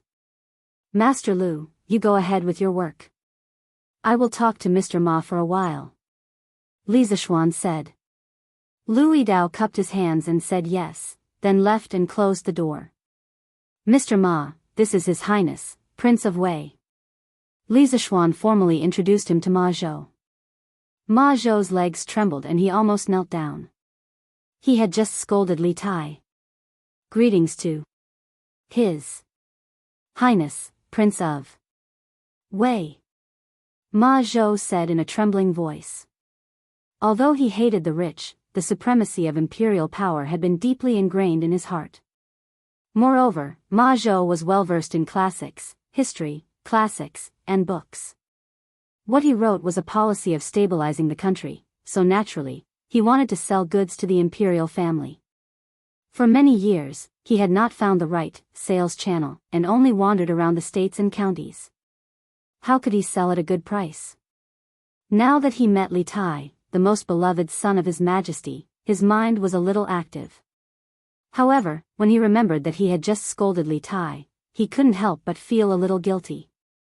Li Tai waved his hand and said, "You don't have to be so polite." In fact, he was not very interested in Ma Zhou. After all, it was the first time they met, and he didn't know how talented Ma Zhou was. Moreover, Ma Zhou's sloppy appearance really made people dislike him. On the other hand, he had a literature center and many scholars under him. He didn't lack literati. Ma Zhou had experienced the fickleness of human nature for many years. Naturally, he could see that Li Tai was not interested in him. He couldn't help but sigh in his heart. It was better to do his job well and not bite off more than he could chew. Li Zishuan smiled and said to Ma Zhou, "Mr. Ma, when I first set up this printing department in the workshop, I thought that it would be more convenient to print books in the future. That's why I invented movable type printing." Ma Zhou and Li Tai were speechless. This was a very strong reason. To set up a printing workshop for the convenience of printing books, how rich must your family be? However, after meeting Mr. Ma today and hearing Mr. Ma's words, I decided to make this printing department bigger and stronger. In the future, the printing department will be renamed the Ministry of Culture. Not only will we print classics, but we will also publish our own books to open the minds of the people. Moreover, I have a way to reduce the cost of paper. The ultimate dream of our Ministry of Culture is to let everyone in the world be able to read and read. Brother Ma, I wonder if you are willing to help me sincerely? Li Zishuan looked at Ma Zhou and said sincerely. These words weren't completely a bluff. Previously, he set up the printing department only for his own convenience. However, now that Ma Zhou was in charge of the printing department, if he still wanted to use the printing department to print books for himself, it would be a waste of Ma Zhou's talent in governing the country. In the future, the printing department must be transformed into a cultural export department. Ma Zhou's eyes widened and his breathing quickened. He was really shocked by Li Zishuan's shocking words. Let everyone in the world be able to read and read. What a great dream this was. Angry youth, angry youth. In addition to being fond of scolding others, he also had a characteristic of being impulsive. Ma Zhou lived up to his name as an angry youth. I'll do it. As long as I can let everyone in the world be able to read and read, Lord Zhu, even if you don't give me a single salary, I, Ma Zhou, will do it. At this moment, Ma Zhou had completely forgotten about the ethics of being a scholar and not engaging in a lowly profession. He just wanted to roll up his sleeves and go all out. Good. Brother Ma, you are so bold. Don't worry, with me here, this dream is definitely not just a dream. One day, it will be realized by us. Brother Ma, not only will you be famous for thousands of years, you will also be rich. Li Zishuan's heroic spirit rose as he laughed heartily. Li Tai looked envious and interrupted, "Sir, why don't you count me in? Tai has many scholars under him. Perhaps they can help you." As a member of the royal family, Li Tai also had his own position. Li Tai was now wantonly suppressing the aristocratic families and promoting poor officials. Therefore, Li Tai himself did not like people from aristocratic families. Li Zishuan's Ministry of Culture was a very good weapon to deal with aristocratic families. Li Zishuan did not think about these twists and turns. He thought for a moment and nodded, "Okay, then I will give Qin 30% of the Ministry of Culture's shares. Qin, remember to bring 3,000 strings of cash to buy shares in the future." Selling books at a low price would affect the interests of many people. Li Zishuan wanted to pull a prince into the car as a shield. Li Tai vomited blood and said, 3,000 strings of cash. Why don't you go rob someone? I can send a few scholars to help you. Can you ask for less money? Li Zishuan waved his hand and said, "There's no need. Brother Ma's talent alone is enough. Qin, if you think it's too expensive, then forget it. Master will go find Gao Ming. I think Gao Ming will be willing." Nonsense, if Ma Zhou could be a thinker, how could he not be talented? He did not care about the scholars under Li Tai. Maybe they would all be arrogant and not do anything when they came. "I am willing. Brother Zishuan, I am willing to pay 3,000 strings of cash for 30% of the shares." Li Qingxian's shout came from outside the door. Li Zishuan was speechless. Speak of the devil, Li Qingxian must have been eavesdropping outside for a while. As soon as he finished speaking, Li Qingxian pushed the door open and entered. He then looked at Li Zishuan excitedly. Chapter 169. A few days ago, Li Zishuan heard that Li Zishuan had created a new type of mathematics in the Imperial College. Furthermore, Li Tai had also received praise from Li Er for this. Thus, he wanted to come to Yongla Lane to look for Li Zishuan for a textbook to see what this new type of mathematics was all about. In the end, he was informed by the Li residence's servants that Li Zishuan was in the workshop. Thus, he came looking for him. Some of the old people in the workshop knew Li Qingxian, so no one dared to stop him. They even pointed the way for him. When Li Qingxian arrived at the back hall, he happened to hear Li Zishuan's bold words. Then, he heard about the investment and hurriedly called out. If it were 2 months ago, he definitely wouldn't have been able to take out 3,000 strings of cash. However, he had 30% of the shares in Strange Interest Pavilion. Last month's dividends amounted to more than 2,000 strings of cash. Now, he could be considered to be quite wealthy. After tasting the benefits, Li Zishuan needed someone to work with. How could Li Qingxian refuse? Li Tai glared at him and said, "Big brother, I came here first. How can you snatch it from me?" Li Qingxian smiled and said, "Isn't it because you think it's expensive, Qin? I can only do it for you." Ma Zhou's legs trembled and he almost peed himself. Another great person had come. He couldn't help but think that his boss's background was really strong. "Student Ma Zhou greets Your Highness the Crown Prince." Li Qingxian grunted and waved his hand with a smile. "Mr. Ma, please dispense with the formalities." He knew how to conduct himself slightly better than Li Tai. When he heard Li Zishuan's tone outside the door, he seemed to be very respectful to Ma Zhou. Thus, he also gave some face to Li Zishuan and addressed Ma Zhou as Mr. Ma Zhou. Ma Zhou was instantly overwhelmed by the favor. To be addressed as Mr. by the current crown prince was such an honor. Li Tai said unhappily, "Who says I think it's expensive? Isn't it just 3,000 strings of cash? I can afford it, Mr. Li. I'll get someone to send 3,000 strings of cash over tomorrow." Since young, the little fatty had always liked to compete with his big brother, Li Qingxian. At this time, how could he be willing to fall behind? He calculated in his mind. If the Prince of Wei's residents were to raise money from everywhere, they should be able to gather 3,000 strings of cash. If that was not possible, they could also sell some books. When Li Qingxian heard this, he said anxiously, "Little Xian, you can't favor one and discriminate against the other. This solitude is also willing to fork out money to cooperate. Li Zishuan shook his head and laughed. Your Highness, why are you here today? Li Qingxian was a little embarrassed. After all, he had been eavesdropping outside for a while. Ahem, I originally wanted to borrow a textbook from you today to see your new mathematics. I didn't expect you to not be at home, so I came here to look for you. Li Zishuan nodded, thought for a moment, and said, since both your highnesses want to participate, how about this? Both your highnesses will contribute 2,000 strings of cash each, and each of you will get 20% of the shares. What do you think, your highnesses? He only wanted to honestly live his own leisurely days. He didn't want to help Li Tai and Li Qingxian in their infighting, nor did he want to offend either of them. Of course, if possible, Li Zishuan hoped that the two of them could live in harmony. Li Tai and Li Qingxian looked at each other. They both knew that this was probably the best solution, so they nodded in agreement. Okay, then this department will be officially named Shitsu Culture. The three of us will be in charge of it. I hope that everyone will work together to make all the people of the Tang Empire able to afford to read as soon as possible. Okay.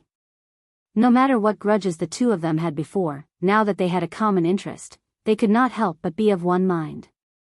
Next, I will be in charge of improving the papermaking technology and reducing the cost of paper. Qin Ke heard that you have a rich collection of books. Tomorrow, Brother Ma will go to your place to choose dozens of fine books. We will first print these books and sell them. I'll buy a store next to the Strange Interest Pavilion to sell books. Li Zishuan thought for a moment and said. Li Tai smiled and said, okay, I will go back today and tell the servants. Ma Zhou, you just need to come over tomorrow. Ma Zhou cupped his hands and said to Li Tai, thank you, your highness. Li Zishuan took 2 steps and said, in addition to printing some unique copies of ancient books, we also have to produce our own books. Relatively speaking, this is a huge project. Let me tell you an idea first, you can refer to it. Li Qingxian asked curiously, Xiao Xian, you plan to write the books yourself? Li Zishuan nodded and said, currently, the aristocratic families control most of the education resources. If the children of ordinary families want to read and write, they have to pay a high price. I plan to organize people to produce a dictionary to teach people how to read and write. Li Tai smiled and said, Mr. Li, the book you mentioned already exists. Now, every bookstore sells Shuo Wen Jie Zi. The author of Shuo Wen Jie Zi was Su Shen. It was the first book in China that systematically analyzed the Chinese characters and studied the source of the characters. It was also one of the earliest dictionaries in the world. It was a Chinese dictionary arranged according to the radicals. It was written from the 12th year of the Han Emperor Yongyuan to the 1st year of the An Emperor Jingguang. In the Sui and Tang dynasties, Shuo Wen Jie Zi had become one of the essential reference books for scholars. Li Zishuan shook his head and said, the dictionary I am talking about is Shuo Wen Jie Zi with symbols. I call these symbols pinyin. As long as you learn this spelling method, no matter how complicated the word is, as long as it is marked with pinyin, even a child can read it. Is pinyin so magical? Ma Zhou couldn't help but cry out in surprise. He had suffered since he was a child, and he understood better than anyone that if pinyin really was as miraculous as Li Zishuan said, then the educational structure of the Great Tang would undergo a fundamental change, and more people would become literate. Li Zishuan didn't talk nonsense. He came to the table, picked up the brush, and wrote 26 letters on the paper. He began to teach the 3 of them pinyin. An hour later, Li Zishuan wrote Jiao in pinyin and said, Qin Ke, you try to spell it. Among them, Li Tai's ability to accept new things was the strongest. Therefore, Li Zishuan let him try first. Li Tai nodded and went forward to spell it. Jiao yi jiao. Li Zishuan clapped his hands and said with a smile, exactly. Ma Zhou also reacted and exclaimed in admiration, amazing, it's really amazing. If this is a child from an ordinary family, it would take a few days to learn pinyin. Then, if they buy a dictionary like you said, wouldn't they be able to learn to read at home? It's really magical. Li Qingxian also said with a happy face, Pinyin is really a good thing. If my father knew about it, he would be very happy. Li Zishuan said, since everyone agrees on this dictionary, Ma Zhou will be the chief editor of the dictionary. Qingke, Gao Ming, each of you send 3 scholars to assist Ma Zhou. This dictionary will be called the Tang Empire Dictionary. Pay attention, the scholars you send are only to assist Ma Zhou. Don't fight with each other and make the Ministry of Culture a mess. Li Zishuan decided to say the ugly words first, in case there was trouble later. Li Qingxian nodded and said, okay. Ma Zhou waved his hand and said, Lord Zhu, you can't do that. I have little talent and knowledge. How can I let the scholars assist me? Li Tai also frowned and said, yes, is Ma Zhou talented enough? This guy never knew how to beat around the bush. His words were too hurtful. Li Zishuan said angrily, I believe Brother Ma can do it well. If you have any objections, we won't compile the dictionary. Ma Zhou saw Li Zishuan supporting him and couldn't help but feel touched. Li Tai rolled his eyes, he learned this from Li Zishuan, and didn't say a word. Chapter 170. After settling the matter of the dictionary of the Tang dynasty, Li Zishuan suddenly felt that he had forgotten something. After thinking for a while, he clapped his hands and smiled. He clapped his hands and said, oh right, Ma Zhou, other than compiling the dictionary, you have to help me with something else. I want to start a newspaper. Ma Zhou frowned and asked, Lord Zhu, what is a newspaper? In the past, he was conceited that he was extremely talented and knowledgeable, but what he saw and heard today had really struck a great blow to his confidence. Because some words that he'd never heard of kept popping out from Li Zishuan's mouth, causing him to be unable to help but wonder if Li Zishuan was too monstrous, or if his knowledge was too shallow. Li Qingxian and Li Tai also looked at him curiously. Li Zishuan explained, the so-called newspaper is a printed matter that is published to the public on a regular basis. It mainly publishes strange news and comments from famous people. This newspaper is quite large and is divided into several sections. It can record some of the new things that are happening around you. It can also invite some famous scholars to interpret the new decrees issued by the imperial court for the public. It can also record some of the recent major cases that the government has tried. It can even publish some novels. The newspaper will be published once a day, and then we will hire a newsboy to sell it in the tea houses. In the early stages, we will write the content ourselves. In the later stages, we can ask scholars to submit articles to us. We will select the best and pay them some remuneration. In the long run, the content of our newspaper will become more and more abundant. The public will also get used to buying a newspaper every day when they have nothing to do to see what is happening around them. Li Qingxian pondered for a moment, then clapped his hands and laughed, wonderful, wonderful, wonderful. In this way, we will be able to know everything that is happening in the world without leaving the house. Li Zishuan nodded, that's the logic. Li Tai laughed, this is good, this is good. This way, we can read novels in the newspaper in the future. Li Zishuan was speechless. He was worried that once the newspaper was published, the Prince of Wei would become a shut-in who only knew how to read novels every day. Ma Zhou cupped his hands and said, don't worry, Lord Zhu. This Ma will handle this matter as soon as possible. Li Zishuan thought about it again and said, Brother Ma, you can put more effort into the other sections. I'll be in charge of writing the novel section first. You'll have to work hard for the next few days. Write down the content I just mentioned and give it to me. I'll do the typesetting for the first issue. For the next few issues, you just have to copy it. Ma Zhou was just about to agree when Li Qingxian beat him to it. Little Xian, you have a new novel? Li Zishuan nodded and said, I just started writing it recently. It's called The Legend of a Mortal's Journey to Immortality. Here, this is the manuscript. As he spoke, he took out a stack of manuscripts from his sleeve. His other purpose for coming here today was to ask Lu Yidao to arrange for someone to print the first few chapters of the novel, and then sell it as a serial book. As a result, now that he had Ma Zhou, Li Zishuan planned to create big news and directly launch a newspaper. He believed that with the addition of this wonderful novel in the early stages, the sales of the newspaper would definitely get better and better. Li Qingxian hurriedly took it excitedly and glanced at it. He immediately exclaimed, "Wow, I haven't seen you for a few days. Little Xian, your handwriting has become so good." "Oh, no, why does this handwriting look a little familiar?" Li Tai smiled proudly and said, "I wrote this myself. Of course my handwriting is good." Calligraphy was one of Li Tai's strengths that he was proud of. At this time, when he heard Li Qingxian's praise, the little fatty couldn't help but grin even though he usually didn't get along with his big brother. "Oh, no wonder, no wonder. Qingke, your calligraphy has improved again." Li Qingxian nodded in understanding and casually praised Li Tai. As the big brother, he still had this kind of bearing. "Huh, you flatter me."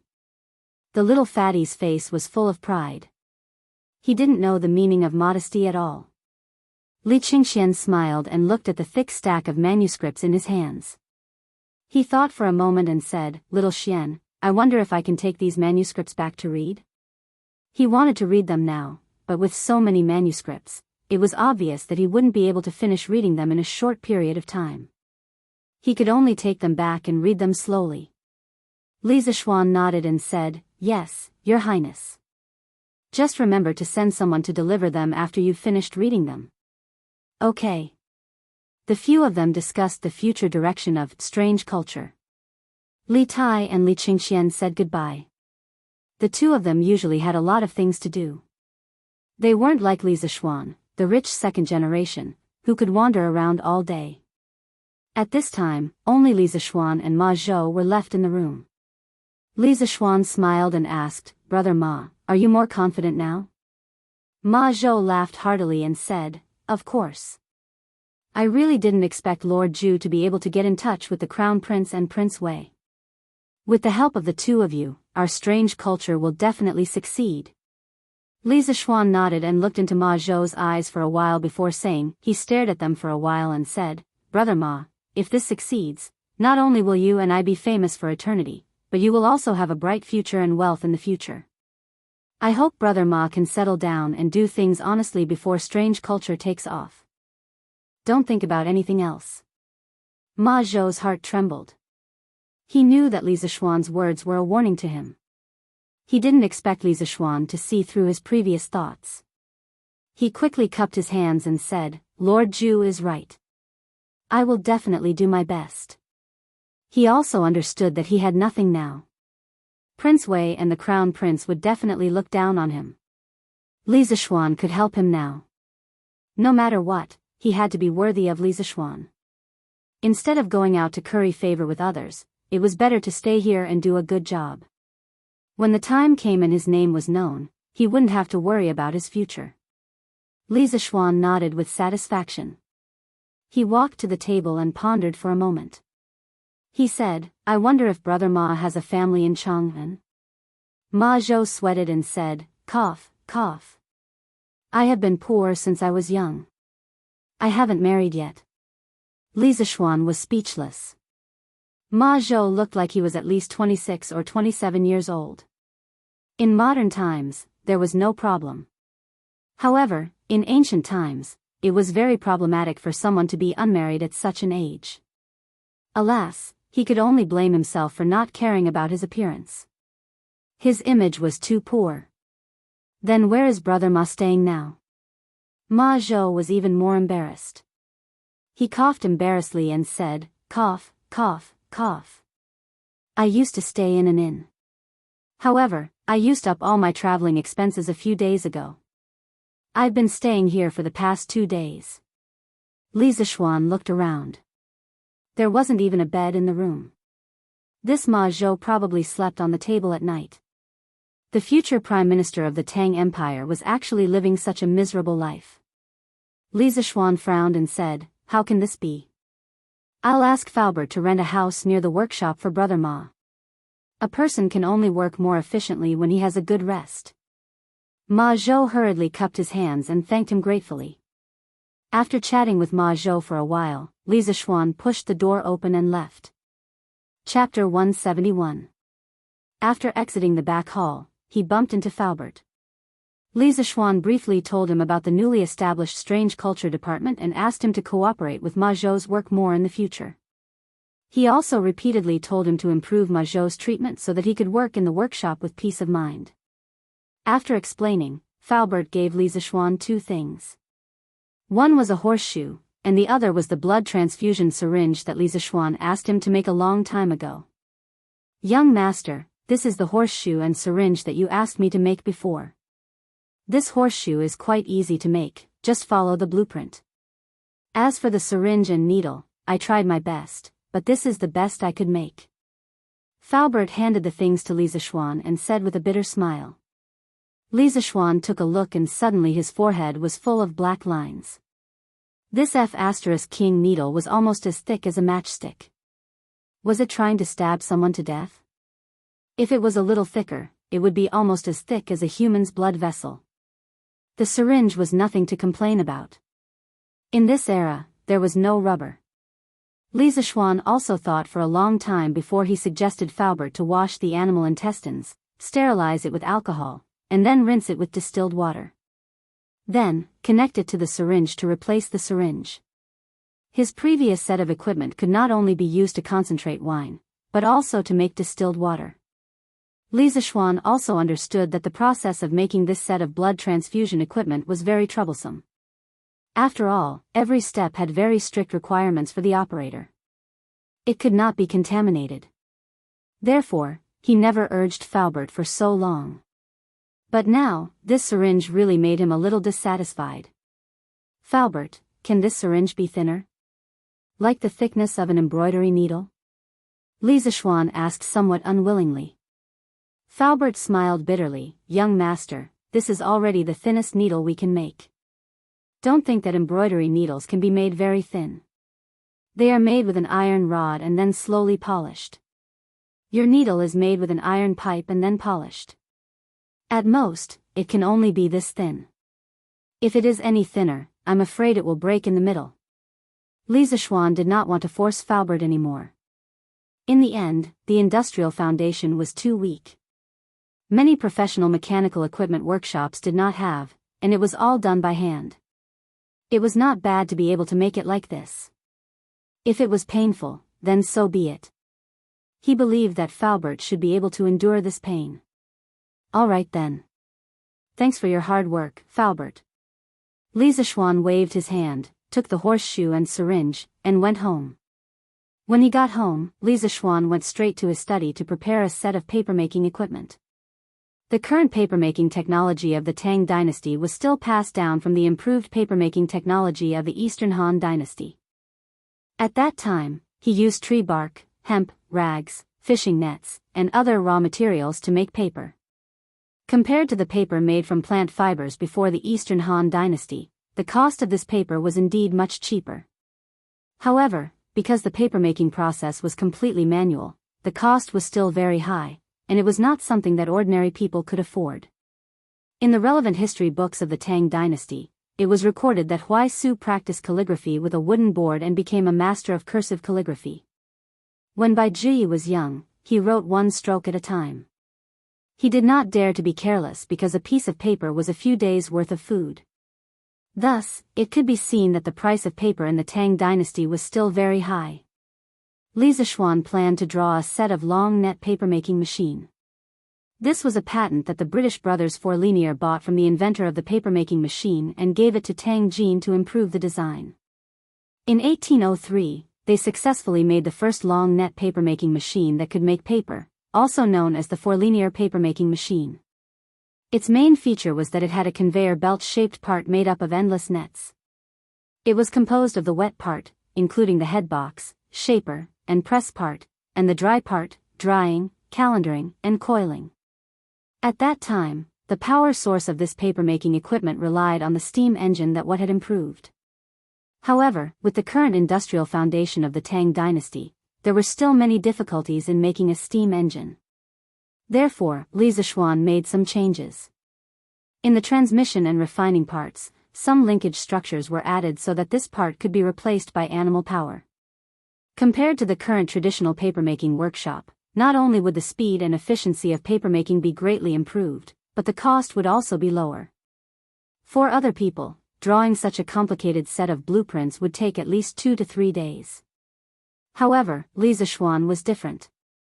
He had abnormal mental strength that exceeded that of ordinary people, as well as skillful control of his strength.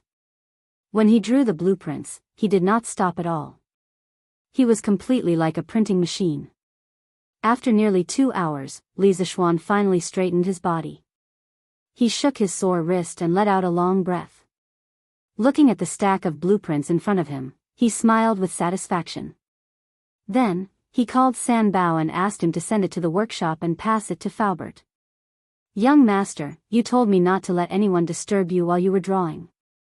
In the end, you were drawing until now. You didn't even have lunch. I'll get the kitchen to cook for you." At this time, Xiaoxi ran over and said with a distressed expression. Only then did Li Zishuan look at the sky. It was already past lunchtime. He then remembered that when he came back, he did tell Xiaoxi not to let anyone disturb him while he was drawing.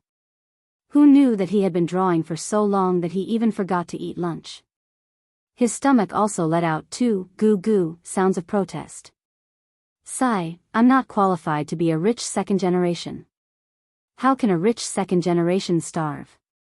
Li Zishuan criticized himself in his heart.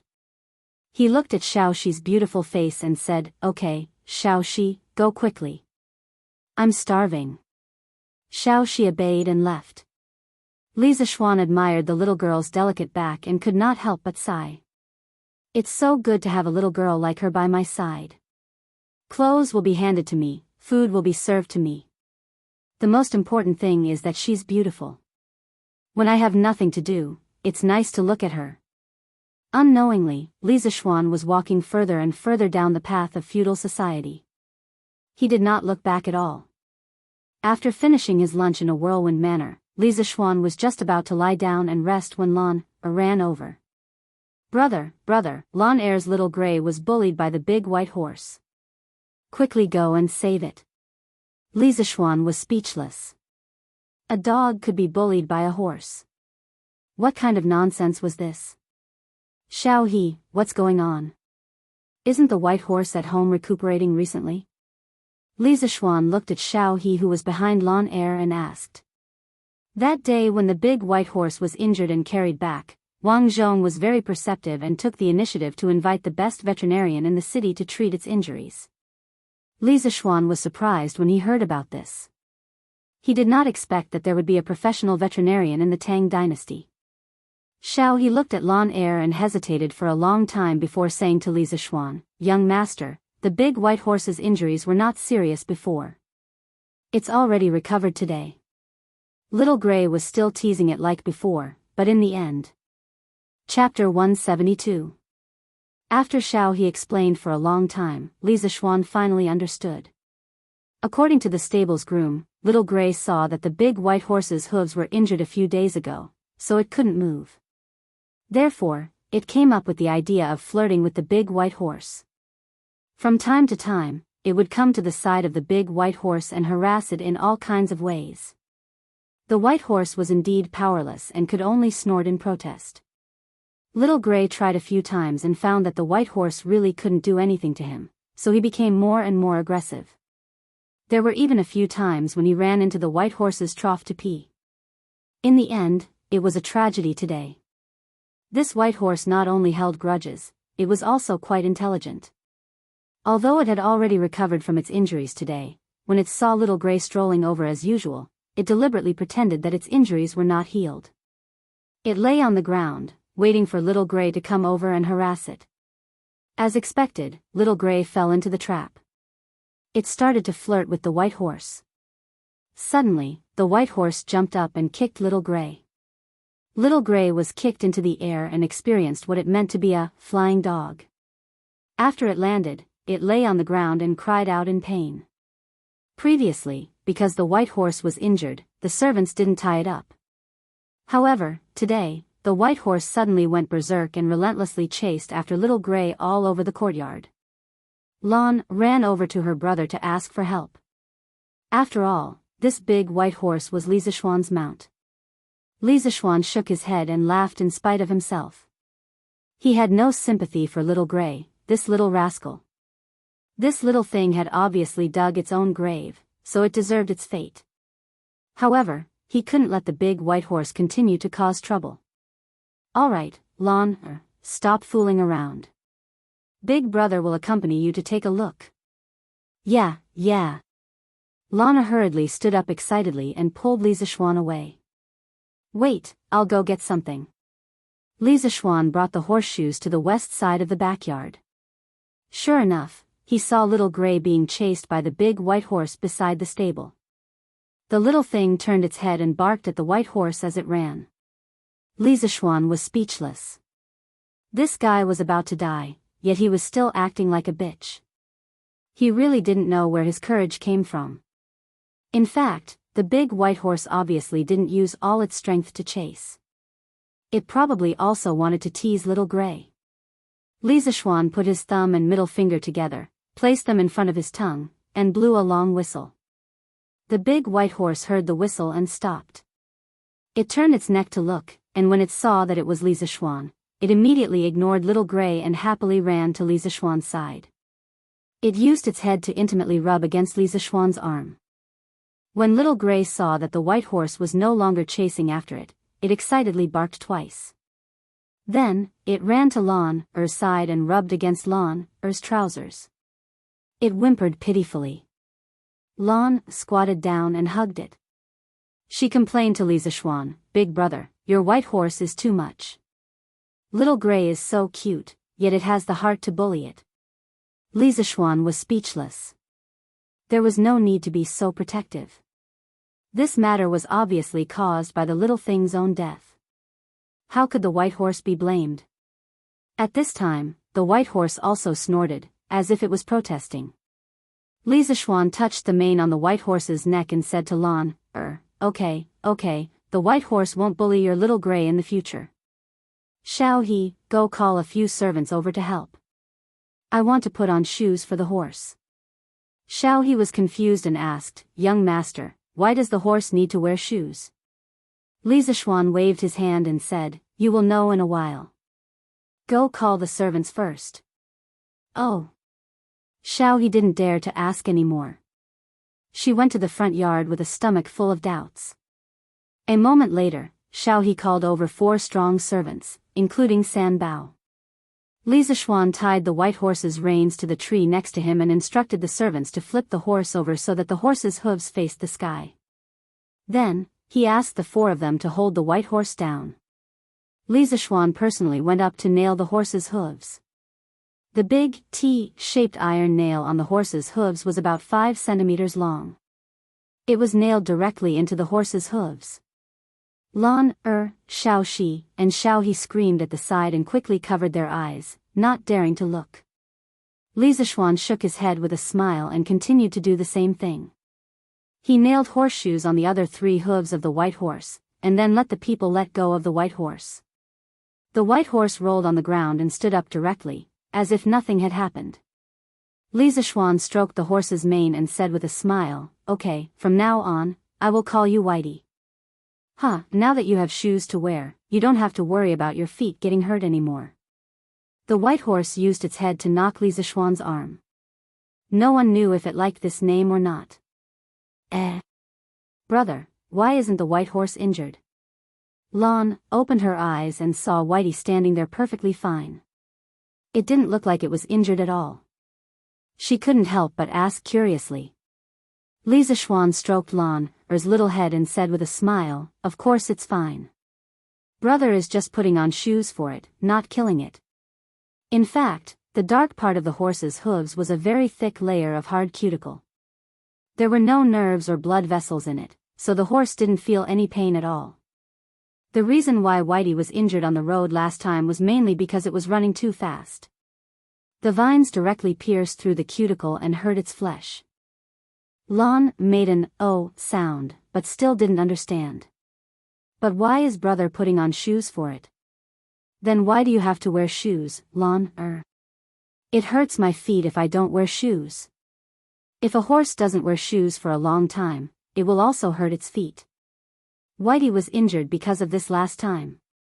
After wearing shoes, Whitey can run on all kinds of terrain and won't have to worry about pricking its feet anymore.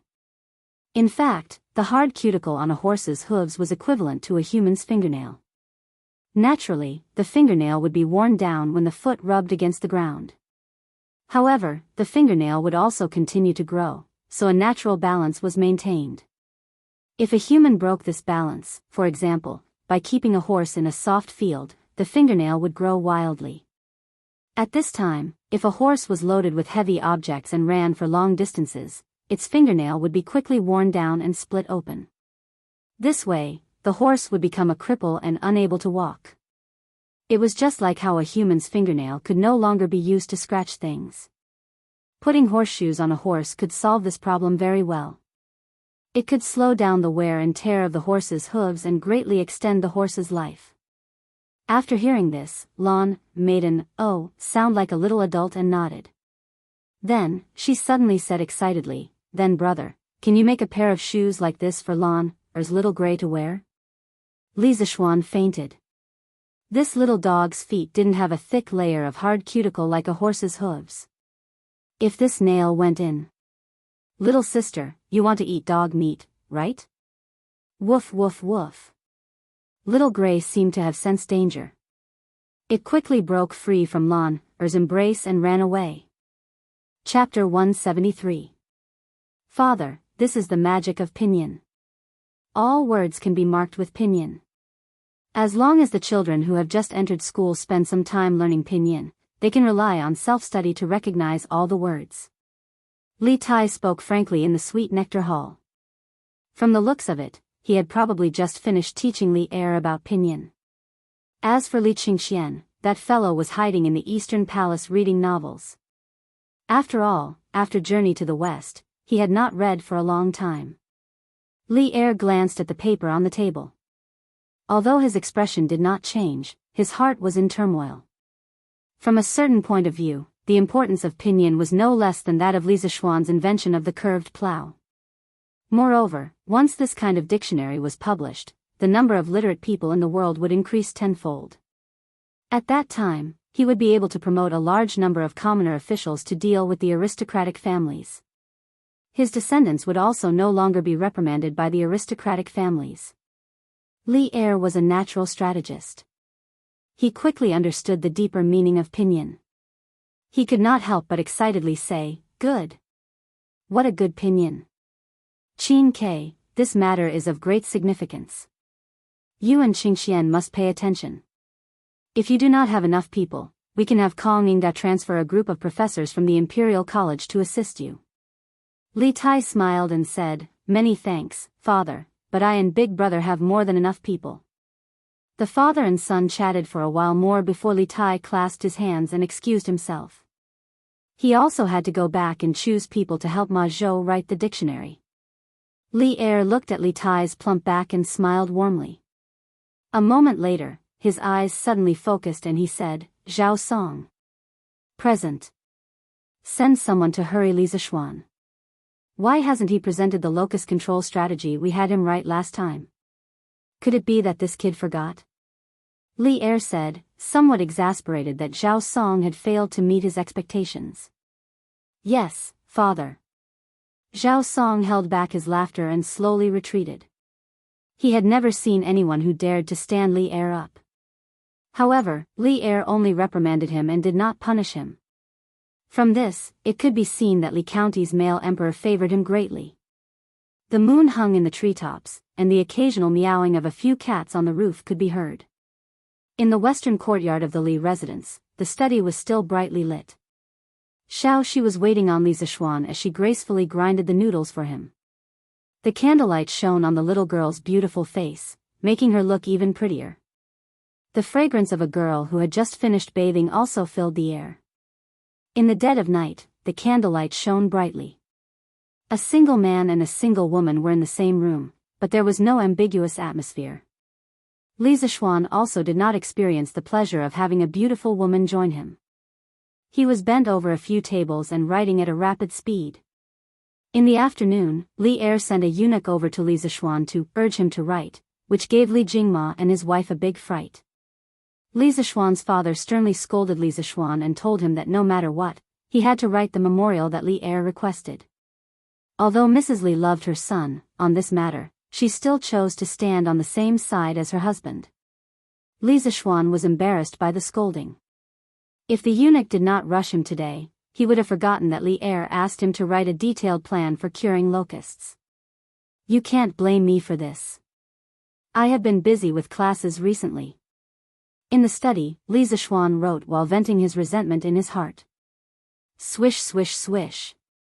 Only the sound of the brush rubbing against the paper and the light breathing of the two people could be heard in the room. After half an hour, Li Zishuan put away his brush and stretched his waist. He laughed and said, "Ha, it's done. Xiao Shi, let's sleep." Ah. Young master, young mistress is not married yet? How can you do this? Xiao Shi's hand that was grinding the ink trembled. Her other hand quickly covered her chest as she said anxiously with a blushing face. Cough cough, I meant to say that we should go back to our own rooms to sleep. Little girl, what are you thinking? Do you want to sleep with me so badly? Li Zishuan placed his hand on his forehead and was speechless. However, when he saw Xiao Shi's blushing face, he suddenly had the intention to tease her. No way. Xiao Shi was anxious. She quickly packed up her ink slab and brush and was about to run away. Li Zishuan laughed behind her. Xiao Shi, don't forget to get someone to send this memorial to the palace tomorrow. I know. Look, this, The Legend of a Mortal's Journey. Although the beginning is plain and not as exciting as A Journey to the West, the more you read, the better it gets. I feel like I am like Han Li, embarking on the long and difficult path of cultivation. In the East Palace, Li Qingxian held the manuscript of The Legend of a Mortal's Journey and praised it. After a few minutes, he said in annoyance, "Why is it gone? This mysterious little bottle just came out and it's gone." Did Li Zishuan purposely stop writing at this point? Li Qingxian's annoyed look was similar to how people in the modern world would feel when they met some unscrupulous author and the story was cut off at the climax. The helplessness of love and hate. However, you can't blame Li Zishuan for this. He wrote 20 to 30 chapters in half a day.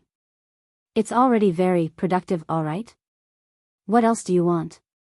Your Highness, it's getting late. You should rest. Li Qingxian's personal maid carefully bowed and said. Li Qingxian looked at the sky and nodded. He handed the manuscript to the maid and said with a smile, "All right, I'll go to sleep now. Yan call a servant tomorrow and have him send this manuscript to Ma Zhou of the Strange Taste Pavilion Workshop." After reading more than 20 chapters of The Legend of a Mortal's Journey, Li Qingxian still wanted more. However, at the same time, he was also looking forward to Ma Zhou quickly producing the newspaper. When that time came, everyone in Chang'an would be trapped like him. It was so hard to wait for a new chapter. Li Qingxian's mentality of wanting to drag everyone down with him was very similar to those unscrupulous readers in the modern world who had been tricked many times. Yan took the manuscript and hurriedly bowed and said, "Yes." The next day, after breakfast, Li Zishuan and Iron Egg went out of the house to school. Lan had a temper when she woke up today and didn't come with them. Li Zishuan didn't force her. When Lan cried and shouted that she wanted to go to the Imperial College to attend classes, Li Zishuan had already guessed that this little girl would slack off for 3 days and dry her net for 2 days. Although this little girl didn't persist for 3 days, it didn't matter. He didn't expect this little sister of his to be knowledgeable and become the top scorer in the exams. Iron Egg carried more than 30 textbooks and walked behind Li Zishuan with difficulty. This couldn't be considered as Li Zishuan abusing a child, okay? This was also a kind of training for Iron Egg. After all, Iron Egg had persevered for so many days. He could still carry this weight. "Hello, sir." "Hello, sir." As soon as Li Zishuan entered the Imperial College, he happened to meet 2 students from the School of Mathematics and Mathematics.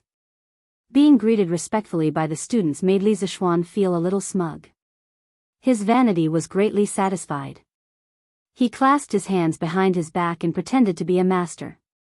He nodded pretentiously and said, then he directly passed by them and rushed to the School of Mathematics and Mathematics. Senior Iron Egg, come here, let me help you carry the books. Let me help you too. The two students were shocked by Lisa Schwann's arrogance. After a while, they came back to their senses. Seeing that Iron Egg had memorized so many books, they hurriedly came over to help. This was Sir's first core disciple. If they had a good relationship with him, they might be able to get some exam questions from him in the future. Then wouldn't it be easier for them to pass the monthly exams? Thank you for your kindness, junior brother. But I don't need your help. This is also the homework that Master left for me. I have to memorize it myself. Iron Egg wiped his sweat and gratefully refused. Then he quickly went to catch up with Lisa Schwann. Memorizing textbooks is also considered homework. The two students stood behind, scratching their heads with a confused look on their faces. Brother Sue, Brother Yu, why don't you go to the school? If you don't go now, you will be late. At this time, a student ran from behind and said breathlessly, "Ah! Run!" The two students hurriedly ran away. Chapter 174. Chonyo, Huayu, you two are here? When he arrived at the classroom, he saw the tall and burly Ching Chumo and the refined Qin Huayu sitting at the back. Lisa Schwann recalled that day when Ching Chumo and the other old generals had entrusted their sons to the School of Mathematics. However, he didn't expect that these second-generation generals would come today. Ching Chumo hung his head and said weakly, "Brother, I didn't want to come." "Brother, I didn't want to come either, but my father said that if I didn't come, he would break my legs. I thought he was just scaring me, but who knew that he was serious this morning? Even my mother couldn't hold him back. Fortunately, I ran fast, or else I would be lying in the Imperial Medical Department now. Sai, Xiao Xian, we used to be brothers. Now you suddenly became my teacher for no reason. This is so King disgusting." When Lisa Schwann heard Ching Chumo's complaints, he almost laughed out loud. He didn't expect Ching Chumo to be so cruel to his own son. He was about to comfort him when Qin Huayu said with a smile, "Chonyo, Uncle Cheng is doing this for your own good. Since you're here, you should learn well. Moreover, I just borrowed the notes of other classmates and found that Xiao Xian's new mathematics has many merits." Stop, stop, stop. Huayu, don't say any more. Your grades are good, so of course you don't care. But look at me, old Cheng, how do I look like a scholar? I just heard that the last 5 in the monthly exam will have to clean the classroom and enter the roll of shame. I really don't know which son of a bitch came up with this rotten idea. It's going to kill me. Ching Chumo didn't wait for Qin Huayu to finish and interrupted him. His voice was very loud. 80% of the people in the classroom heard him. The noisy classroom instantly quieted down. Other than Ching Chumo and the other two newcomers, all the other students looked at this man who dared to speak so arrogantly. Lisa Schwann's face darkened. He kicked Ching Chumo's thigh and said, "F***ck, I was the one who came up with this idea. If you're in the last 5 this month, you'll have to clean my dorm for 2 months." Ching Chumo staggered from the kick. When he heard Lisa Schwann's words, his eyes widened in shock. He stretched out his hand and stammered, Hey, Xiao Xian, don't. What kind of relationship do we have? Is there a need to be like this? Just treat me as a fart and let me go. Ha ha ha. When the students saw Ching Chumo's antics, they couldn't help but burst into laughter. Many of them knew the identities of Ching Chumo and the others. Those who didn't know found out after asking them in private. They thought that these second-generation generals were all arrogant, but they didn't expect Ching Chumo to be so funny. He was no different from ordinary people like them. Lisa Schwann ignored Ching Chumo. He looked at the tanned and fat youth beside Qin Huayu and asked, "You're Yuchi Baolin, right?" The little fatty scratched his head and laughed, Yes, I'm Yuchi Baolin. You can call me Baolin, sir." Lisa Schwann nodded and encouraged him, "Okay, Baolin, study hard. If there's anything you don't understand, you can ask Iron Egg or me directly." Ching Chumo muttered at the side, "TSK, what's there to learn from him?" In the end, he still has to fight with me for the last place. Li Zishuan was so angry that he turned around and slapped him on the head. If you really get last place in the exam, we'll see how Uncle Ching will deal with you. I won't recognize you as a disgraceful brother. Ching Chimo rubbed his head like a wronged wife. He looked at him with an aggrieved expression and muttered, "Little Xian, you're not kind. I've always been so good to you. How can you be like this?" "Like what? Even I have to do as Sir says." "What else do you want, ugly ox?" Li Tai had just arrived at the academy on time. He heard Ching Chimo's aggrieved complaints and couldn't help but interrupt. Ching Chimo looked at Li Tai in surprise. He opened his mouth and wanted to say something, but in the end, he didn't say anything. He held his forehead with his hand and sighed. It seemed like he had completely accepted his fate. "All right, let's start class. Students, take out your homework. Iron Egg, go collect your homework and pass it to me." The sound of a bell and drum came from outside. Li Zishuan had hired a night watchman to ring the bell for the academy. When the bell rang, Li Zishuan started a new day of classes. "Yes, master." Iron Egg stood up and collected the homework one by one. He had just handed out new books to all the students when he arrived in the morning. In addition, he was Li Zishuan's eldest disciple, so the students treated him very well. After a while, Li Zishuan took everyone's homework and skimmed through it. After a while, he frowned and shouted, "Wang Meng, get up." Wang Meng sat down and waited for Li Zishuan to praise him. He had thought for a long time before coming up with the homework. However, judging from Li Zishuan's tone, it was obvious that he wasn't going to praise him. Wang Meng stood up in shock and stuttered, "Yes, sir." "Tell us, what method did you write in your homework?" Wang Meng sweated and said, I wrote that if you saw the ginkgo tree down, then connect a few rulers on the ground to measure the height of the tree, you would be able to get the height of the tree." Ha ha ha. The students burst into laughter after hearing this. Ching Chimo was also amused.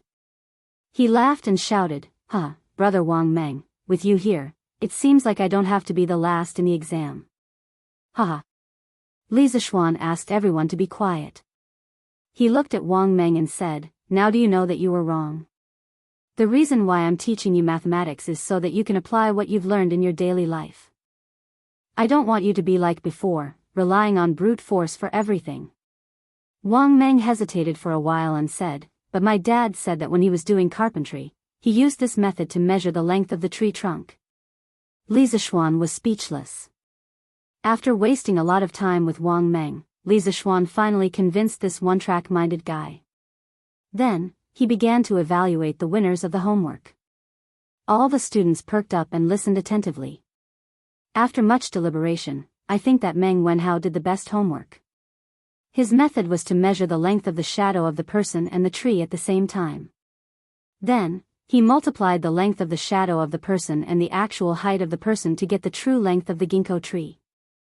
Other than Meng Wenhao, Li Tai's method was also outstanding. He made the person's eyes stick close to the ground and then moved a ruler until the top of the ruler was in a straight line with the person's eyes and the tip of the tree.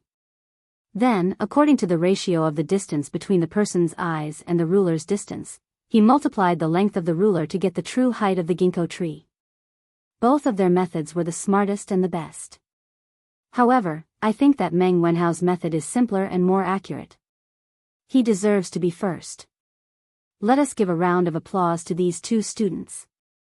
Chapter 175. Clap, clap, clap.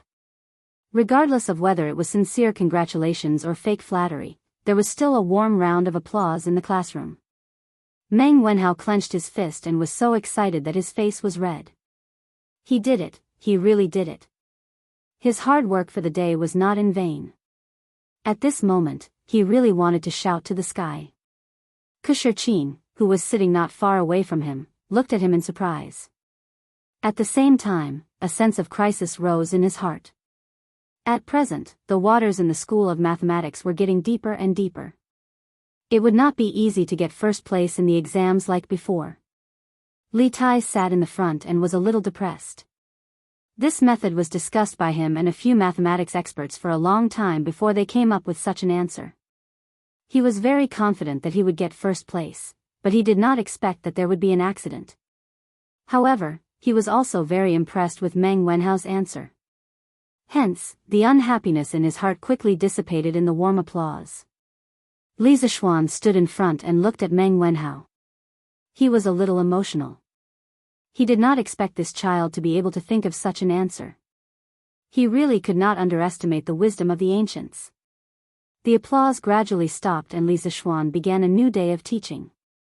What was different from the previous time was that today's class would have a 15-minute break every 45 minutes. This made the students more energetic in class, and the class was livelier than before. Li Zishuan believed that as time passed and they got used to this way of teaching, their learning progress would be much faster than before. Taiji Palace, Sweet Dew Hall. After the morning court, Li Er gathered Zhang Sun Wuji, Feng Xianling, and Du Ruhui to the Sweet Dew Hall to discuss the plan to eliminate the locusts. Li Er knelt on the seat of honor while Zhang Sun Wuji, Feng Xianling, and Du Ruhui knelt on the cushions below. Li Er looked up and asked lightly, "How are the three of you thinking these few days? Do you have any countermeasures for next year's locust plague?" Zhang Sun Wuji took the lead and said, "Your Majesty, since Your Majesty has already firmly believed that there will be a locust plague next year, I think that the most important thing now is to increase the storage of food in case of emergency." Li Er nodded and looked at Feng Xianling and asked, "What do you think?" "Your Majesty, I estimate that the Ministry of Revenue doesn't have much money left. I'm afraid that it will be difficult to deal with this locust plague. I'm afraid that Brother Fuji's plan won't work." After some thought, Li Er explained just how difficult the imperial court situation was. It's true that the Bureau of Revenue currently has no more than 4 million strings of coins left. Adding on the various expenditures, we can only use a little more than 1 million strings of coins. Relying on this amount of money to buy food will not be enough for the people of the Great Tang to survive the plague of locusts. Du Ruhui could not help but say, "Your Majesty, this old subject did not think that the finances of the imperial court would be so tight. From today onwards, this old subject will voluntarily not take any salary from the imperial court. This subject is also willing to do so." Zhang Sun Wuji and Feng Xianling couldn't help but agree.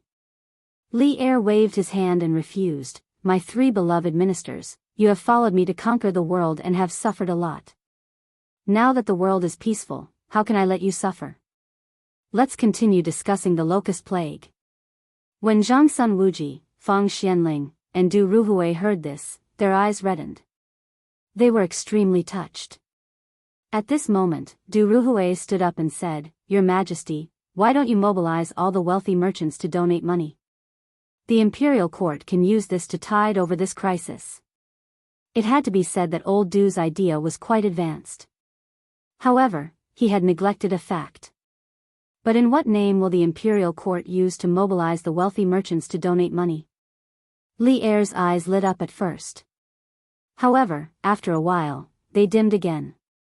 The reason for the donation was indeed a big problem. Du Ruhui was taken aback when he heard this. He immediately reacted. The prophecy of the locust plague could not be made known to the world. Naturally, they could not use the name of the locust plague to get people to donate money. However, if that was the case, what convincing excuse could they find? The hall fell into silence. The three important ministers all calmed down and pondered carefully. Li Er was a little disappointed. He did not expect that the three ministers he relied on the most were also at a loss. Was there really no other way? "Your Majesty, Li Xianxing has asked Duke Lu to send in a secret memorial." At this moment, a chamberlain ran in with a memorial in his hands. He bowed and reported to Li Er. Li Er perked up and scolded jokingly, "This brat finally sent the memorial over. Quickly hand it over. If it's not written well, I will not let him off easily." The chamberlain quickly did as he was told and handed the memorial to Li Er. Zhang Sun Wuji, Feng Xianling, and Du Ruhui looked at each other. They were very surprised by Li Er's reaction. After about half an hour, Li Er put down the memorial and looked at the three old ministers. He smiled and said, Li Zishuan has sent in a memorial. He mentioned some locust control strategies. My dear ministers, please take a look and see if they are feasible. The chamberlain took the memorial and handed it to Zhang Sun Wuji. The three of them gathered together and began to read it carefully. They saw the words written on it. I have thought hard and obtained 3 locust control strategies. I would like to present them to your majesty for your reference. Firstly, I believe that since the imperial court does not have much money left, why not send a large ship filled with silk and porcelain to the small countries in the southern sea to exchange for food? I have heard that the weather in the southern sea is extremely hot. Rice matures 3 times a year and the price of food is extremely cheap. Those uncivilized people have never seen such beautiful silk and exquisite porcelain of our great Tang. A bolt of silk can be exchanged for 5 dan of food. Actually, even if our great Tang has tens of millions of gold in our treasury, I do not agree to purchase food from within the country. That is just robbing the east wall to pay the west wall. It is no different from some grain merchants hoarding food in advance. In the end, the ones who will starve are the local people. Secondly, I believe that the imperial court can issue a decree to encourage the people to raise chickens, ducks, geese, and other poultry through tax reduction. When the number of these poultry reaches a certain level, it can guarantee that the crops will not be harmed by the locusts when the locusts come. What the imperial court has to pay is just a portion of the tax for the coming year. Otherwise, when the locusts come and the people are unprepared, all the crops will be eaten by the locusts. At that time, not only will the imperial court not be able to collect 10% of the tax, they will also have to fork out additional money to provide relief. Thirdly, I suggest that your majesty issue a decree to allow the officials of the various provinces of Great Tang to set up warehouses to store the food collected this year. When the locusts come next year, the various provinces will open the warehouses to provide relief. This will prevent the transportation of food and huge losses during the journey. I have thought for half a night and came up with these 3 strategies. If there is anything wrong with them, I hope that your majesty will not blame me. A child's words carry no harm, a child's words carry no harm. Zhang Sun Wuji, Fang Xianling, and Du Ruhui originally thought that Li Zishuan's words were very reasonable. However, when they saw the last sentence, they almost laughed out loud. To dare to write such a joke in a secret memorial to Li Er, this kid is really bold. Chapter 176. Within the Sweet Dew Hall. Li Er saw the expressions of the 3 ministers and knew what they were thinking. He smiled helplessly and said, What do you think of Li Zishuan's 3 strategies for controlling locusts? Zhang Sun Wuji stepped forward and said, Your Majesty, I don't know much about the situation of the small countries in the southern sea. As for the poultry's ability to exterminate locusts, I also have my doubts. However, I feel that Li Xiannan's 3rd plan is very feasible. Li Er nodded and said with a smile, Li Zishuan said that the situation of the small countries in the southern sea is true. A few years ago, I saw in some of the previous dynasties' nautical records that the rice in some of the countries in the southern sea does indeed ripen 3 times a year. The local grain prices are also very cheap. As early as the Sui dynasty, the imperial court had already started to establish maritime communications with Taiwan. Based on historical records, the Sui dynasty had at least 3 voyages to Taiwan Island. They were in the 3rd year of Day, 607, the 4th year of Day, 608, and the 6th year of Day, 610. From this, it could be seen that the shipbuilding and ocean navigation technology of the time were extremely advanced in the world. Fang Xianling couldn't help but say, Since there is such a country, then I think that Li Zishuan's first strategy is completely feasible. The imperial court can send the navy to escort the caravan to Nanyang in exchange for food. The latter half of Li Xiannan's words aren't wrong. If we were to purchase rations from the other regions of Great Tang, the locust plague would inevitably lead to a shortage of rations. Thus, importing rations from outside is the best choice. Li Er nodded with relief and smiled. In that case, I will order Li Shaogong, Prince of Hejian, to prepare a navy in the near future. I will order the Ministry of Revenue to take out 500,000 strings of cash to purchase a batch of silk and porcelain. I will also recruit a caravan from the people to go south with the navy in June to trade with the Nanyang countries in exchange for food. The three old officials said respectfully at the same time, "Your Majesty is wise." Li Er continued, "As for the ability of poultry to kill locusts, there is no need to doubt it. Previously, Li Zishuan told me that an adult chicken can eat up to 300 locusts a day. 20 to 30 chickens can more or less guarantee that there will be no locusts in 1 mu of land." At the time, I didn't believe it, but later, I sent someone to the imperial plantation to ask the old farmer and verified that it was true. The three people in the hall looked at each other in surprise. In the end, Du Ruhui stood up and bowed. "Your Majesty, this old subject believes that Li Xiannan's 3 strategies for dealing with locusts should be implemented as soon as possible. With such a talent in the younger generation of my great Tang, a golden age is certain to continue. This old subject congratulates Your Majesty." "Your subjects congratulate Your Majesty." Fang Xianling and Zhangsun Wuji also cupped their hands and praised. The two of them were shrewd old men. They knew that Li Er had been worried about the next generation of talents of the empire. At this moment, they could make Li Er happy.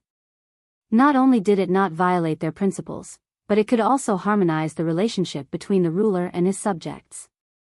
Wasn't it killing 2 birds with 1 stone? Ha ha ha. Li Er laughed heartily. Du Ruhui's words had struck a chord in his heart. He swept away the gloominess from a few days ago and smiled.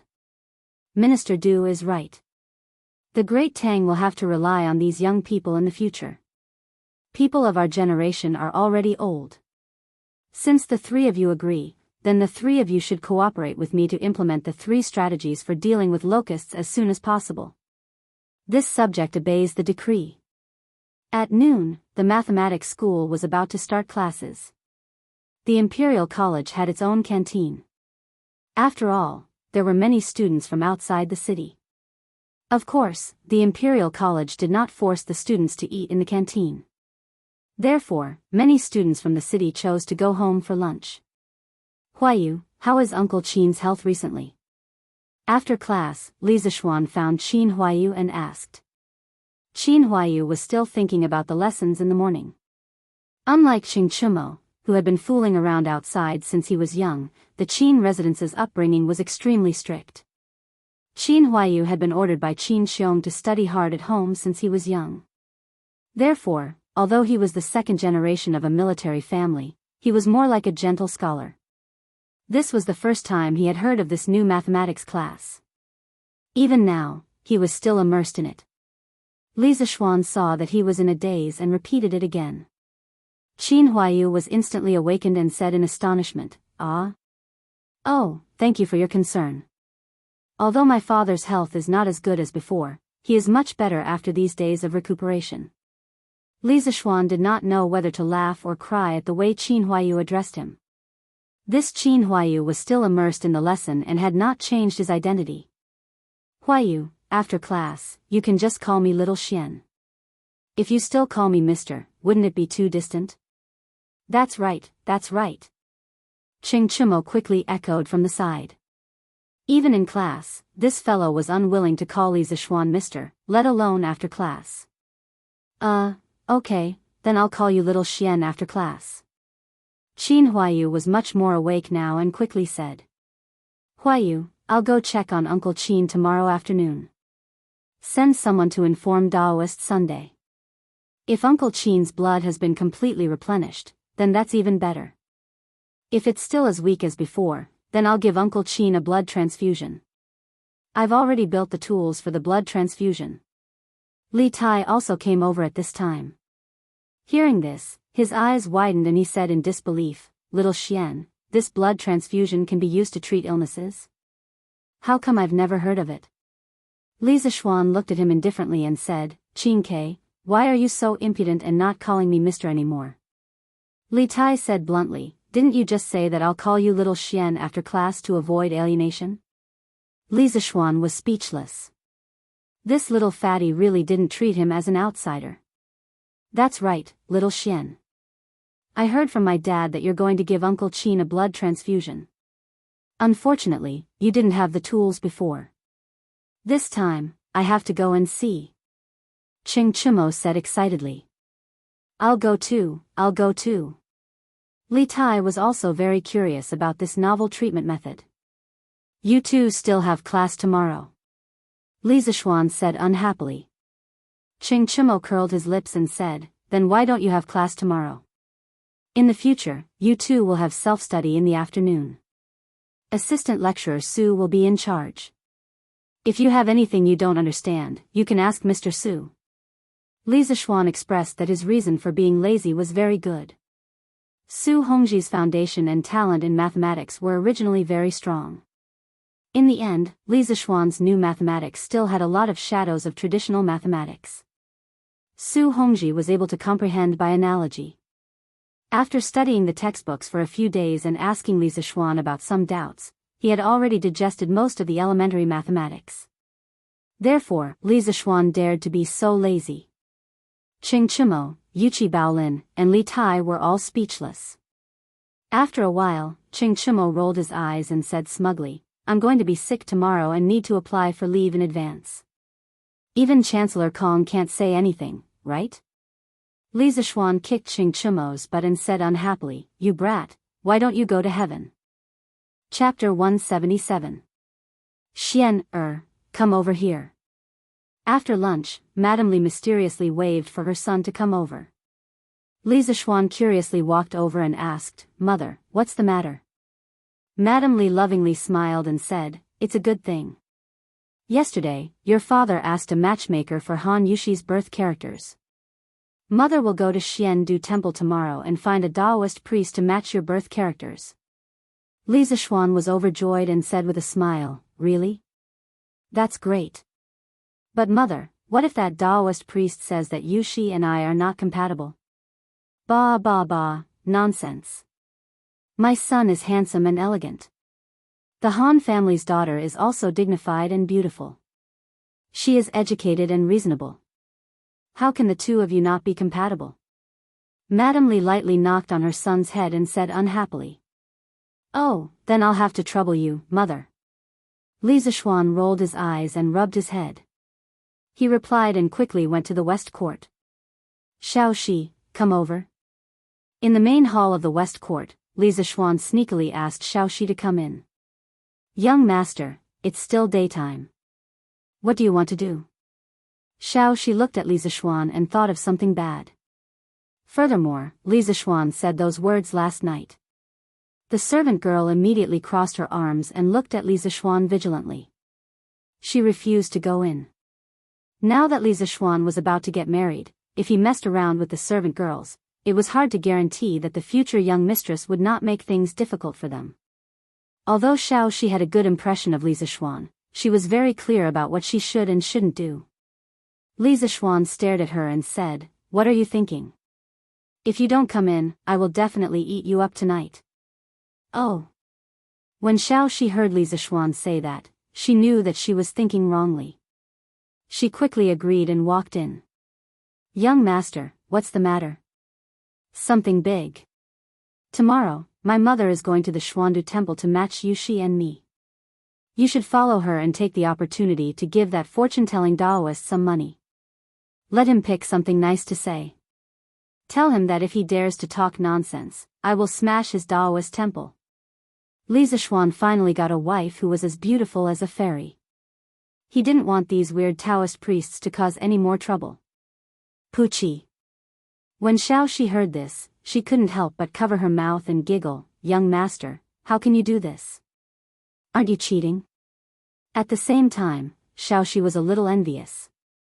If young master could care about her so much in the future, she would be willing to die. Li Zishuan rolled his eyes and snapped, What's wrong with cheating? Those Taoists of the Jianghu were always talking nonsense.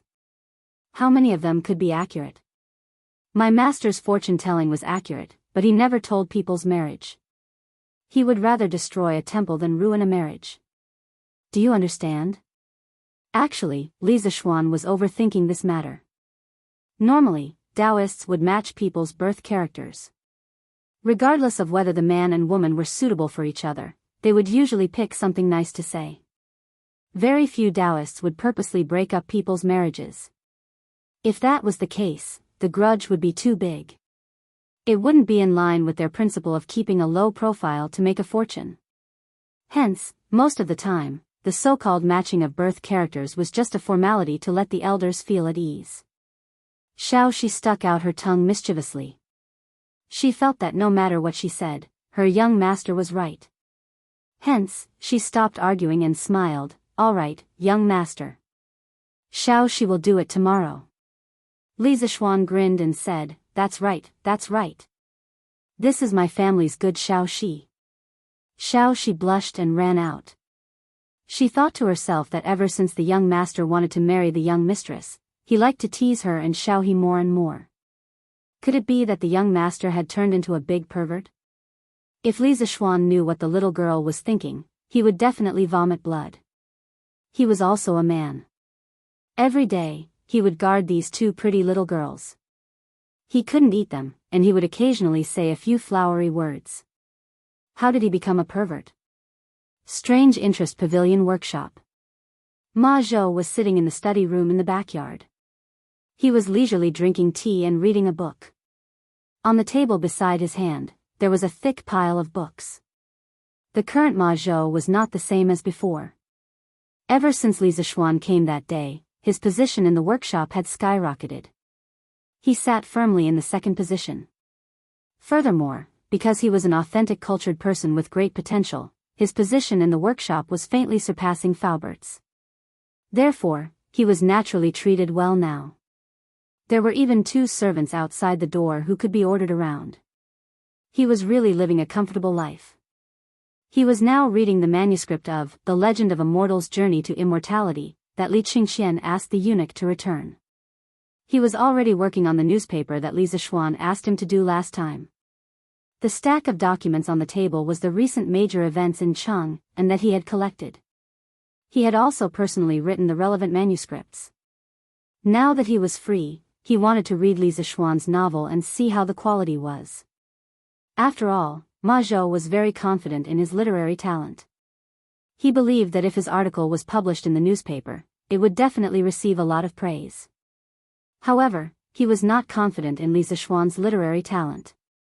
Ma Zhou was afraid that Li Zishuan's novel would be too lousy and drag down the overall quality of the newspaper. The beginning is so flat and straightforward. It doesn't pay attention to the rhymes. It's completely vernacular. How can this kind of article be presented? But what are the circles and dots in the middle used for? Why does it look like it's used for punctuation? This idea is not bad. Ma Zhou looked at the first chapter and couldn't help but say with a look of disdain. However, he was still very interested in Li Zishuan's punctuation. Forget it, let's read the next chapter. After thinking for a while, Ma Zhou still patiently continued reading. Cultivation. The idea of this chapter is a bit interesting. Ma Zhou had never read a Xuanhuan cultivation novel. The first time he saw the world structure and the cultivation system, he couldn't help but be deeply immersed. At this time, he didn't care about the literary talent of the article. TSK. Exciting. This eternal spring art is so powerful. How did Li Xiannan come up with it? Why is this bottle so strong that it can't be broken? This bottle has a great origin. It can actually accelerate the ripening of spiritual herbs. Won't Hanli be able to level up quickly in the future? How did it end so quickly? At first, Ma Zhou was still disdainful of Li Zishuan's literary talent. In the end, he was quickly immersed in the novel and dreamlike plot. Unknowingly, he finished reading more than 20 chapters, and it was obvious that he was still somewhat unsatisfied. Although the beginning of the story is flawed, the more I read, the more exciting it is. The owner has completely created an unprecedented new world. It's really too novel and too interesting. Ma Zhou touched his chin and muttered to himself. After a while, he looked at the press release he wrote before and his heart wavered. Should I also write this article in vernacular? No, wouldn't that be too lacking in content? But I keep feeling that there's something missing. At this moment, Ma Zhou began to hesitate and feel conflicted. Forget it, I'll take it and ask the owner. Ma Zhou thought for a while and decided to personally listen to Li Zishuan's opinion. After all, the idea of this newspaper was originally proposed by Li Zishuan. Swordsmen are working so hard. Students who read pirated versions, can you come to QQ bookstore and subscribe 2 chapters to support me? It's just a few cents. Give me some motivation to persevere. The results are too terrible. Chapter 178. In the afternoon, after Li Zishuan finished his nap, Xiaohe came over and told him that a middle-aged scholar named Ma Zhou had come to see him and was waiting in the main hall of the front yard. Li Zishuan nodded and walked to the front hall. He saw Ma Zhou wearing a high hat and a wide belt. He was immaculately dressed, looking like a scholar with an imposing appearance and an elegant demeanor. His attire almost blinded Li Zishuan's titanium alloy eyes. Was this still the sloppy man he saw yesterday? TSK, Mr. Ma's style is almost as elegant as mine. If you walk on the street, won't other young ladies be stolen by Mr. Ma? Li Zishuan looked at Ma Zhou and couldn't help but sigh. Ma Zhou was about to get up and salute Li Zishuan. When he heard this teasing, he didn't know whether to laugh or cry. However, Ma Zhou was not a person who couldn't make jokes. He smiled and half-joked with Li Zishuan's words. Lord Zhu, I'm now the brand of Chitsu culture. No matter what, I have to dress up a little. Otherwise, won't I embarrass Lord Zhu? In history, the Zhenguan dynasty was full of talents. Ma Zhouguan was able to rise so quickly because, in addition to his talent, he was indeed outstanding in his conduct and conduct of the world. Ma Zhou was a smart man. He paid more attention to art when remonstrating, unlike Wei Zheng who was straightforward. If Ma Zhou's strategies for governing the country were great wisdom, then these trivial details could only be regarded as petty cleverness. However, it was this petty cleverness that smoothed the relationship between him and Li Shimin, so Li Shimin always treated him well. In the 12th year of Zhenguan, Ma Zhou was promoted to the secretary of the secretariat and was transferred to the secretariat to work. Li Shimin said to the attendants on his left and right, if I don't see Ma Zhou later, I'll miss him. From this, it could be seen that Ma Zhou was humorous, not inflexible, and knew how to conduct himself. Basically, he could make everyone like him. Li Zishuan was also amused by Ma Zhou's words. Mr. Ma is really humorous. I wonder what brings you here today. Upon hearing this, Ma Zhou stopped smiling. He took out a stack of manuscripts from his sleeve and handed them to Li Zishuan. He said with a smile, Lord Zhu, I have compiled the recent decrees issued by our dynasty as well as some major cases and strange stories around Cheng, and into the kind of press release you mentioned. I'm here today to let you see if it's okay. Li Zishuan was surprised. So fast? Ma Zhou said embarrassedly, I was a little excited yesterday when I thought of the grand plans Lord Zhu mentioned, so I. Only then did Li Zishuan notice his panda eyes. This guy probably didn't sleep last night, right? Ma Zhou's outfit today was too eye-catching, so Li Zishuan ignored his facial expression. Brother Ma, you're well-read. You should know the principle of combining work and rest. No matter how great your ambition is, it still needs to be accumulated step by step. It's impossible to achieve it overnight. Your body is the most precious asset. He seemed to remember that in the history books of his previous life, Ma Zhou died very early. That was why he said this. He didn't want Ma Zhou, a talented and humorous person, to die young. In fact, in history, Ma Zhou suffered from chronic diabetes for a long time. He couldn't recover after a long period of treatment. In the end, he died on the 9th day of the first lunar month in the 22nd year of Zhenguan. He was 48 years old. Ma Zhou heard Li Zishuan's words. Although he was touched, he still didn't take it seriously. He waved his hand and smiled. Thank you for your concern, Lord Zhu. But I'm still in the prime of my life. Every time I think of doing something big with Lord Zhu and leaving my name in history, I feel excited. It's just that we met too late. I've wasted so much time in the past few years. Ma Zhou's words were sincere. Scholars all had the ambition to govern the country and pacify the world. Whether it was the dictionary or the newspaper, it was a great promotion for the education of the Tang Empire. At first, Ma Zhou came to the workshop to earn money to buy wine. But since he knew about Li Zishuan's ambition to let everyone in the world be able to afford to study, he felt that his body was full of vitality and he had more motivation to work. Li Zishuan insisted, work can be done slowly, but you can't ignore your health. Brother Ma, listen to me. Rest when you need to. The Tang Empire will only get better and better in the future. There are many things that Brother Ma needs to do and witness. Later, I'll instruct your servant to remind you to rest on time every day. Ma Zhou spread his hands and said helplessly, Okay. I'll listen to Lord Zhu. Li Zishuan nodded with satisfaction. Only then did he look at the manuscripts written by Ma Zhou.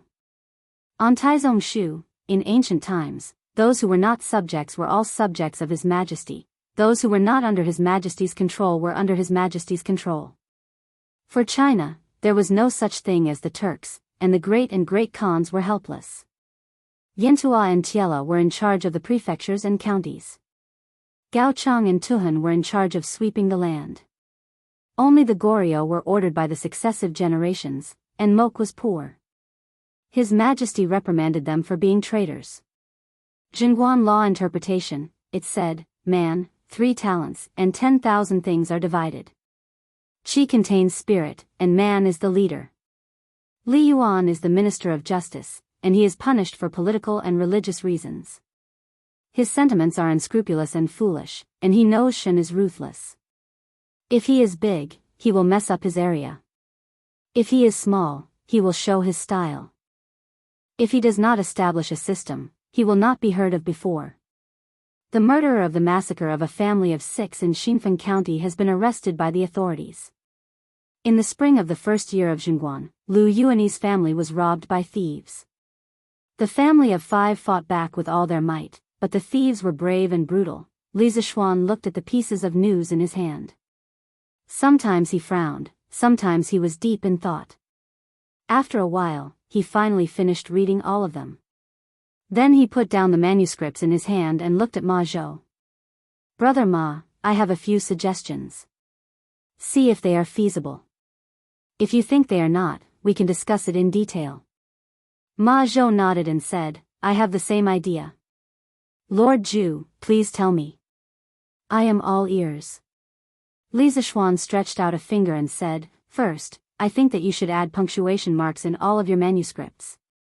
This will make it easier for the readers to read. As for what punctuation marks are, I believe that Brother Ma has already roughly understood part of it from my A Record of a Mortal's Journey to Immortality. Later, I will systematically teach you the usage of all punctuation marks. Ma Zhou cupped his hands and said, I have indeed seen these marks before. At that time, I also guessed that they were used to punctuate sentences. I didn't expect it to be true. In this way, if we add these marks to the newspapers in the future, it will indeed have a good effect. Li Zishuan agreed and said, Exactly. The same sentence can be punctuated in different ways. Each way of punctuation represents a different meaning. Such examples can be found everywhere. Only by introducing punctuation marks can we reduce a lot of unnecessary ambiguity. Chapter 179. In the main hall of the Li estate. Li Zishuan continued to speak with assurance. He extended a second finger and said, Secondly, I think we need to figure out the audience of the newspaper. With the publication of the Tang Dynasty Dictionary and the promotion of Pinyin, the number of literate people will far exceed the current number of scholars. These people don't read much, so they definitely won't be able to understand profound classical Chinese. I think that in the future, the newspaper should mainly be written in the vernacular. But considering that the dictionary and Pinyin haven't been fully promoted yet, we can do a preliminary experiment. We can divide the newspaper into a few sections. One section will be called Literati Interaction. In this section, everything will be written in classical Chinese. Here, the scholars can express their interpretations of the imperial court's decrees and different viewpoints from different schools of thought. This section will become a paradise for literati to communicate. The other sections will be written in the vernacular. Ma Zhou couldn't help but nod and say, "That's a good idea. Before I came, I also considered this problem." Li Zishuan continued, "Thirdly, regarding the current news, Brother Ma, you can put it into a separate section. This section is mainly used to record the recent strange events, but the writing style can't be so serious. The title can't be as rigid as what you wrote. You have to write it in a relaxed and humorous way to attract people. Don't the people read the newspaper for fun and novelty?" Ma Zhou worked so hard to write the news article for so long. Many of the words were carefully crafted by him. In the end, he was criticized as worthless by Li Zishuan. He was a little embarrassed and his stubborn temper almost flared up again. But this time, he forced himself to hold it back. He was a little unconvinced and asked, "Then Lord Zhu, how do you think I should write it?" Li Zishuan smiled. He could also see that Ma Zhou still had a little temper. But it was normal for literati to be arrogant. He didn't mind too much and said, "As for how to write it in a way that will attract people, Brother Ma has to figure it out yourself. But I can provide Brother Ma with an example. For example, you can start by writing, why did a 90-year-old woman die naked on the streets? Why did hundreds of female donkeys scream in the middle of the night? Why did the underwear of the courtesans of 100 Flowers Tower get stolen? Who was the perpetrator of the serial rape and killing of sows? Why did the old nun's door get knocked every night? Was it a person or a ghost? What was behind the accidental deaths of hundreds of female dogs? Behind all this, was it the distortion of human nature or the decay of morality? Was it the eruption of sex or the helplessness of thirst? Stay tuned for the 8th issue of Datong Daily. Pooh! Li Zishuan was really full of surprises. Before he could finish, Ma Zhou felt dizzy and almost spat out a mouthful of blood. "Where's your integrity? My Lord Zhu, where is your integrity?" Ma Zhou felt that he had no integrity when he put down his pride as a scholar and shamelessly went to work in the workshop. However, he did not expect that there would be a scholar who was even more shameless than him. Ma Zhou now had some doubts. Was he too thin-skinned before? "Lord Zhu, is it really okay to write like this? Will we be drowned by the saliva of all the scholars in the world?" Ma Zhou looked like he was going to vomit blood and asked gloomily. It was as if he was saying to Li Zishuan, "Are you sure you're not King kidding me?" Li Zishuan deliberately ignored Ma Zhou's expression and said matter-of-factly, "Why not? Brother Ma, don't you think that the people will be more interested in reading if you write like this? As for the scholar's saliva, Brother Ma, you don't have to worry at all. If they want to scold us, let them. Only when there is controversy can we become more and more famous. Their saliva will only make our newspaper more popular. Moreover, in the future, our newspaper will definitely have the absolute power of public opinion. When that time comes, I'll see who dares to scold us." Ma Zhou wiped the cold sweat on his forehead. Why did he feel like he had fallen into a pit of fire? Moreover, it was the kind of pit that was 10,000 meters deep. He could not jump out even if he wanted to. "Lord Zhu, do you really want to write like this?" Ma Zhou hoped that Li Zishuan would change his mind and not make things so shocking. Li Zishuan insisted, "Yes, just write in this style. There's a trace of exaggeration in the humor. Once people start reading, they can't stop even if they want to."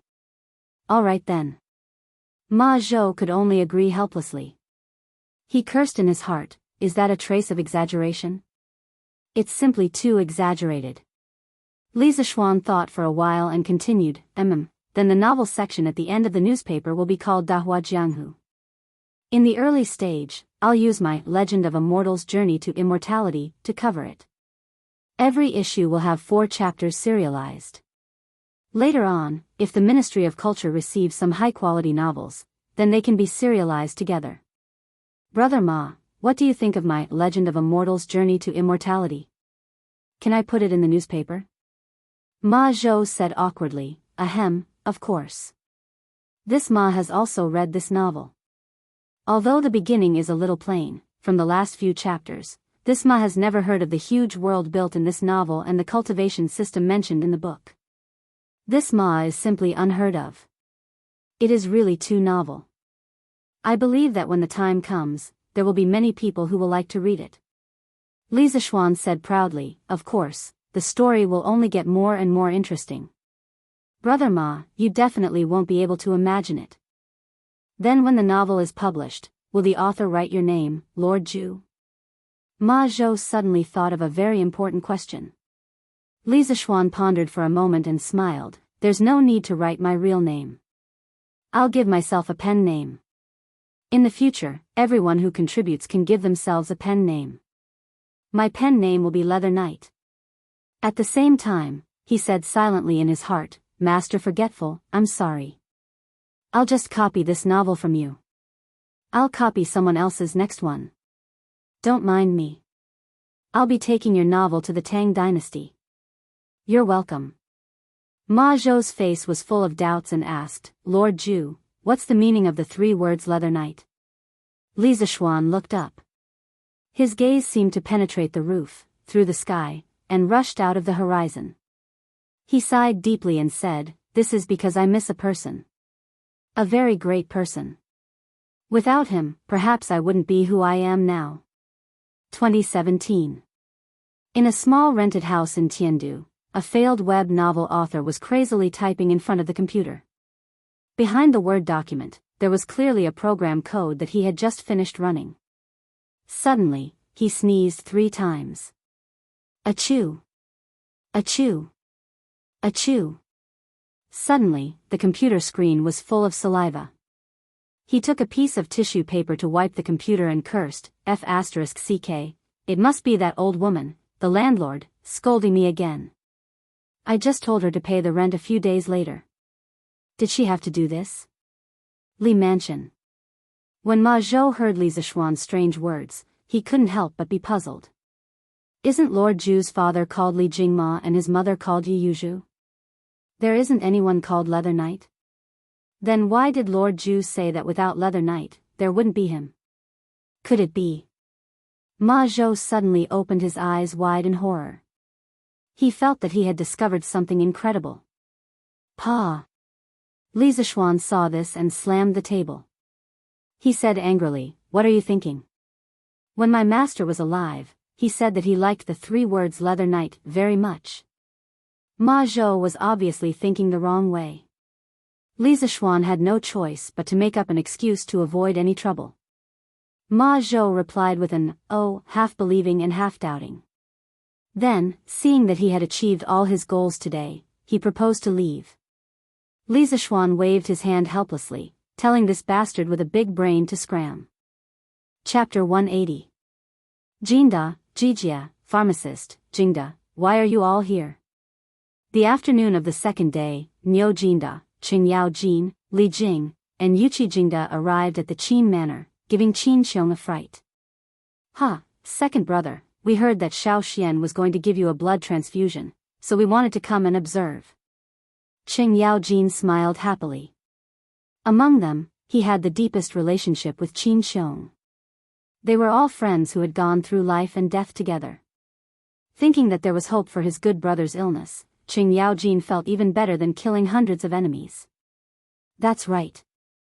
I've never heard of such a strange thing like stealing blood to save people. Today, I'm here to broaden my horizons and see if this method can be used in the army in the future. Shu Bao, please don't blame me for coming uninvited. Li Jing stroked his beard and smiled reservedly.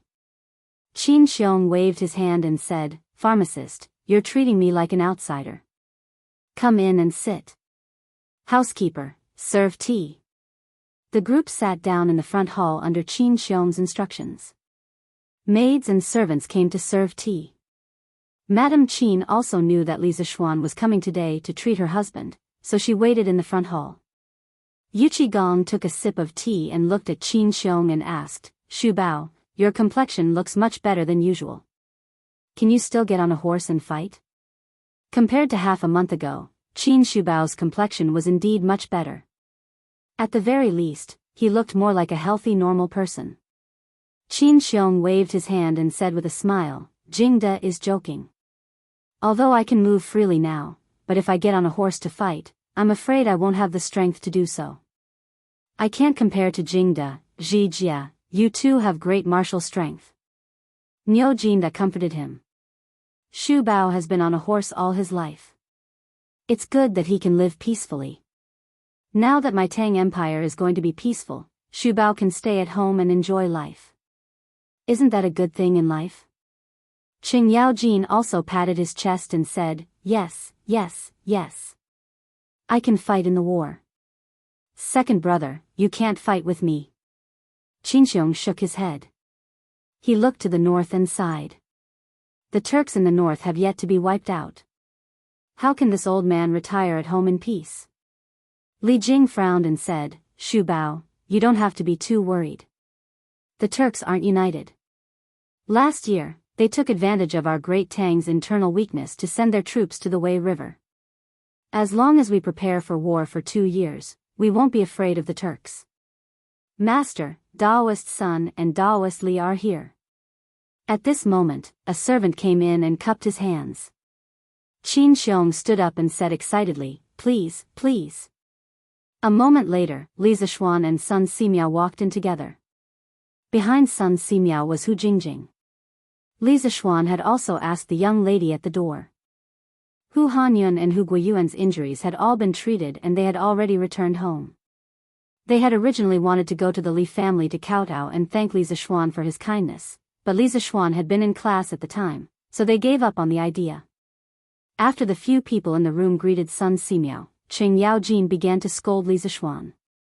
Good lad, you made all of us wait for you. You're getting more and more arrogant. Li Zishuan cupped his hands and apologized. Please forgive me, uncles. I was late because I had to prepare some things. I didn't think it through. Li Jing stroked his beard and smiled. Jijia, don't scare children. As long as you can cure Shu Bao's illness, what's wrong with us waiting for a while?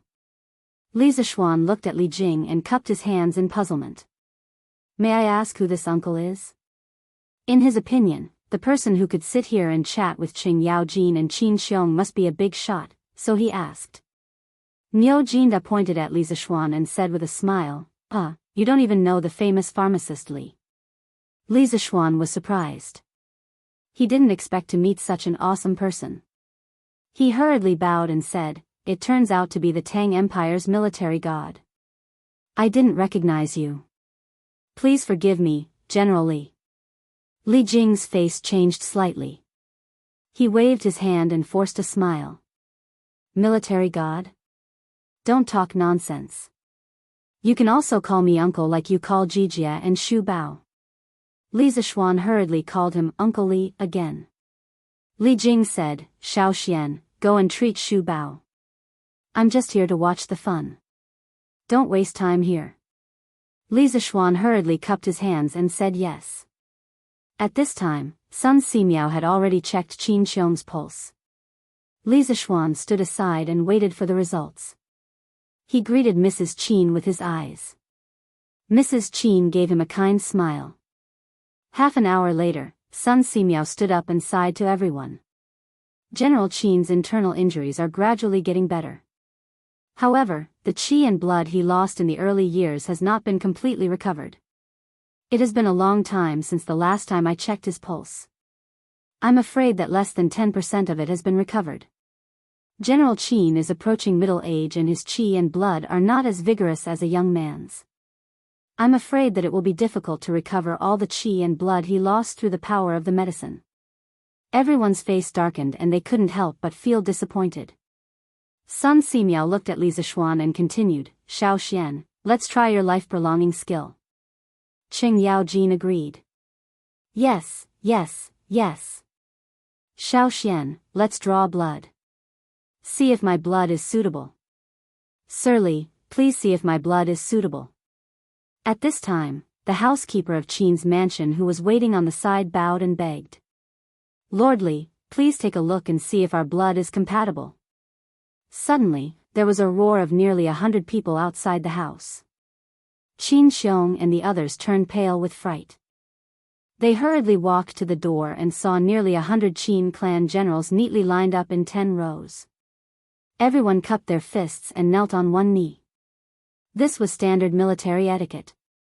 The news that Li Zishuan was going to give Qin Xiong a blood transfusion had already spread among the servants of Qin's mansion. Correspondingly, they already knew about the theory that Li Zishuan had mentioned last time. How could they not help when their master was in trouble? Moreover, most of them had accompanied Qin Xiong in his early years and fought all over the world. Later, because of the battles, they were left with disabilities.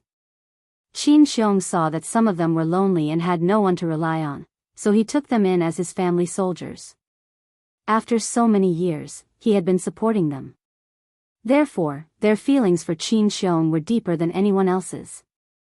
Moreover, according to Li Zishuan, taking a little blood wouldn't kill anyone. What was there to be afraid of? At this moment, Qin Xiong felt as if he had returned to the battlefield. These were all brothers who would die for him. At this moment, he couldn't help but tear up. Zhuangqi, what do you want to do by bringing them here? Hurry up and go back. Family head, I, Zhuangqi, did everything I did today willingly. If it wasn't for you, I would have starved to death on the side of the road. Now that you are in trouble, forget about taking a bit of my blood, even if you want my life, I'm willing. The leader, Zhuangqi, clasped his fists at Qin Xiong and said loudly. Yes, master, we are all willing. We are all willing. Lord Li, please draw my blood. I have the most blood. When the other family soldiers heard Zhuangqi's words, they all shouted out. In an instant, the front yard of Qin's mansion was filled with roars. Li Zishuan was also moved by the brotherhood on the battlefield. Just as he was about to step out and persuade Qin Xiong, he heard a heroic laugh from outside the door. It is said that men on the battlefield are loyal. The family soldiers of Qin's mansion are all indomitable and loyal men. Please support me with a legal subscription. The author is about to vomit blood. Chapter 181. Following this forthright laugh, Li Er, dressed in a bright yellow uniform, strode in with large strides. Everyone was shocked and knelt down, Your Majesty. Li Er waved his hand and laughed, Rise, Shu Bao. I heard from Qin Ke that Li Zishuan is going to give you a blood transfusion this afternoon, so I came to take a look. Shu Bao, you won't mind me being an uninvited guest, right? Qin Xiong bowed, I wouldn't dare. Qin Xiong was both gratified and happy that Li Er had personally come to see him. He had stayed out of the Xuanwu Gate incident last year because he did not want to participate in the tragedy of killing his brother and seizing the throne. It had nothing to do with his position. He had always been on Li Er's side. But from the rewards of the officials after the incident at Xianwu Gate, everyone thought that Qin Xiong had lost the favor of the emperor and would no longer be valued. Usually, only Qing Yaojin and Niu Jinda, these former battle brothers, were willing to come to the Qin Fu. Now that Li Er came out of the palace to see Qin Xiong, to a certain extent, it dispelled some of the rumors. Qin Xiong didn't care about these rumors, but he was still happy that Li Er came to see him personally. Don't just stand there, continue. Don't delay Shu Bao's treatment because of me. Li Er didn't rush everyone to do what they were supposed to do. Li Zishuan looked and said to Qin Xiong, Uncle Qin, since these men are willing to donate blood for you, why don't we start the blood test first? I said before that taking a small amount of blood is not harmful to the human body, but beneficial. I'm willing to use my life to guarantee this. Qin Xiong patted Li Zishuan's shoulder and said, I believe you. Then, he looked at the group of family generals in front of him and said loudly, All of you, get up. This old man owes you a favor today. Zhuangqi stood up and grinned, Family head, you're too serious. Li Zishuan had them stand in a row, but he didn't need so many people. He planned to let them leave once he found a suitable blood type. He first used a porcelain bottle to take the blood of the 10 people and put their names on the bottle. Then, he took it back and tested it with Qin Xiong's blood. After a while, the results came out. Uncle Qin, Zhuangqi, and Mei Wenhua have the same blood type as you. You can use their blood. Li Er and the others watched from the side and clicked their tongues in wonder, but did not interrupt. In the courtyard, Zhuangqi heard Li Zishuan's words and immediately grinned proudly. You're so uncultured. Don't fight with me this time. Lord Li, you can just use my blood. Your uncultured body is not as strong as mine. A lame veteran in the first row was immediately unhappy. He scolded, Zhuang Laoqi, you're F*king looking down on us veterans. If you're not convinced, come out and fight with me. Qin Xiong could not help but scold, all of you, shut up. Don't be rude in front of His Majesty. Immediately, the two of them quieted down. Li Er waved his hand, indicating that he didn't care. He had been in the army for a long time and was already used to such fights. Li Zishuan and Sun Simiao looked at each other and stepped forward. Uncle Qin, just use Zhuang Qi's blood. You can ask the others to leave. Mei Wenhua was indeed a little old. His own blood production ability was not enough. If he gave Qin Xiong blood, he would probably be finished. Qin Xiong nodded and shouted, Zhuang Qi, step forward. The rest of you can leave. Master. Mei Wenhua still wanted to fight for it, but he was glared at by Qin Xiong. Everyone came to a bedroom. Sun Simiao went forward to check Zhuang Qi's pulse to see if he was healthy and if he had any medical history. This was what Li Zishuan had told him when he came. He could not let Qin Xiong get infected after the blood transfusion and have other diseases. Zhuang Qi obediently allowed himself to be checked. His expression did not reveal any impatience. After a while, Sun Simiao nodded at Li Zishuan. Li Zishuan ordered Zhuang Qi to lie on the bed. He also asked someone to bring a cushion for Qin Xiong to lie on the ground. This strange arrangement shocked Zhuang Qi. He quickly stood up and said that he wanted to lie on the ground and let Qin Xiong lie on the bed. Li Zishuan slapped him. If they really lay down like that, who would be the one to transfuse blood in the end? After the two of them were in position, Li Zishuan asked them to roll up their sleeves. He picked up the cotton swab, which was actually a ball of steamed coarse cloth tied to the front of a thin stick. In this era, cotton was still a rare ornamental flower. It was not popularized as a crop. Li Zishuan could not find cotton in a short time, so he could only do this. He dipped the cotton swab in alcohol and smeared it on the two people's arms. Suddenly, an unusually strong smell of alcohol filled the air. Cheng Yaojin sniffed hard. He was so greedy that his saliva almost flowed out. He thought to himself, this kid is not honest. He has such a good thing and yet he is still hiding it. Although Li Zishuan liked to drink, he was more concerned about the purpose of Li Zishuan's action. He thought for a long time but still could not figure it out. He could not help but frown deeply. Sun Simiao did not have any scruples. He directly asked, Xiao Xian, what do you mean by smearing alcohol on their arms?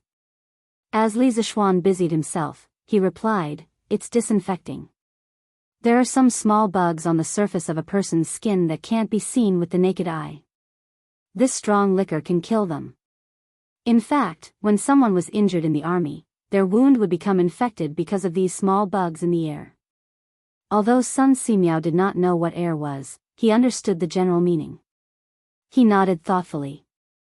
Li Jing's eyes lit up. He could not help but ask, if this kind of alcohol is used in the military, can it greatly reduce the death of injured soldiers? Li Zishuan nodded and said, in theory, it can. Li Jing looked at Li Er excitedly. Li Er nodded at him, indicating that they should finish treating Qin Xiong's illness first.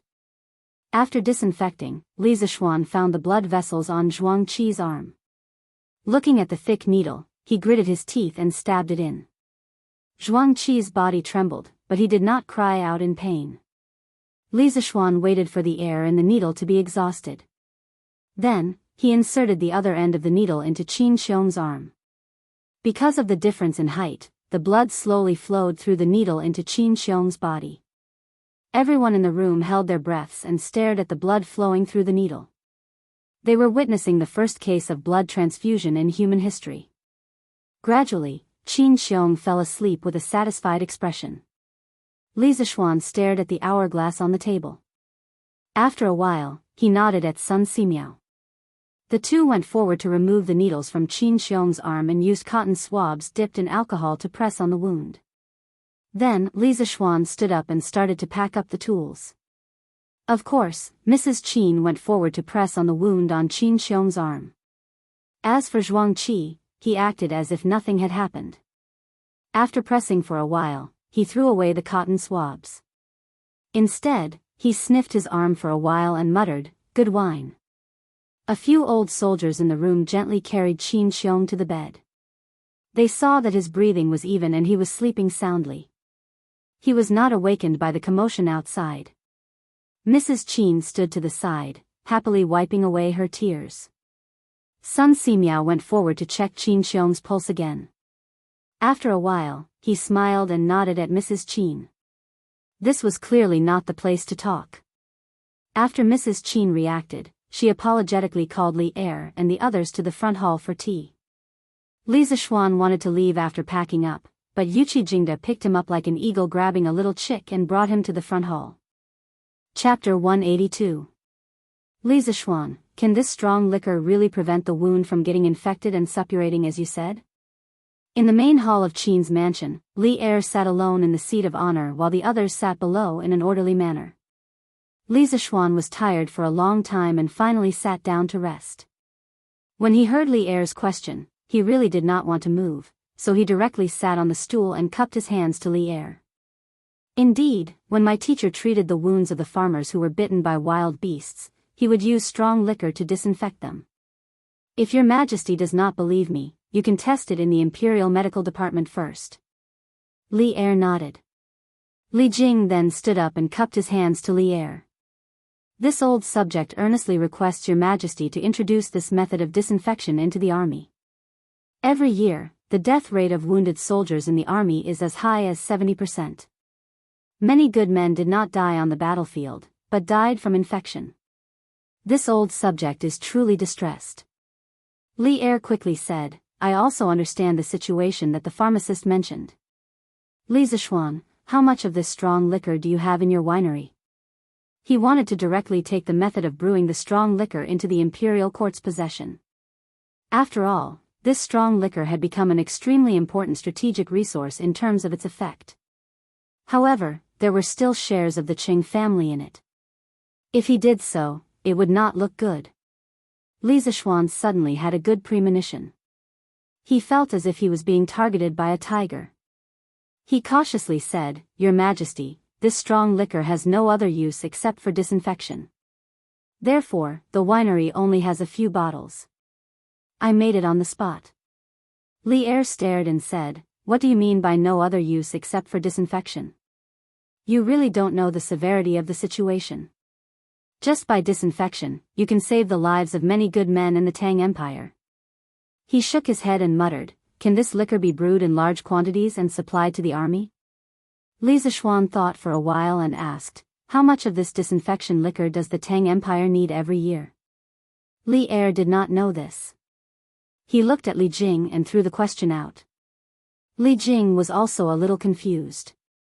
He knew how many injured soldiers there were every year, but how would he know how much strong liquor was needed? There are about 15,000 injured soldiers in the army every year. Little Xian, calculate how much hard liquor you need. Li Jing could only throw the question to Li Zixuan. Li Zixuan calculated carefully.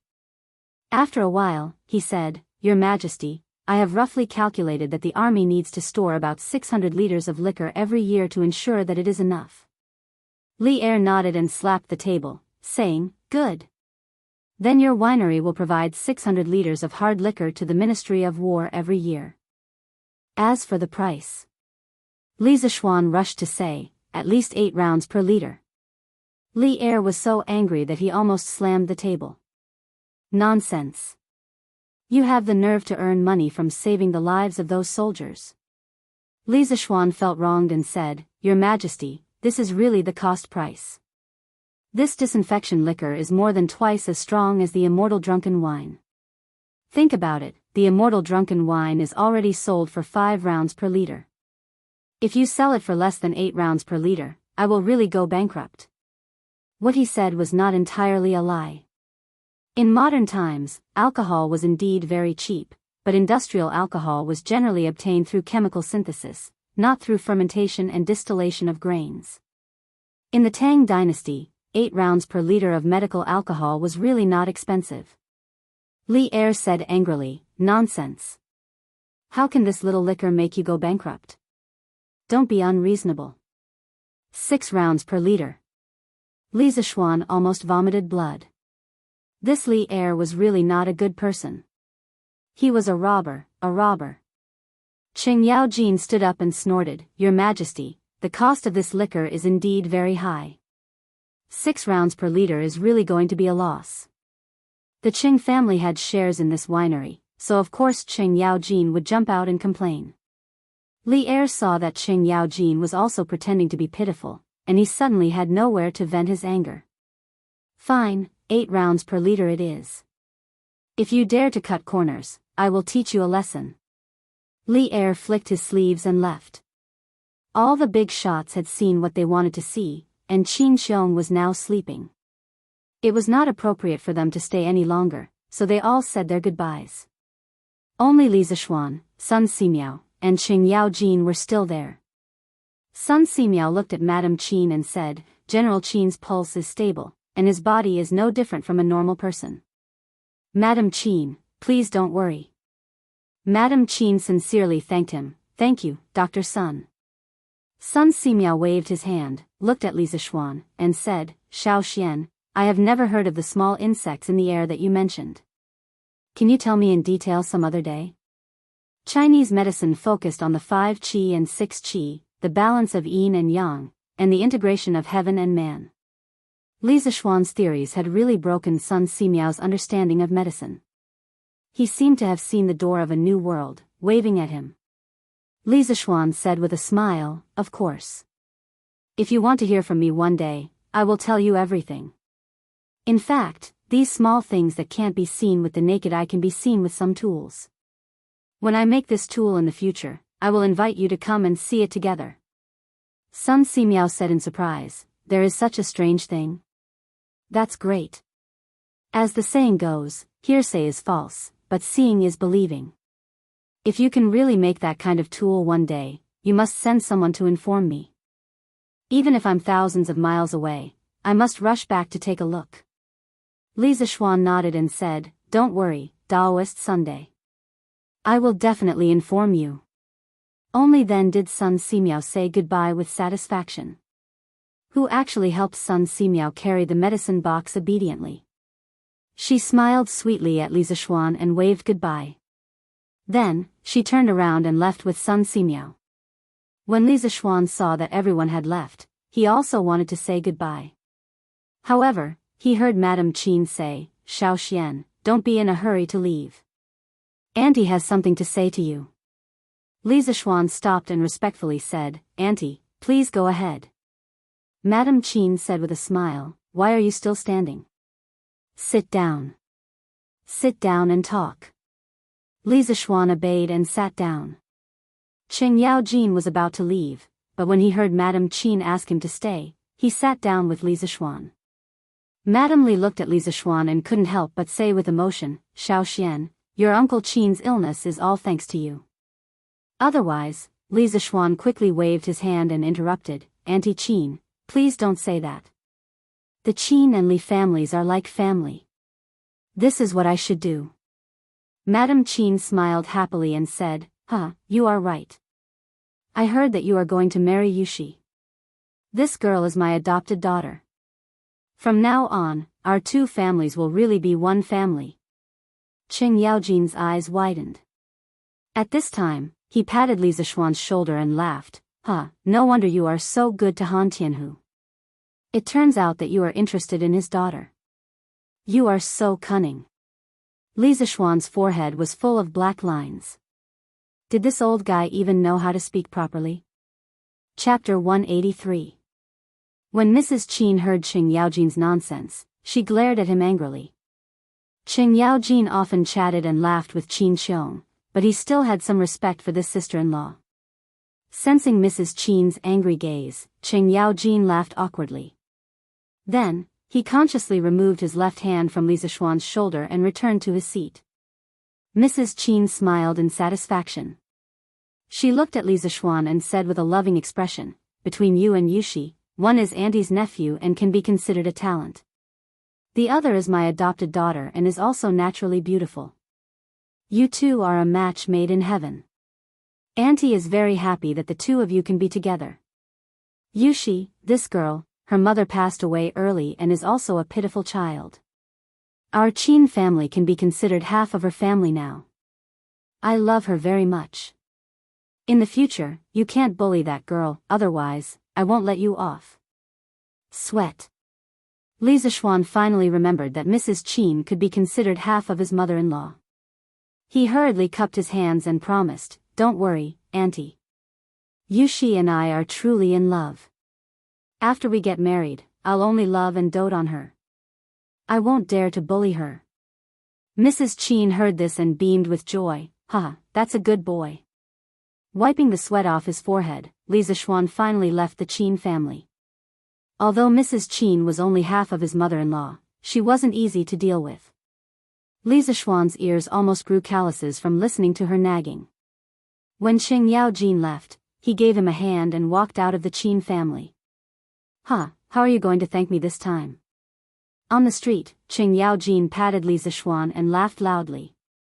Li Zixuan thought for a moment and said, "This time, I have to thank Uncle Qing properly. Otherwise, our winery would have to pay at least 1,000 strings of coins for the 600 liters of liquor His Majesty ordered." Of course. Kid, you have to treat me to a good drink on your wedding day. Use the liquor you disinfected Shu Bao today. Qing Yaojin laughed proudly. There were only a few people in the Tang Empire who could face Li Zixuan directly. Li Zixuan almost knelt down when he heard Qing Yaojin's words. "Boss, you dare to drink medical alcohol? You must be tired of living." Uncle Qing, you can't drink this disinfectant liquor. You have to tell His Majesty to strictly forbid the soldiers from drinking disinfectant liquor. This stuff can kill people," Li Zixuan said solemnly. Only now did he realize that he had forgotten to tell Li Er about this matter. Most of the heroes in the army loved to drink. It was hard to guarantee that there wouldn't be drunkards who had designs on this medical alcohol. If this person didn't die on the battlefield and instead died of alcohol poisoning, then Li Zixuan's sin would be great. Hearing how serious his words were, Qing Yaojin stopped smiling and asked, "Are you serious?" "Absolutely." "All right, I believe you. Your worries aren't unfounded. I will write a letter to His Majesty tomorrow to clarify this matter." Li Zixuan heaved a sigh of relief and cupped his hands. "Thank you, Uncle Qing." Li Residence West Courtyard. "Xiao Shi, come over quickly." Li Zixuan saw Xiao Shi holding a piece of cloth and looking like she was going to the front courtyard, so he quickly called out. "Young master, what's the matter?" Since they were outdoors, Xiao Shi wasn't worried that Li Zixuan would do something beastly in broad daylight. Thus, she quickly walked over and asked. "Xiao Shi, what did the Taoist priest say when my mother went to the Taoist temple this morning?" Although there was a legitimate reason, cheating wasn't something to be proud of. Li Zixuan asked softly. Xiao Shi smiled and replied, "Young master, so you are still worried about this matter." "Don't worry," Xiao Shi secretly gave the Taoist priest 200 coins when old madam wasn't paying attention. Afterwards, the Taoist priest told old madam that young master and young madam are a match made in heaven. Young madam is a blessing for her husband. After marrying her, young master will definitely be promoted and the Li family will have many children and grandchildren. Old madam was overjoyed. When old madam came back, she said that she will go to the Han family tomorrow. After a few days, she will set an auspicious date and young master will be able to get married officially. Yeah. That's great, Xiao Shi, you did well. When I, young master, get married, you will be greatly rewarded. Haha. Li Zixuan resisted the urge to carry Xiao Shi and twirl her around. He could only clap his hands and laugh excitedly. Xiao Xian, who is this Xiao Ming? Big brother, I must beat this son of a bitch to death. The next morning, Li Zixuan had just finished teaching everyone and was preparing to go home for lunch when Xing Chimo chased after him from behind and asked angrily. Li Zixuan was confused by the question and asked curiously, "What's wrong?" "Bah, This kid is really hateful. Look at him pouring water into the pond and then pouring water out. Does this son of a bitch have nothing better to do? Isn't he making things difficult for me, old Cheng? Also, this kid is always forgetful. He even forgot to bring his things to school. It's fine if he went back to take his things, but he actually asked me, old Cheng, when will he meet his mother? How the hell am I supposed to know? Also, you see. Cheng Chimo pointed at the few math problems that Li Zixuan had set in the textbook and kept complaining about Xiao Ming's crimes. Looking at this guy's crazy look, he was probably tortured by these few problems. Li Zixuan was sweating profusely in his heart. Why was this idiot's brain always wired differently from other people? Wasn't it because he wanted to save time and effort when he was setting the questions, so he directly changed all the application questions to Xiao Ming? Does this guy have to be like this? Pfft. Cho Nyo, how can you understand it like this? Xiao Ming is just a code name. The reason why Mr. set this problem is to let us learn how to solve this kind of problem, not to let you care about who the problem is. Qin Huayu, who was following behind, heard Cheng Chimo's funny words and couldn't help but help Li Zixuan to explain with a smile. Li Zixuan gave this guy a kick. He said unhappily, "Did you hear what Huayu said? You don't think about proper things and only think about crooked ways. If you continue like this, I'll pay a home visit to the Cheng residence and talk to Uncle Cheng about your recent studies." Although Cheng Chimo didn't know what a home visit meant, he roughly understood after hearing the second half of the sentence. He immediately jumped up and said, F***ck, Xiao Xian, are you still my brother? How can you do something so immoral? What? You can't win a battle of words, so you want to fight? Come, we brothers haven't sparred in a long time. F***ck, only an idiot would spar with you. After following Li Zixuan for so long, this guy already knew how to call him an idiot. Cheng Chimo was really afraid that Li Zixuan would want to spar with him, so he immediately ran away after saying that. Chapter 184. At noon, Li Zixuan finished his meal and prepared to go back to the west courtyard to take a nap. This guy was more carefree than some of the modern civil servants. He only worked half a day and rested for 2 days every 5 days. There was no one else like him. Perhaps even Li Er's quality of life was not as good as his.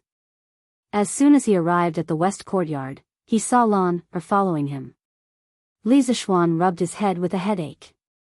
With this little devil around, how could he sleep at noon? Lan what's the matter? Yes. Lan quickly nodded. The little girl looked around and then mysteriously pushed Li Zixuan into the room. She hurriedly asked, "Brother, have you noticed anything wrong with Iron Egg recently?" Li Zixuan patted his clothes that were messed up by his little sister's pushing and shoving. When he heard this boring question, he couldn't help but roll his eyes. What could be wrong? Of course there is. Brother, as a master, why don't you care about your disciple at all? Li Zixuan said angrily, "How do you know that I don't care? Don't I check on his progress every day?" No, I'm saying that you don't care about Iron Egg's inner feelings. Li Zixuan was a little confused by Lan Er's words. He asked impatiently, "Lan what do you want to say? Just say it." You're really unqualified as a master. Haven't you noticed that Iron Egg has become more and more silent recently?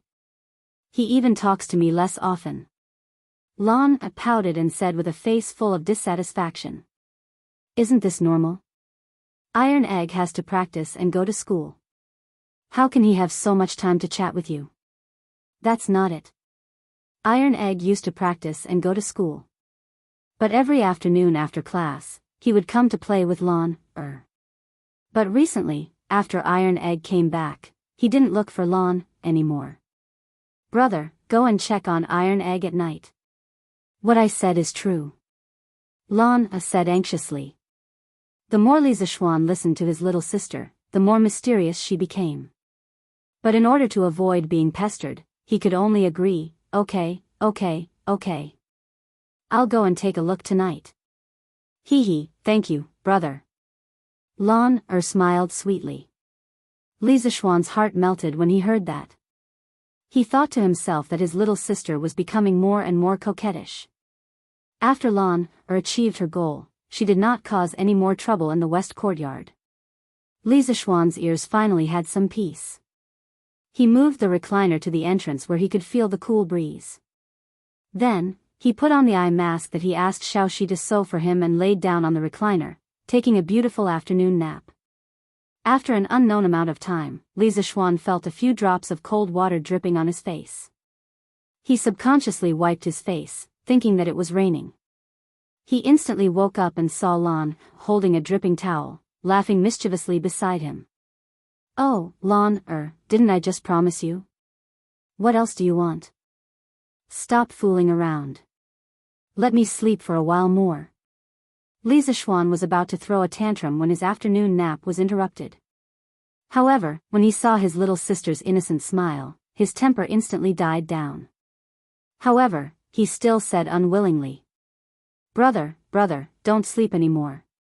Faubert sent someone over to say that the new car you asked for is ready. Quickly accompany Lan, to sit in the beautiful new car." Lan, grabbed Lisa Schwann's arm and kept shaking it. She was like a little sparrow chirping in Lisa Schwann's ear. Lisa Schwann was just thinking that if Lan, was still here, he would tell her a ghost story to scare her away. However, when he heard that the new car was ready, he immediately sat up and said excitedly, "Lan, where's the new car? Has it been sent over?" "It's still in the workshop. Faubert said that he wants you to go over and see if there's anything that needs to be changed. Brother, bring Lan along." Previously, Lisa Schwann had told her about the new car a few times. According to Lisa Schwann's description, Lan had always been looking forward to the new car. Now that she heard that the new car was ready, how could she hold herself back? Lisa Schwann laughed heartily and stood up. He rubbed Lan's head and said with a smile, "All right. I'll bring you along."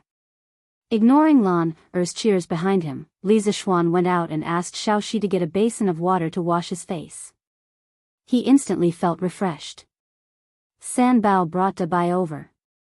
Lisa Schwann carried Lan and got on the horse. He laughed loudly and said, "Let's go. Let's go look at the car.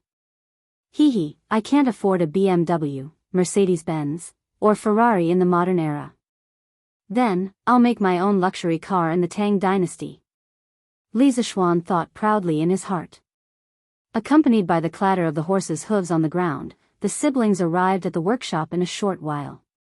When they walked into the workshop, they saw a huge four-wheeled carriage that was about 12 feet long and 3 feet wide.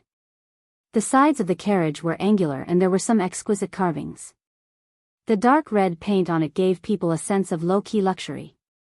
Compared to the current 4-foot-long and 2-foot-wide ordinary carriage, this luxury car looked like a huge beast from afar.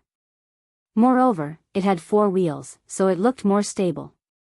Lisa Schwann was very satisfied just by looking at its appearance. Only then did he have the time to look around the carriage. He discovered that other than Uncle Fu, Yan Xiaoning had also come today. This guy had not been seen for a while, so he did not know where he went. "Hey, Brother Xiaoning is here today.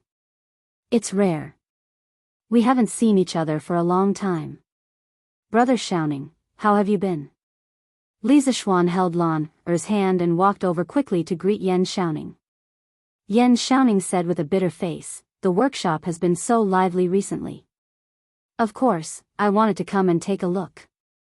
However, some time ago, His Majesty ordered the Ministry of Works to mass-produce curved plows and promote them to other provinces and counties. The Ministry of Works is short of manpower. My father recruited temporary craftsmen from the public and took me to be a supervisor. I was released today and heard that you made something good, so I came to take a look." Lisa Schwann looked at this poor kid sympathetically and patted him on the shoulder. He smiled and said, It's good that you're here. You're the technical director of our workshop. Without you, our workshop's progress has slowed down a lot." Yan Xiaoning's mechanical talent was undeniable. He was even better than Faubert. In the future, he could become a god. With such an awesome engineer, Lisa Schwan was very assured about the workshop's future development. Enchanting could not help but roll his eyes. He had just jumped out of the pit that his father had dug for him. Why did he feel that he had jumped into Lisa Schwan's pit? This kid was obviously treating him as a coolie. However, he still had 10% of the workshop's shares. This counted as working for himself, right? Enchanting's mood improved a little when he thought of this. He was too lazy to care about Lisa Schwan. He came over and pulled Lan. He smiled gently and said, "Let's go, Sister Lan. Brother Shouting will take you to see the new carriage." Okay. The two of them jumped directly into the carriage. Lisa Schwan was immediately stunned and hurriedly cried out, "Hey, this is my carriage." After saying that, he hurriedly chased after them.